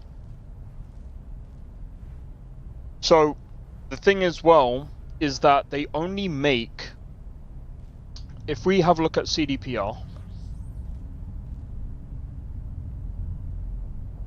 let's have a look at the games that they've made, right? I usually use, well, let's our games.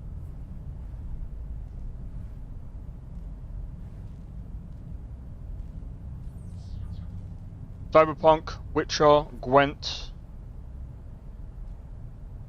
See, look.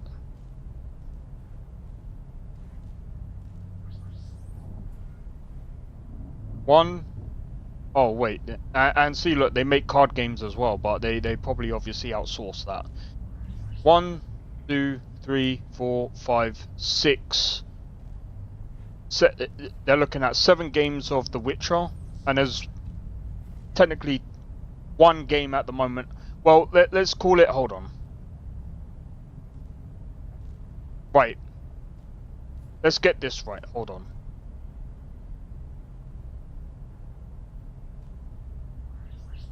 Okay, so that's a mobile game. Okay. Yeah, alright, we'll count that. So, again, 1, 2, 3, 4, 5, 6. 7 games that they've made. Right? 7 games. Will the game actually look like the cutscenes or nah? It depends, I don't know. Sometimes they do.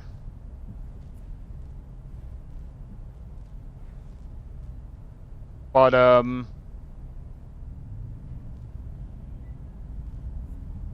when did CDPR about us?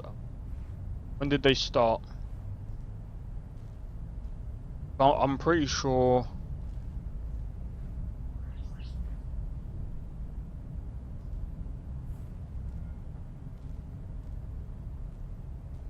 They were founded in 1994. So, I mean, again, look at the space between their games as well. 7, 8, 9, 10. 4 years? 3 years? Obviously they had The Witcher 3, but that was probably made by a different team. Yeah, it looks like a different team.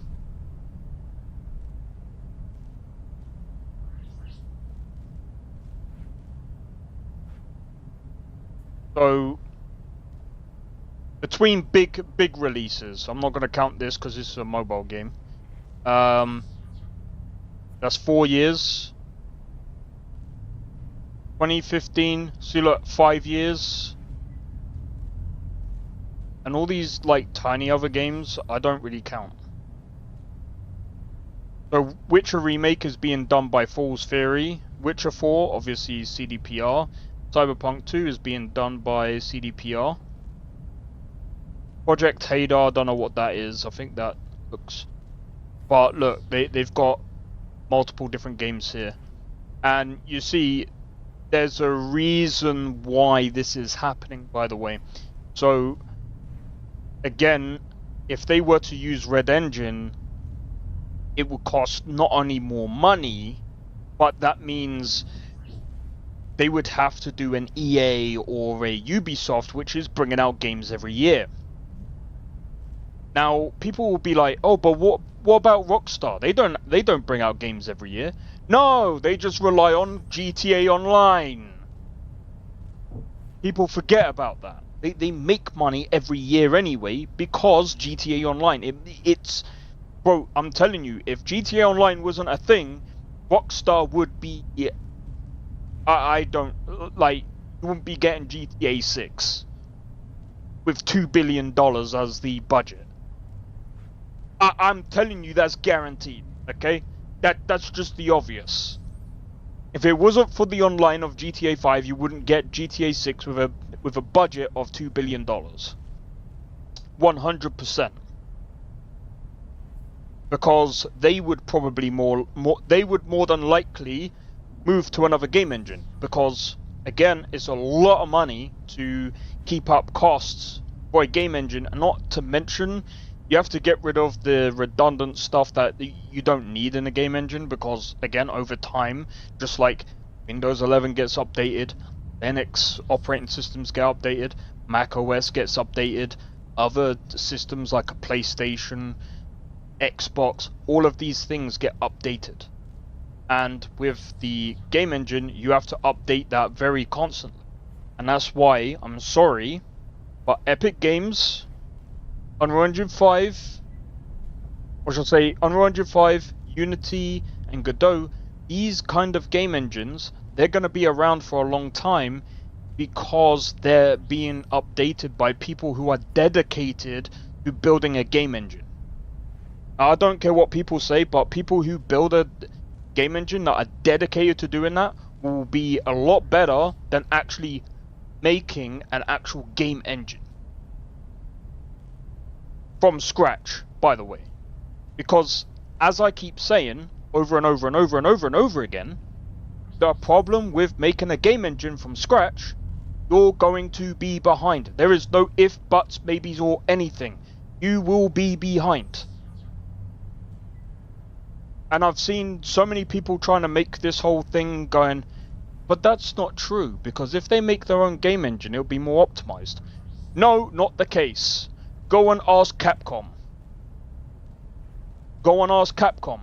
Go and ask Koei Tecmo, who made Rise of the Ronin. Was that optimized? That was their own stupid game engine. People are absolutely stupid. They have to update the game engine. Just because you make a game engine doesn't automatically mean it's better than Unreal Engine 5 or Unity or something that's already out there. That's the problem. If something is already out there, and here's the other thing about game engines, by the way, guys. The more people that use the game engine, the more you can actually tune that game engine to actually run better. Just so people know. Because, again, like, you get the feedback from other people using that game engine, and that's what makes the features better inside of that game engine, because more people are using it. The more the game engine gets used, and the more feedback you get for that particular feature in that engine, the better the features are going to be. Usually. Now, I'm not saying in the case of like Unreal Engine 5, because the thing is with Unreal Engine 5, there's a to and from thing here. Yes, Lumen and Nanite at the moment suck. It's because it's new. This is why I proposed to Epic Games to do a I forgot what it's called, a long-term support. They need a long-term support. Meaning, if you are on Unreal Engine 4 or Unreal Engine 5, 5 point whatever, there should be an LTS version which they should state as production ready. The newer builds of Unreal Engine 5, because of this new technology, everyone is jumping to use it.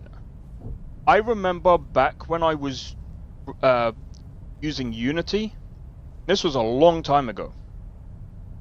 Everyone was talking about HDPR, URP, all of this, that, and the other. And I was just like, sounds cool. I'm not going to use it. I'm just going to use the standard rendering pipeline. Because the problem with HDPR, you lose frames. You know, I mean, it's a high definition rendering pipeline. So it's going to be rendering things at a better definition or high definition. But it's almost like ray tracing. Well, that was the ray tracing at the time. Now, while people jumped on this, those people that actually used their brain and went, okay, we're going to use the LTS version, we're not going to jump to the new Unity engine or the new version of the Unity engine yet.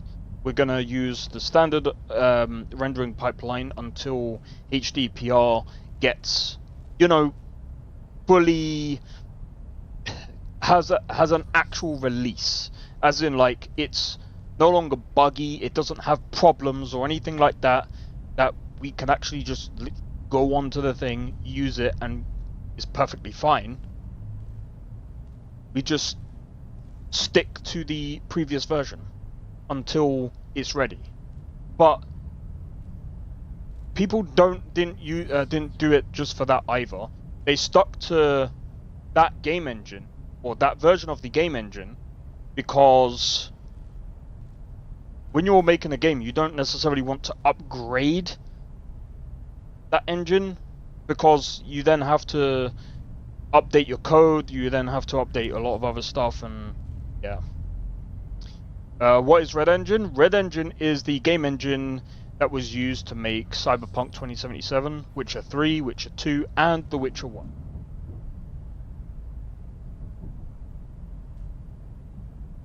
And just so you know,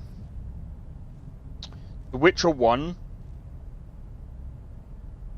wasn't like, I mean, that was their first ever game.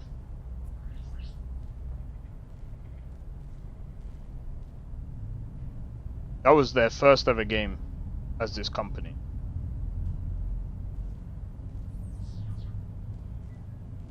And just think, Witcher 2 came back and it was way better than Witcher 1. And then Witcher 3. But yeah, I think that, again, like, a lot of people that are using game engines these days, they just don't know how to use them. There's that. And there's people taking shortcuts using the game engine.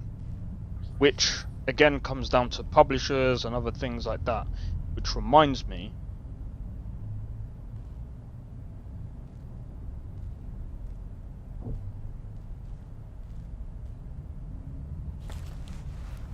no, that's not what I wanted to do.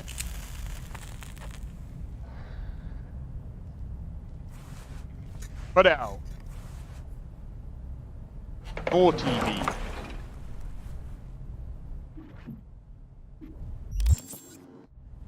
Oh, it's quite late. It is quite late. Just give me a minute, cause I'm gonna quickly. But yeah, that's just. I just basically gave a rundown of.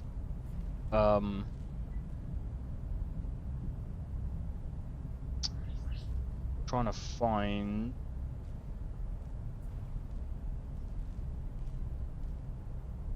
I actually need to find it out. Because Ko spoke about this.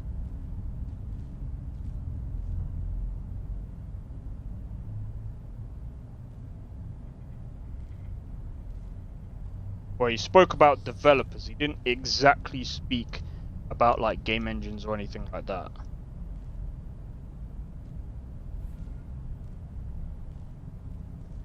What did it?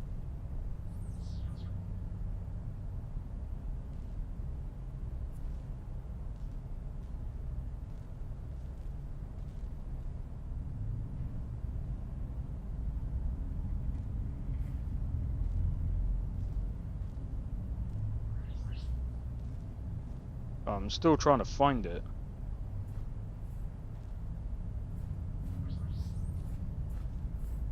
Come on, Carnage, where go, bro?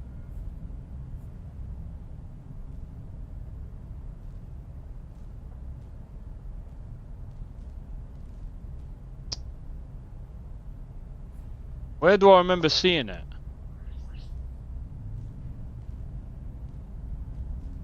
Oh, it must have been a while ago.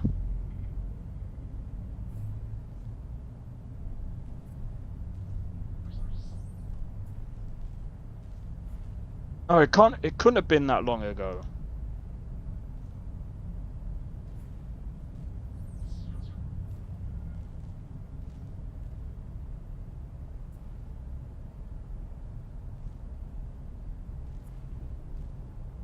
Oh wait, I think I can just go on his channel, I think.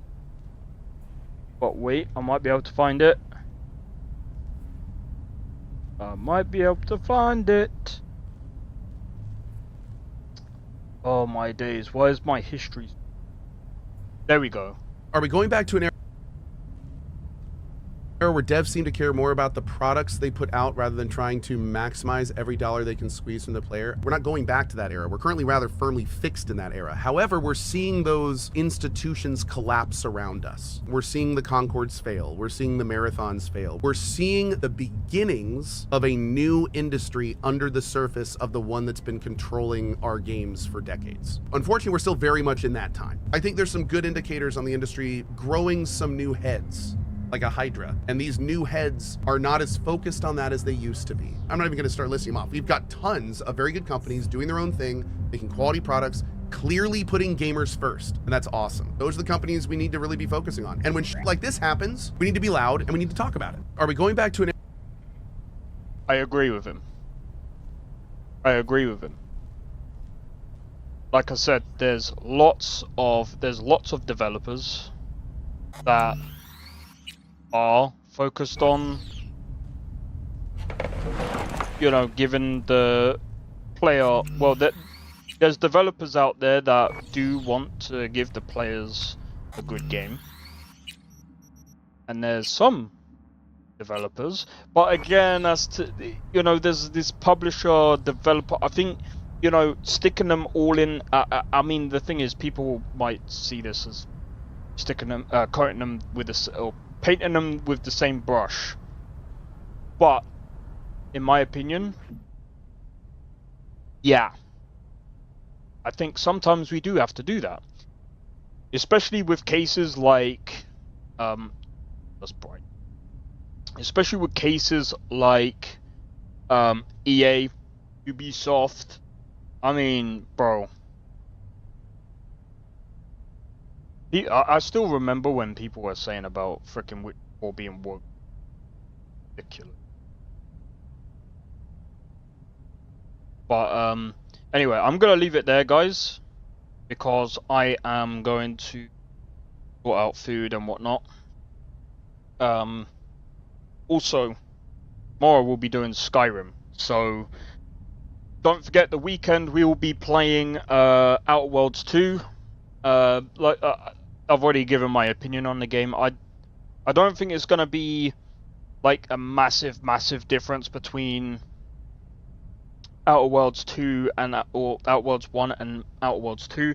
I think Outer Worlds 2 has better gameplay so far. But in terms of writing, I think it's going to be more or less of the same. But you know, we'll talk about that on the weekend. Trying to think what else was there. I think that was it. I mean, apart from New World basically being dumped on its head, and what's that other game? There's another game. Oh yeah. The Outer Worlds 2 having like less players on it. Yeah, I'm not sure how things are gonna go, man. But we'll have to wait and see. But anyway, hopefully I'll see you guys in tomorrow's stream. But if you enjoyed this stream, be sure to hit the like, consider subscribing if you're new, and feel free to join the Discord. Discord link is down in the description below. Feel free to join, and don't forget to hit the notification bell. That'll let you know when I next go live. And also, from next week, I will be posting those videos. We'll see how things go out. But yeah, hopefully I'll see you guys in the next one. But thank you for tuning in, and you could say thank you to Nestor, which thank you Nestor for letting us know about the red stream today. I think that was very, very interesting. But anyway, hopefully you guys have enjoyed, and I'll see you guys in the next one. Take it easy and peace out. See you guys soon. I don't think so. No offense, of course. I'm just not up for it. Sorry. Oh, good. Finest screamer. Oh, a snitch, huh? Don't have you running any guards now, can I?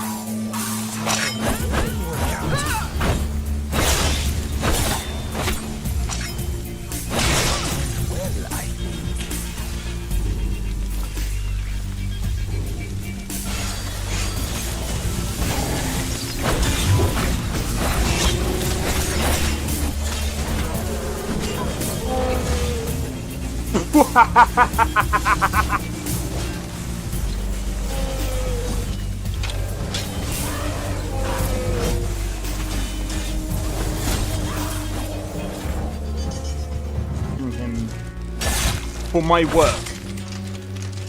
Bro, you're getting wrecked. I need to keep my stamina up, so I need to stay away from this one.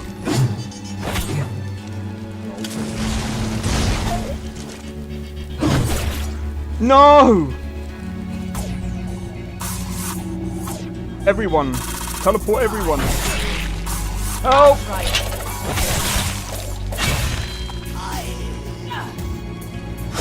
Well, that's taken care of. I haven't seen you before, have I?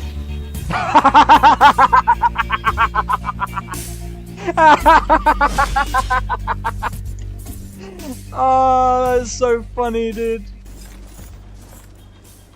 You picked a bad time to get lost, friend.